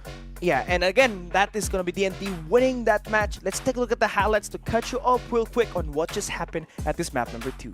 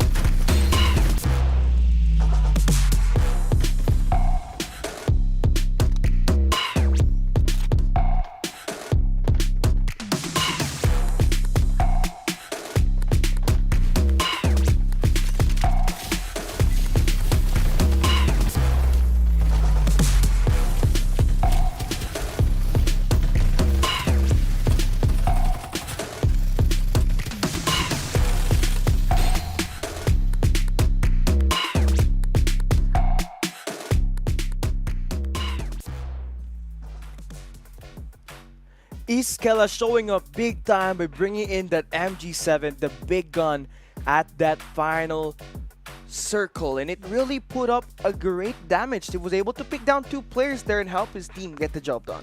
Yeah, even though we did talk a little bit about the patch earlier, especially you with Infinity as well, like Yeah. the Rhino's already out. So what is coming after the Rhino? It is actually the MG6. Seven. Seven, Yeah. yeah. And I love that the teams are fully utilizing it now. And now we get to take a look at our MVP here at this Philippines Farlight 84 Championship Week 4. And the MVP round 2, it may not have been Iskaela, but it was a total team effort. And another Maggie is able to get the job done. Surprisingly, with only 2 kills. With 770 total damage, Ulob from D&D Online. I think it was a group effort here from DND, collectively making sure that they take down the last one. And here's the thing too about the Maggie, twice that we've seen it in the PC division. I think it's far different from what we have in the mobile, where there's a lot more Lucinda, so you can aim in more accurately. But the Maggie, I think for PC, knowing how everyone can aim accurately here, you definitely need more movement. So I guess this is exactly why the Maggie is the one standing here on top of our MVP list. That's making it 4 out of 5 MVPs. That's gonna be Maggie. It's very interesting. But now, after watching all of that action, it's time for us to get you guys rewarded for helping us reach another milestone. And we got this redeem code ready for you. You better type it very fast. It's gonna be an MF18 SR weapon skin. Wow, just for the first 1,500 viewers. And be sure, you guys got a screen cap, share it to your friends, and let everyone know there's FPC every weekend so that you guys can have a lot of these goods, a lot of these redeem codes as well. So be sure to tune in to FPC every weekend. And now we're already in week 4. Can you imagine how fast the time has gone by? And we're already going to go into the knockout stage. And time again, we've seen all these teams continuously step up, right? It's not like for the first 2 weeks, we've probably seen like a lot of just like probably 1 or 2 squads. And now we see like, okay, wow, there's other squads here stepping it up, and even here in our weekly finals for the PC. Yeah, we're seeing so much progress, right? Here, especially at this PC division. Before, it was just now esports. We're able to dominate that lobby at week 1. Who could have forget that? They were really able to make a mark. And then so much teams were able to pick up on the meta. The Defender plus the Maggie setup with the tactical role added in. It's just an OP stuff. And now we get to see our final game of the day at the Farlight 84 Philippines Championship Season 1 Weekly Finals Week 4 Group B Round 3. Our flight path going in from southeast to northwest. This is going to be a little bit more different, right? Especially knowing those who drop over on the top side. Yeah. Earlier on, the first 2 maps, we had all of the pods over on the north side. Yeah. So this time, the ones who are going to be rotating towards Power Tree, Iris, and even Sanctuary Tower, they're going to need a lot more time to get in the resources that we need. But now we see, again, Kadiliman going to try to contest for the Power Tree station. I mean, that's going that's going to be now esports that they're trying to take the challenge head on. And that's going to be the initial fight for a spot. If you win that gunfight, you immediately take control of all the loot boxes at that Power Tree station that can help you upgrade your weapon, your growth experience, as well as your arsenal. Oh wow, Dishband choosing to go for another area instead, but they find Playbook Tyrant here in this area. And Wanderer and crew are looking to try to turn that narrative around after being killed earlier at that round number 2 last circle. They're trying to change that narrative and trying to get this win, but up against Dish, it's gonna be Mamel. Cypher play, the generator and the Porcupine is not gonna work, and Tyrant Wanderer keeps on doing the damage here. Wow, it seems like Dishband is just gonna continuously contest this area that Tyrant Playbook has. They're gonna be spawning in the same area, doing the same thing that they did to Hollow in Sunflower Shopping Mall. And you can see that the kill feed right now. Now esports is able to deal with Kadiliman at the Power 3 station, but now again more action being done here by Dishband. They got a infantry to work with. They're trying to siege inside. They don't have any of the ultimates ready for now, but for Tyrant Esports, they for sure have what it takes to get these eliminations. Kenny will be shot down by the Fnatic here from Volko, and what a great counter play now. The Vision Erosion will be coming in and will be casted, but the core will be shattered, and Tyrant PBE has to get his teammates healed up here. Yeah, if you know the location well, definitely you can play around it. And Dish Band just hasn't found their home just yet. We're moving from Sunflower Shopping Mall, hoping that they could actually find their space here. This time, using their respawn pods to actually disperse from that location. But it's just a wise decision to make, knowing that Tyrant Playbook Esports has pretty much solidified their hold onto this area. And speaking of Nows as well, I wonder how they're doing there on top. And so far, it's up quiet, but we see here on the Tin Man, it's going to be 2 squads, 9 and 2 going up against each other. But this is going to be such a long stalemate, knowing that this is going to be an easy sweep that has the vehicles moving around. Yeah, you got Raid, who has been bottom fragging, and you got Easy Sweep, who has been top 5ing, right? But for Mantis Gaming at the Power Tree Station, will he stay alive? Who wins the fight? It's going to be AIM, and Mantis Gaming still trying to take the crack here. Armored and crew will be able to deal with the early set of Nows Esports, but they still got that auto respawner, and they gotta expect that all of them shots will be reverted back into this Power Tree Station. 2-pack kind of playing with this live island gunfight, and 6ix9ine able to deal with him, gets himself 2 kills. Oh my goodness, now Esports, it's inevitable that they always have these early engages, which is really what makes it hard for them going into the mid game. Using your respawners, giving your opponent the loot that you have, and forcing actually Nows out of their turf. They're going to be moving away from Power Tree Station, perhaps into Irish Lands. It's going to be Mantis Esports that gets in their loot straight from Power Tree Station. It just hurts, right? After trying to build up so much of that arsenal, only for it to be taken away here by Mantis Gaming, you're gonna have to really try to work your way up hard to sleep. Mantis Gaming will be there for Raid, going up against Digital Devils. Alpaca now brings out the Hound. He's got that hologram guy to work with him, but they got a Racket Tarantula that's waiting outside. The siege is on once again, but Singon gets picked up by Jenny the God. Team Nitrox are here for the third party. Absolute Gravity will be coming in, and they bring out all of their ultimates so that they can go for the push. It's gonna be Worry Bear trying to take down Lenny. He's successful. He takes him out and going in for the elimination, but Jenny the God enters inside of the complex, and they manage to take down Chuya. 2 more players up top, and that's gonna be Zars and Raid and Easy Sweep on the other side of the map. They got the Racket Tarantula to work with. Wow, Easy Sweep again in this early scrimmage up against Nitrox. They do have the vehicles, but now out of nowhere, Nitrox was able to spot the map. We see the Tarantula plays coming in as well. Absolute chaos here in the Tin Man, as 3 squads want to have a solid hold on this area. And it's looking like another standoff that we're gonna see here. Yeah, we always see Easy Sweep in that situation. I really like the gatekeep of these teams from being successful, especially when they got the Racket Tarantula. But Jenny the God takes down the operator of the Racket Tarantula, and that's gonna be Worry Bear now. Will be knocked down. Throws in that incendiary bomb. Is that connect? It doesn't, so Worry Bear gets back to his feet. Easy Sweep though, still trying to find a counter. Try to eliminate Nitrox, who's currently in on this complexes. Yeah, we see All-Star as well gonna try to drive into Tin Man. So again, 3 versus 3. Yeah, it's gonna be a 3-squad clash here in Tin Man. But then again, 10 will be trying to avoid that, as we see that Jenny the God giving information. Squad number 9 just not letting up. We're trying to see how Nitrox will try to infiltrate this building. And so far to no avail. They're gonna spot Lin. I love what we're seeing here for Raid. They're just playing it patient. You have the obvious spot, a very good power position, and just wait for these players to try to contest. Jenny the God standing like a ghost.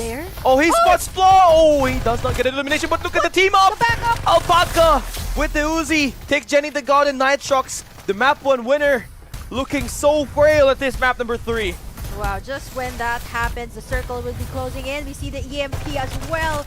Nitrox in a very, very unfavorable situation, as squad number 9 will be able to take down 1, but not for long. Wow, Nitrox Lin gets shot down. Where's Raid? Yeah, Alpaca is still here though. Yeah, really turning it around here. They got 8 squad kills. They're teaming up. Hound play for Alpaca, and it just beam it down with the help of Zars. They are just owning the Tin Man Industrial at this point. Team Nitrox have been eliminated there. They have to be forced out. Man, Jenny the God is also there. They're just waiting for their respawns, but there's just too many things happening at the same time. 7 and 9 gonna go at it. And now the map 2 winner, Axel and crew, up against Dream Team. And here we go. Fight is still just very scrappy. Wannabe cannot get that kill to go through. Yulab on the flank will be able to eliminate Morphe. And the Vision Erosion there is to counter him. Gotta back away and stay alive. Well, fortunately enough, he was able to bounce out of that one because Rookie was going in, was out for blood, trying to take down the MVP from our last. And now we see it's still not over. Yeah, the third party for Notorious is gonna be timely here. They're able to pick up the stragglers for the side. What's with the squads playing outside the zone? This has been a thing ever since yesterday, making sure that no one makes it out alive. And this is going to be a battle for the resources too, right? If you don't have any health kits, that is going to be so detrimental to you and your entire squad. But still, it is not over. 5 and 11 still at it. Yeah, Morphe getting shut down. Notorious are searching for Dream Team. Wiz is still here, up close. And that's going to be 2 players teaming up. 1 player is all you have to worry about, and they take care of him. And Wiz will be eliminated. Still 1 more player for Dream Team alive. Try to wrap this one up. And you can see that is going to signal that Notorious knows that there is still, it's not a teammates yet. We need to spot that other guy. Wow, and it seems like it's going to be D&D joining in, squad number 11. They're outside the zone, and not for long, 13 as well. So it is going to be chaos, not in the circle, outside the circle at that. So this is going to be really difficult for the squads. A contest actually for the resources, as I mentioned earlier, and we can see that some of the squads will be choosing to go in, divert from that altercation that the other squads are trying to brew, and we see DND, squad number 13, already camping out here. Do they find the scan! The scan worked! Yep, Iskele was spotted! Alone. Where is he? Oh, he's hiding so well! Nice try! Well, we got that scan worked up pretty nicely. L4 Wood gets their 3rd kill of the day. 3 players, 4 players with double 4 armor. That's how you want to start the early game. Yeah, just when we thought that he was able to escape out of that situation and that no escape from the scans, obviously. It's just a matter of hiding under the rock, pretending to be a rock. And now we see 13, 11. They do have the vehicles. They're going to move out. They're still in the safe zone, though, but they might actually go up against each other. It's not a good spot for L4 Wood to actually take because the team that they're going to try to take down is a level 5 armor. All of them are complete. Rookie has spotted another straggler trying to hide away. Rookie, it's a do or die moment for you. No med kits though for he does have the shields here, so you see DND wannabe driving by, but he's gonna try to loot as much as he can. Yep, finally. You have to wait for your teammates to get back though. You have to revive them. There's 2 players that is eliminated right now for Dream Team. And although the loot may not be a lot here, at least you still are a 4-man squad by the time this 2nd circle goes in. I think that is going to be vital as well for the teams that are, going in for the final engages. You definitely need more the numbers advantage, especially here in the PC division. And we see Dream being able to revive 1 member up. So I'm not so sure if they'll be able to make it because the circle is pretty far out. Notorious here as well. They might actually find DD, who's right there in the bottom. They're actually going to be traversing out. This is Carnival that we're talking about. They're taking shots from afar! High ground kill for Import. And EJ trying to use the Jupiter 6 on the long range. If it's like the pass to update, that would work. But at this point, only the defender can secure you these kills. Digital Devils, again, after trying to recover back, one of the teammates have been picked up. The team that they're going to try to take down has that high ground. Yeah, we see DD as well choosing to split up at this moment. We see Sin God as well going to try to make in that detour, but I think it's inevitable that they have to deal with squad number 11 who's on the other side. They're choosing to reserve their resources, knowing that it's only Corfi that has that level 5 armor. He has the most kills as well. They're going to have to try and eliminate 11 before they move in. They do have the high ground though, but it's going to be a sticky situation for Wannabe. On the flip side though, oh my God. we see Dream. It's a Fast and the Furious. Now Esports goes down, tries to challenge 2-pack, will get shot down. Now Esports aim, tries to get one more before it gets eliminated. But now Esports will be caught into a deadly trap and will be shot down. Dream Team again after being revived. But has 2 of their players knocked down. Yeah, from the top though, we're seeing the damage coming out from 13, gunning down Dream Team, making sure that they don't make it out there, don't make it into Iris Ranch alive. Champagne, RGS, L4 Wood again. I love this position. They're trying to keep. Wiz is the only one left here for Dream. Yeah, if Wiz gets eliminated here, it's over. Yeah, Dream Team will be placing Dream is still alive though. Oh man, this is so much pressure coming out from 13, right? Making sure that Wiz does not come out and revive the remaining team members. He's forced to use his resources with only 1 health kit left. He's gonna be forced to loot as much as he can. But with nowhere to go here, it is pretty much evident on where he has to be. Just make sure that he stays there. But we see 11 gonna try to close in onto DD. Digital in this Devils. complex. Yeah, They they have from guy is in. Yui. He's got the Uzi here, import, defender, and the white dwarf. Mission Erosion will keep him inside. Yui out in the open will be beamed down by import. And now one more connection. The spray transfer is unreal. Notorious once again stays alive, but squad number 7, they are going to be close by. They are ready for some fight. They're waiting for that cleanup. DND, our winners for the last map. We see one member of Mantas as well within the vicinity. But so far, they're not. Wannabe is just not letting go of his position as well, knowing that there's a lot more squads here that has the numbers advantage. Again, we're down to our final 7 squads. 20 survivors remaining going in at our 3rd circle. Notorious has got 4 level 5s and they're looking so strong. They have Wannabe at the checkpoint. Once again, if they could get this can, that would be over for DND Online. The jump board will help him get into the mix, but he's not going to be able to spot that team yet. Yeah, it's not going to be such a threat, right? As Wannabe is the only one left. And they have the complete squad here. They're just patrolling the area, making sure that he doesn't... he's actually just camping out there in the back seat. And the thing here is he's not going to get spotted. He's not the passenger princess. He's the backseat queen. Yeah, he's going to make sure just relax there from the back. But I think Dream knows. Oh! Backseat queen! Oh my goodness, Wannabe! He's gonna drive out. Is he gonna be able to make it alive? Okay, he does make it. Wannabe. Patience is 2. Oh, there's so much flamethrower, so even if Wannabe stays there, he's not gonna get completely eliminated.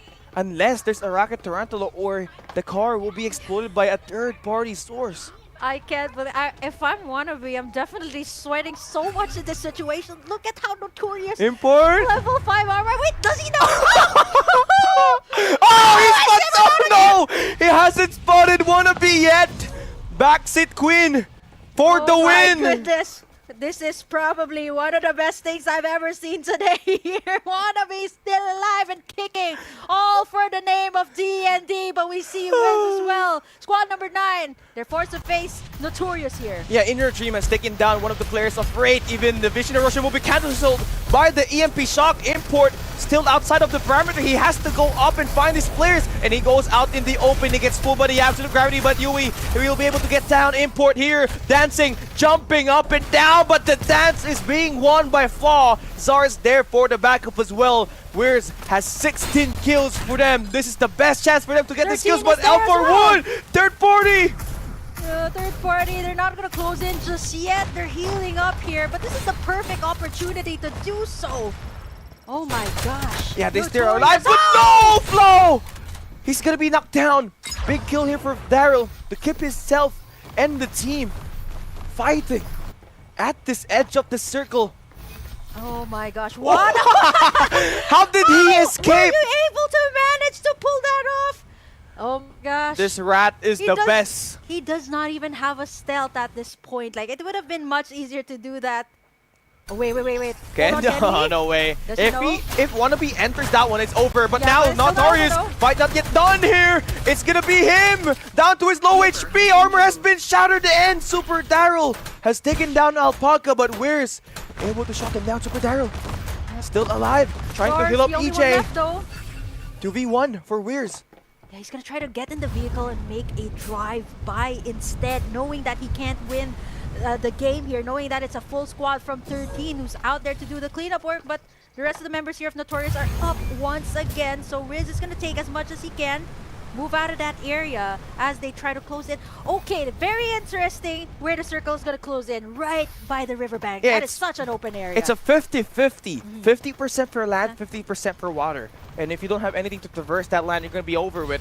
And Tyrant Playbook Esports, Kenny, has taken down one of the players off Easy Sweep. Not going to be a good action for him, but for Notorious, trying to close it down. Alpha Wood is waiting for that gatekeep scenario. It's going to be Cat Dot able to get that spot down, and the information has been communicated, and they're able to take down one of the players in there. Oh no, but 15 7 though. They're going at it, fighting within the circle as L4WD, having much better high ground, knows the information that everyone is down there. They got the Tarantula as well. And then again, the thing here with the Tarantula, it's out in the open.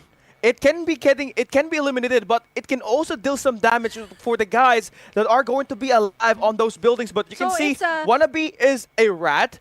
Don P is a rat, and the rat was able to take down another rat. Don P gets to wave his hands goodbye. We're down to our last 3 squads. It's going to be a 3v1 v4. Oh my god, Wannabe just making in the place here for DND. I can't believe he managed to pull it off this long. So he's gonna have to just wait out for squad number 13 and Playbook to just go on each other. Let's see how they will try to siege the fort that the Tyrant Playbook has here. And so far, they do have the high ground. They're unable to move in. We're going to be crowning another winner if DND Online's last player will get taken down. But for now, Tyrant Playbook Esports still's got to worry about Godbroke and L4 Watt, who's got that upper hand, but the circle is closing in. It's about to go down out in the open, where we have L4 Watt still having the Rocket Tarantula in the play. Ever Tyrant Esports tries to move outside, they're gonna get beamed down. Definitely gonna get beamed down. They're gonna have to be forced out of the situation in an open area. And look at the artillery that squad number 13 has, making sure that Tyrant Playbook depletes their resources before they head out. Again, for Tyrant Playbook Esports, they got 4 players with level 5s. L4 Wad only got 1 player. And again, if you're taking a look at the arsenal as well, it is L4 Wad who's got the disadvantage, but it can be made up with the high ground that they have. And if you have a Rocket Tarantula that they can bring this team down to the ground, this could be very worth it. Yeah, this is just the squad of 13 forcing out the Tyrant Playbook out of that warehouse. Circle's closing in. But it's going to be closing in. You're going to have to move as well. But Wannabe is also around the corner. I don't think that is going to be much of a problem because it's going to be those 2 squads facing each other. First, no vehicles left for Tyrant Playbook to get out. It's going to be all-out gunfight here, a 4v4. It's going to be the springboard going in to close the gift down. Vision Erosion will be invested as well. Hologram Guide coming in. Godbroke will be able to spray down Wonder, who's got the MG7. All-out siege inside. Murphy is going to be shattering his armor, and Godbroke able to take down Wonder once again. It's going to be a 1v1, a 1v4. Wannabe outside of the circle will be dealt with by Buladas. And that will be it. A new champion has been crowned for round number 3. It's L4 Wad with 17 kills. Oh my gosh, can you imagine if Wannabe was still able to get out of that situation? Yeah. That would have been wow. But you know what? L4, the squad of L4, 17 kills, right? In this match. Absolutely crazy play on how they were able to force the members of Tyrant Playbook Esports out of that situation. And looking at our scoreboard here, we have Kekedot as the MVP. Not the one dishing the most damage, but he is the one that has the most kills here. Yeah, 7 kills. Probably the Reaper at that last circle. But what I really wanted to see there was Godbrook, who was able to step up with the White Dwarf, especially when he was able to take down Murphy. That was the big play right there. Murphy was the biggest playmaker for Tyrant Playbook Esports, and if you try to take him out, it's gonna be easier for you to increase your odds of winning. So time and time again, we see per map, there are new teams stepping it up. For map number 1, Nitrox, then it became DD, who's still pretty much relevant in this match. But looking at the squads that have also placed here in 4 to 9, we see some familiar names. Easy Sweep, unfortunately, didn't make it to the podium this time. But DND, they were able to hold out. So all they needed to do in that last engage was either force squad number 13 and 15 to go up against each other, and squad number 7, DND, was just gonna be fighting for the placement. Yeah, only 3 kills though, but the placement points is 14 points, and that's gonna increase their odds of being part of the top of the leaderboard. But one thing that I really caught my eye was Rears. They had 17 kills before they got eliminated. Yeah, I mean, you know, having that amount of kills, right? The momentum is in your hands. But how do you use that momentum when there is, I think there were several times that we've seen like 3 squads having in that third party. I think that's becoming a thing here in very, very much evident here in our last few weeks in our weekly finals. And if you don't have your ultimates ready, oh no.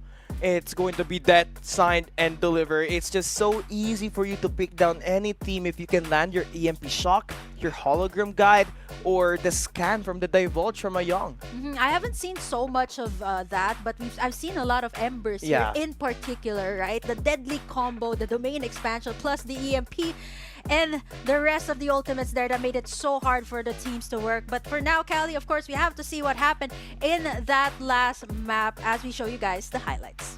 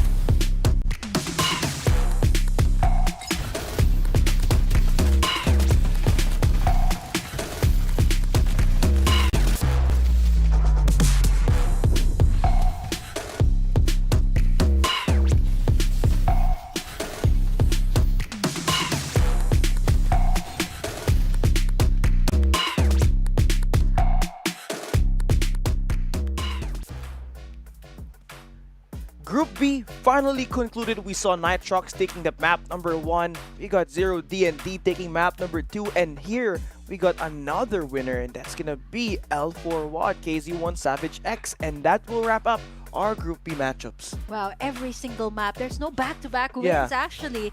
Goes to show that a lot of the teams have stepped up, knowing that we're going to be heading towards our knockout stage. So I honestly can't wait for the next few weeks to come here in FPC. And we're going to the knockout rounds next week. And that means only the best is invited. So, if you perform very well at this open qualifiers, you get your spot up there. But let's take a look at the MVP of this round number 3 of the Sunset City for Group B. It's gonna be KZ1 Savage Kekeda with another Maggie, 7 total kills with 1,192 damage. Yes, we didn't have like a back-to-back win for the teams, but we have a back-to-back. Out of 6 of the MVPs have been Maggie at the PC division. Yeah, it's more of the Lucindas, right? In the mobile division, Lucindas. I think I've seen a couple of Sunils as well. But for the PC division, it has been consistent. The Maggie that can definitely do a lot of outplays, a lot of mobility as well for the hero, which makes it really difficult, especially if you're going up against a Maggie with a ton of artillery. Mobile division and the PC division both have different metas. And that can be concluded at what just we saw for the mobile finals and what we saw here at this PC division. The PC is being rained down by Maggie.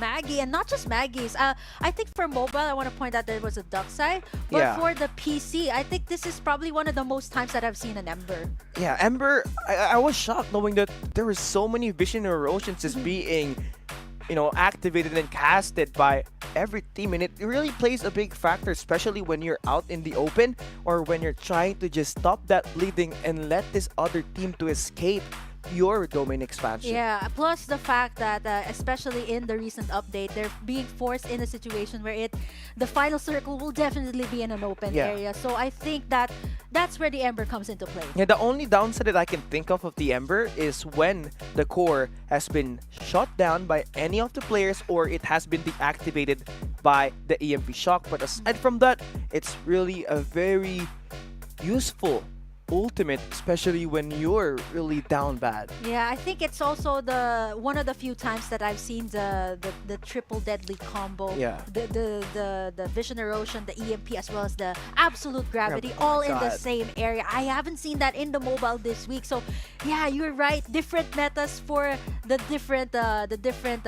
split actually. So yeah, mobile has their own meta.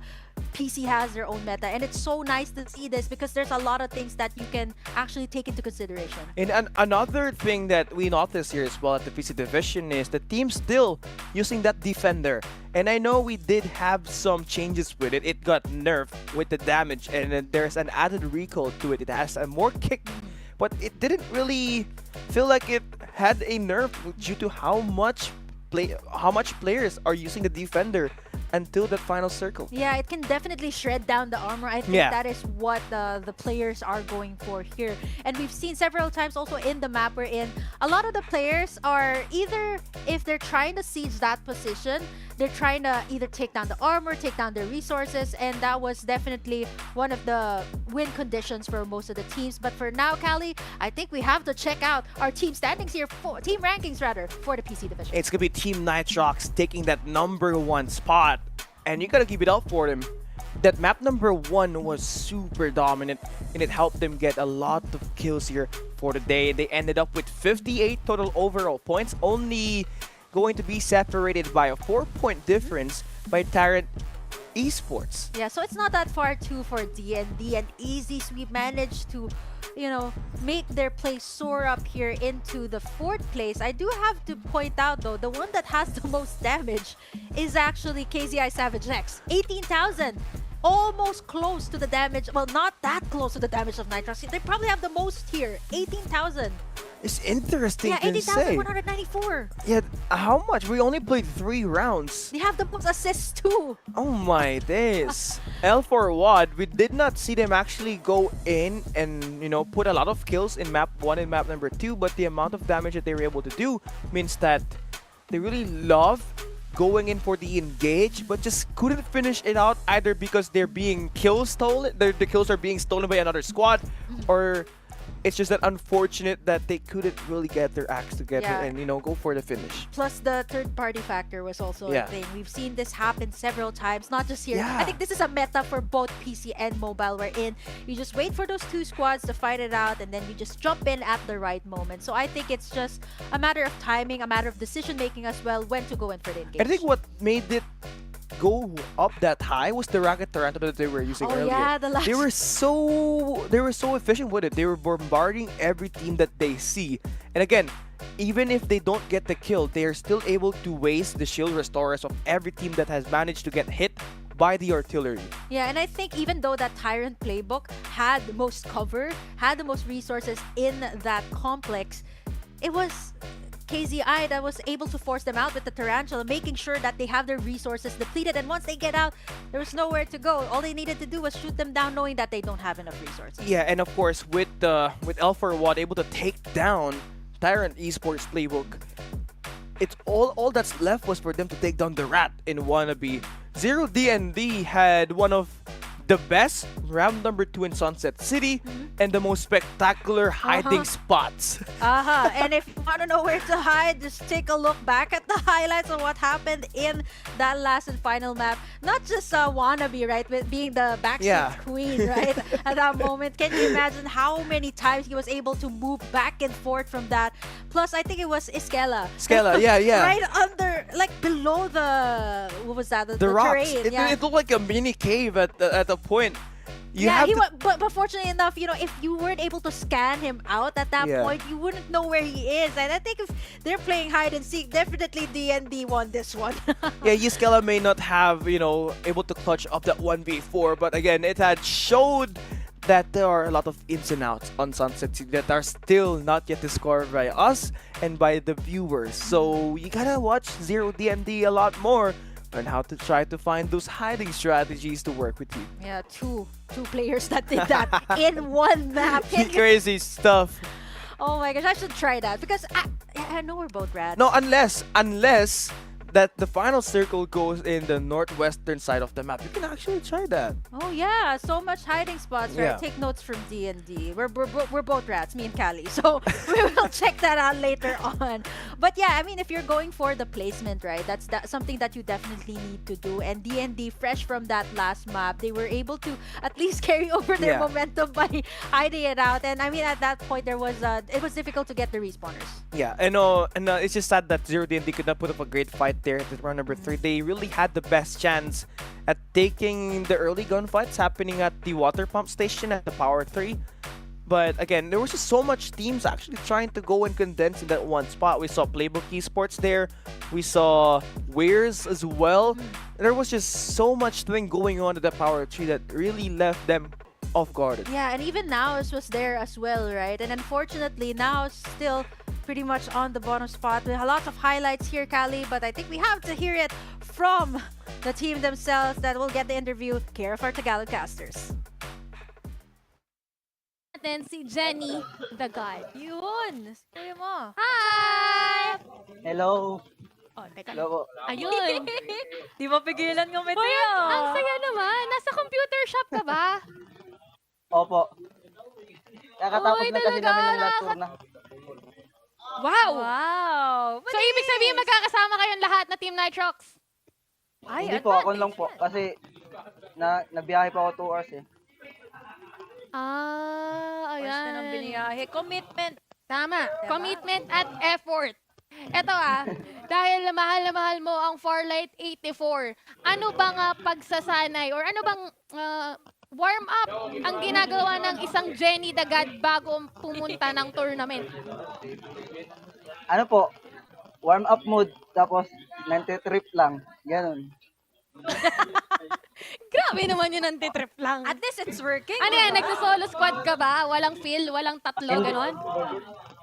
Opo, nag-solo squad. Uy, funny. Ito pala, Jenny God ha, lalo na't may recent updates tayo. Kamusta naman? Naramdaman mo ba yung update? Naramdaman nyo ba yung mga nerf? Paano kayo nakapag-adjust? Opo, nararamdaman namin. Humina yung Dwight Warp. Tapos yung Defender. Oo. Pero kaya naman, na-adjust nyo naman. Manageable. Napanalo nyo yung ano Na-adjust naman namin. Tamang laro lang sa qualifiers. Then, yun na practice namin. Wow. Ginawa Ano nila lang, practice ano? ng qualifiers. Pero, gaano katagal na ba kayo magkakasama ng Team Nitrox? Kasi ang ganda ng synergy nyo eh. Kayo nila Bethel, nila Lin. Ano po? Gaano katagal na kayo magkasama? Galing po kasi kami sa Ross, yung kasama ko si Bethel Dagad. Yung malakas sa amin sa Ross eh. Tapos yung dalawa, magkaibang team kami sa Ross, ganun. Tapos magkaibigan na kami, matagal na.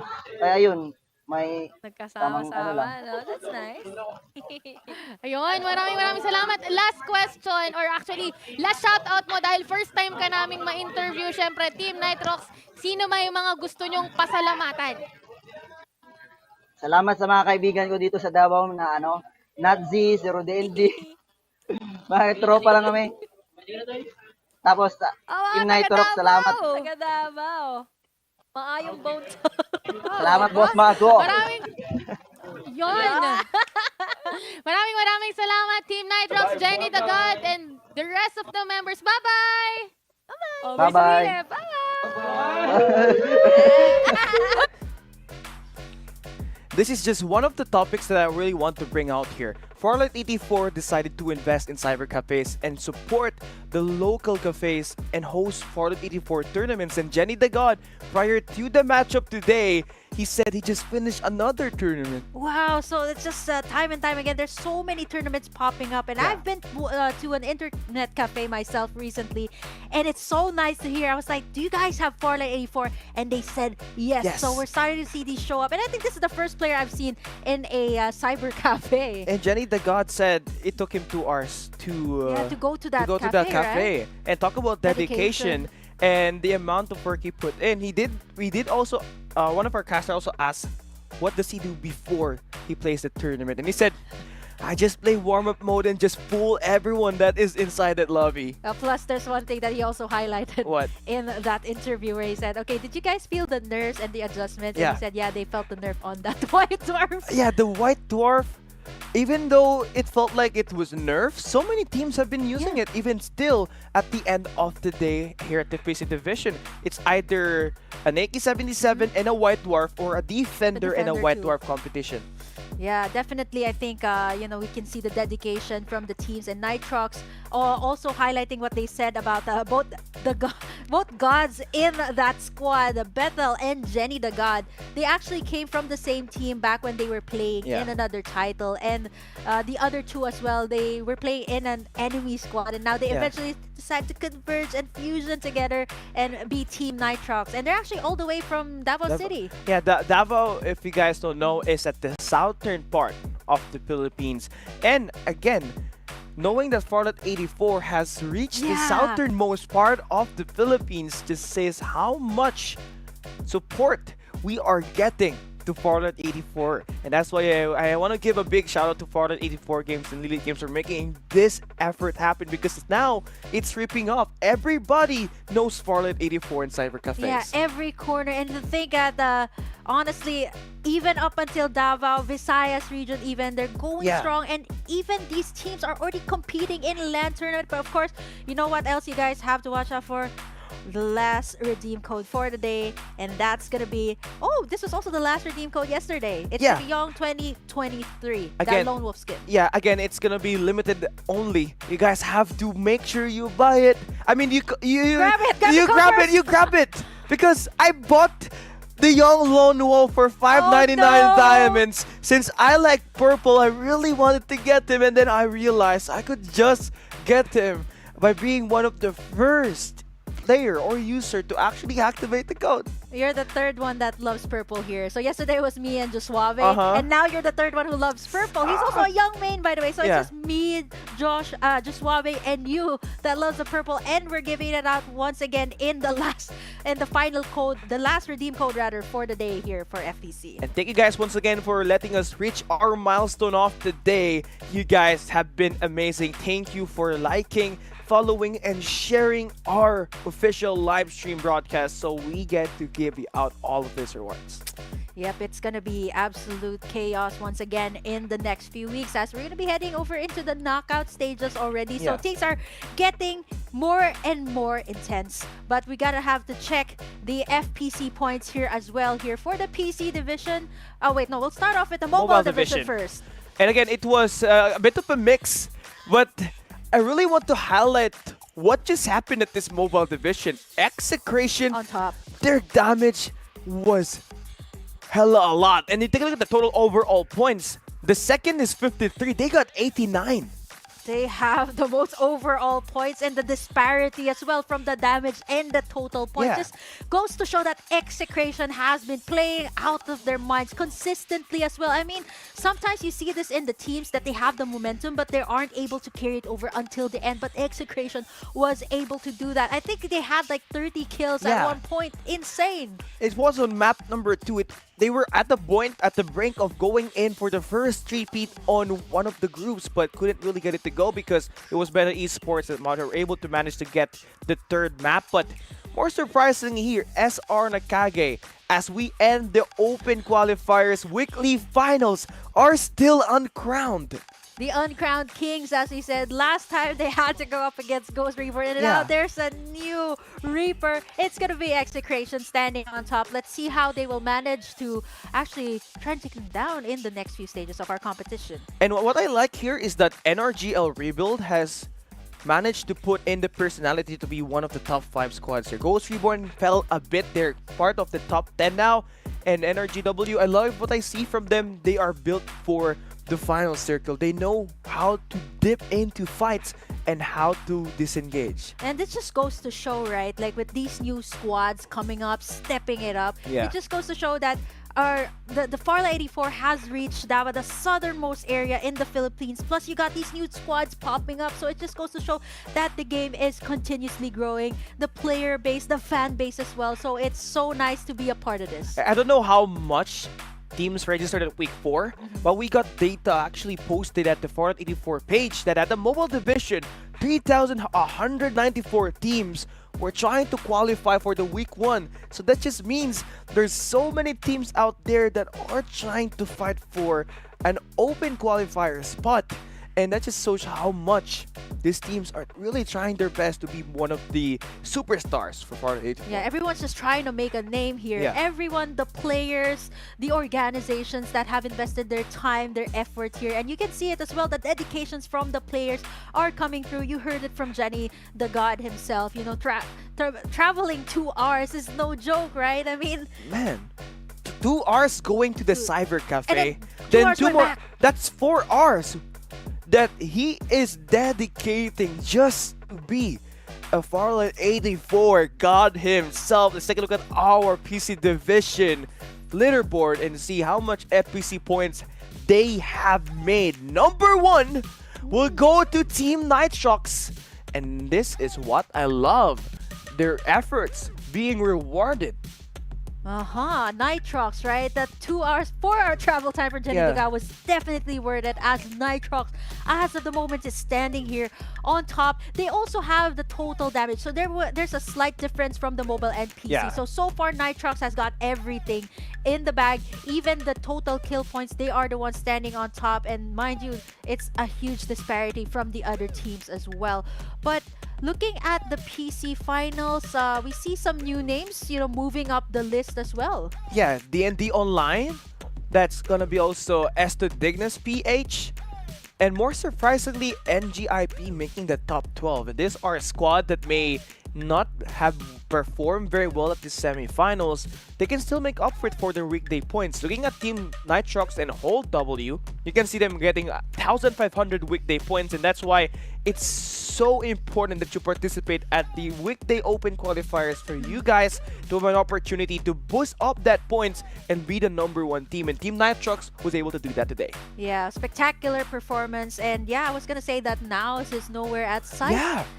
I mean, can you imagine how much they dominated in the first 2 weeks? And I think it just goes to show a lot of players were inspired by Now's esports and eventually, you know, making a name for themselves here as well. Nitrox on top, Jenny the God, and the rest of your team. Congratulations for that. That 4-hour travel time was definitely worth it. And one thing I really like here as well for, you know, for Beetle the God and Jenny the God is, again, the amount of passion that they put in there as well. They don't just play this competition, they do their best to be the number 1 team. And Team Nitrox definitely will be able to take the week 4 finals, and that momentum right there could carry on as we move into the knockout stages next week, where we will have only the best teams invited. That's going to be super exciting, super chaotic. It's already chaotic enough here in our weekly final. So I can't wait, right, as we slowly close down the list to the best of the best. Because every week there is going to be something new.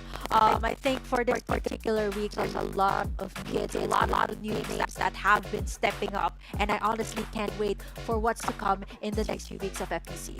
Yeah, with the knockout stage going through, again, only the 60 teams, the 60 best teams coming from mobile division get the spot there, and only top 30 teams of the PC division gets to be invited. And you can see, you can check who made it on that list at the FPC website of Farlight 84, so you guys get to see the standings of who's the best team in PC and mobile division. I'll definitely be updated as well with all the FPC action, because we're going to be having this until the end of October. So that's so it's September now, and September, and time flies by so fast. You're going to have 1 more month of Farlight 84 action. So don't forget to follow, of course, Farlight 84 on all of our social media pages for more updates. Yeah, the thing with FPC Season 1 is it's going to get super right away.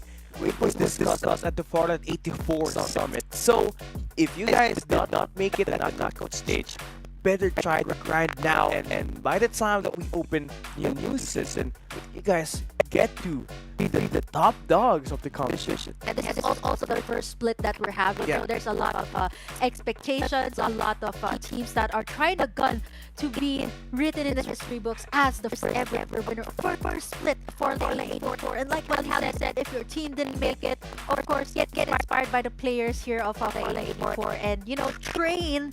And who knows, maybe in the next split, we might see that guys step it up.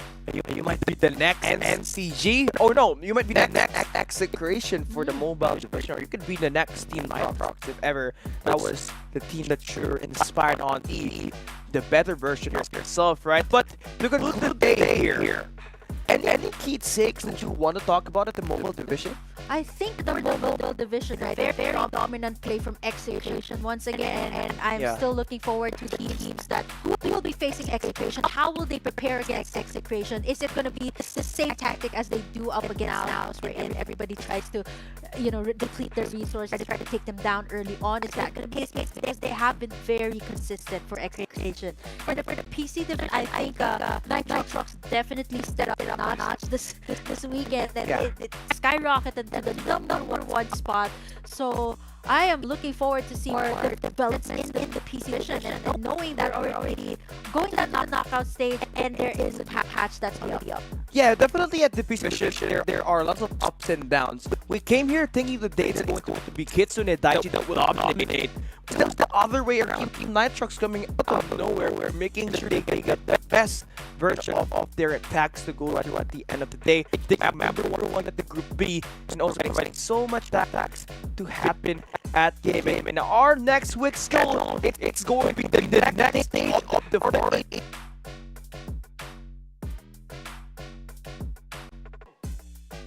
And the PC Division Group A. Yeah, and you've seen already the top teams that have performed here so far in our 4 weeks straight Farlight for action. And you're going to be seeing them once again in the championship. Make sure to take note of the times. You may catch all the games, and you have this is a split, so there's going to be a division for the mobile, and then head over into the PC, both Group A for next week. So don't forget to don't miss out actually on the Farlight for action. Yeah, we obviously have so much things to talk about, especially with Group A.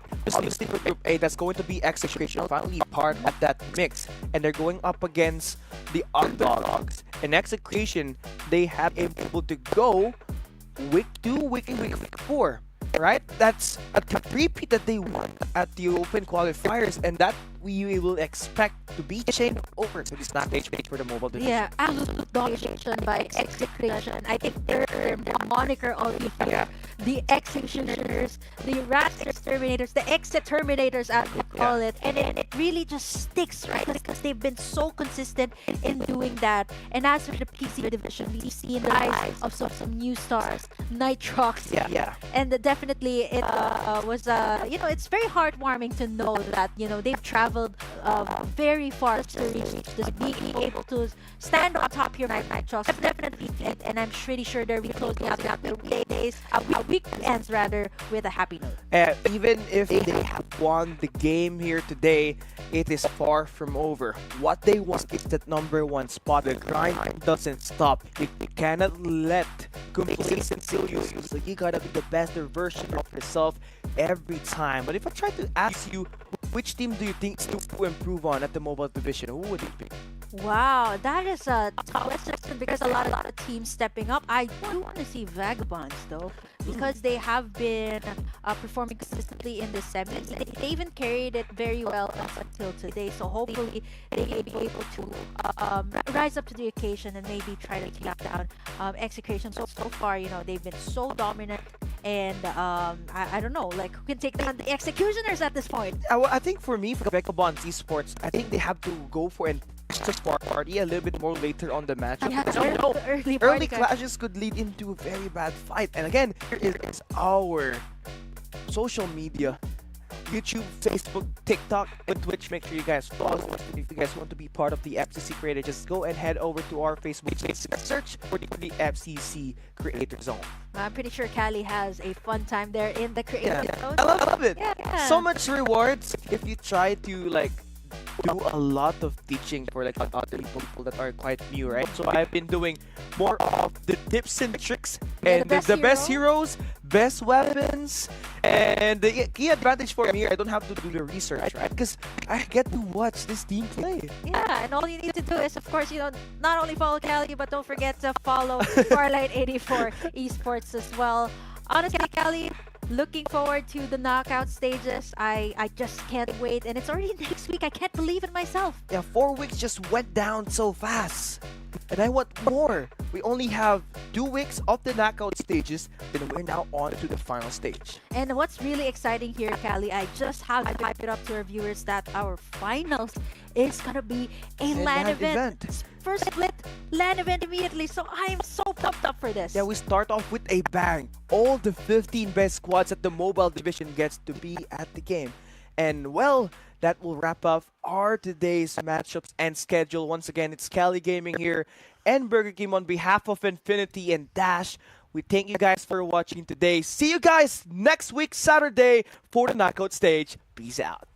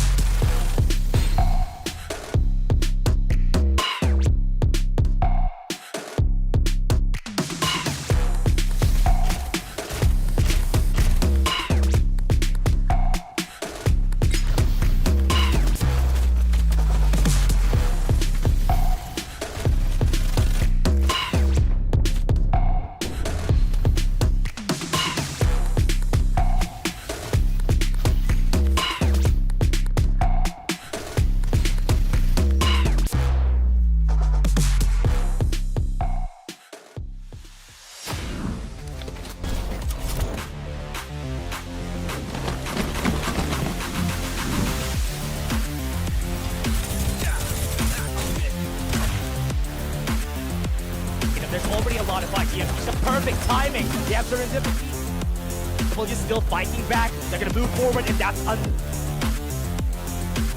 with a lot of the members here, and then a lot is gonna be giving.